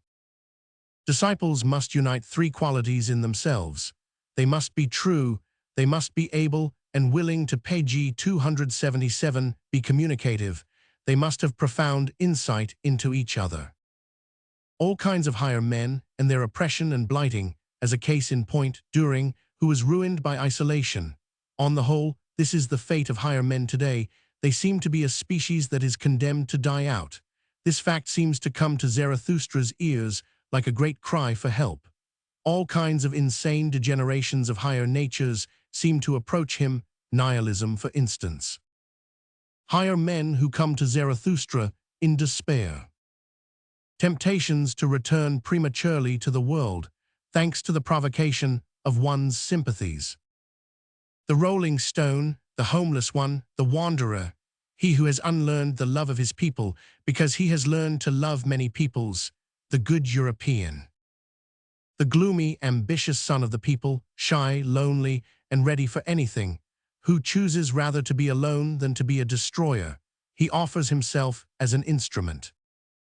The ugliest man, who is obliged to adorn himself, historical sense, and who is always in search of a new garment. He desires to make his appearance becoming, and finally retires into solitude in order not to be seen. He is ashamed of himself. He who honors facts, the brain of a leech, the most subtle intellectual conscience, and because he has it in excess, a guilty conscience, he wants to get rid of himself. Page 278. The poet who at bottom thirsts for savage freedom, he chooses loneliness and the severity of knowledge.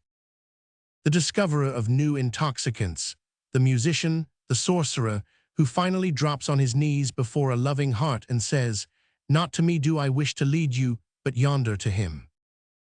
Those who are sober to excess and who have a yearning for intoxication which they do not gratify, the super-sober sides. Genius as an attack of insanity, becoming frozen through lack of love.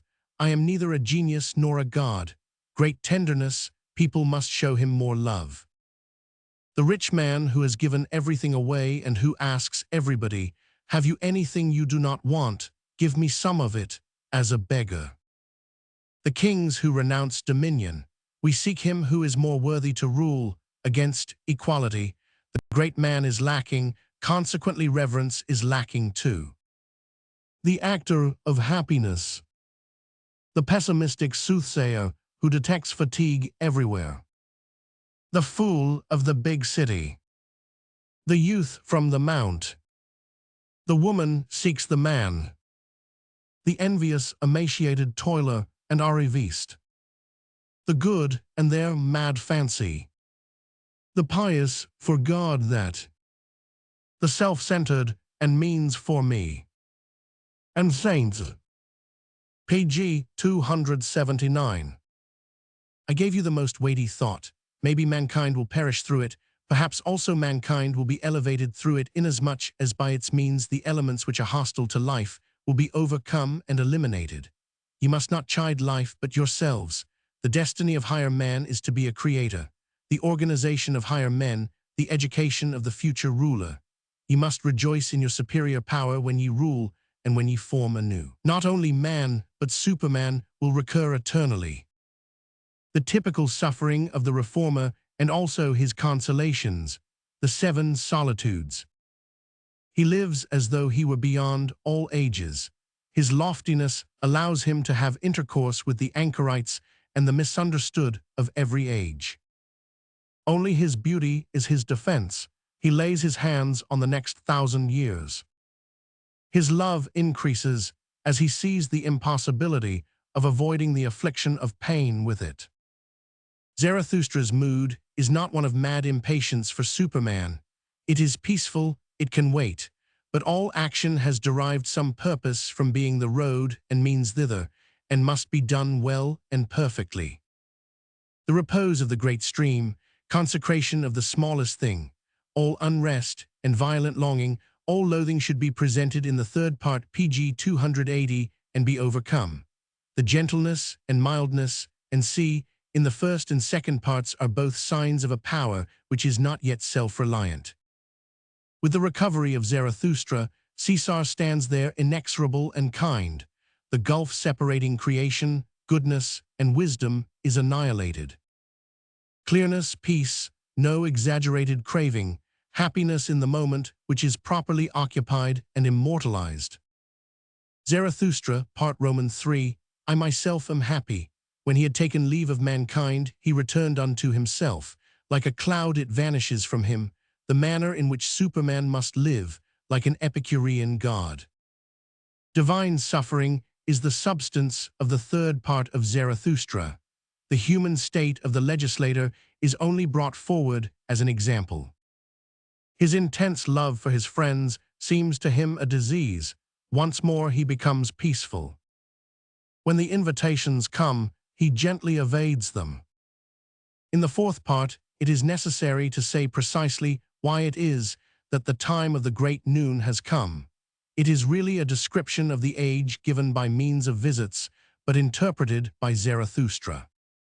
In the fourth part, it is necessary to say precisely why a chosen people has first to be created. They are the lucky cases of nature as opposed to the unlucky, exemplified by the visitors. Only to them, the lucky cases, is Zarathustra able to express himself concerning ultimate problems. Them alone pg 281 is he able to inspire with activity on behalf of this theory. They are strong, healthy, hard, and above all noble enough for him to give them the hammer with which to remold the whole world. The unity in power of the Creator, the Lover, and the Knight of Knowledge. Love alone shall judge, the creative love which forgets itself in its work. Zarathustra can only dispense happiness once the order of rank is established. Therefore, this doctrine must be taught first. The order of rank develops into a system of earthly dominion. The lords of the earth come last, a new ruling caste. Here and there arises from them a perfectly Epicurean god, a Superman, a transfigurer of existence. The superhuman's notion of the world, Dionysus. Returning from these most strange of all pursuits, Zarathustra comes back with love to the narrowest and smallest things. He blesses all his experiences and dies with a blessing on his lips. From people who merely pray, we must become people who bless.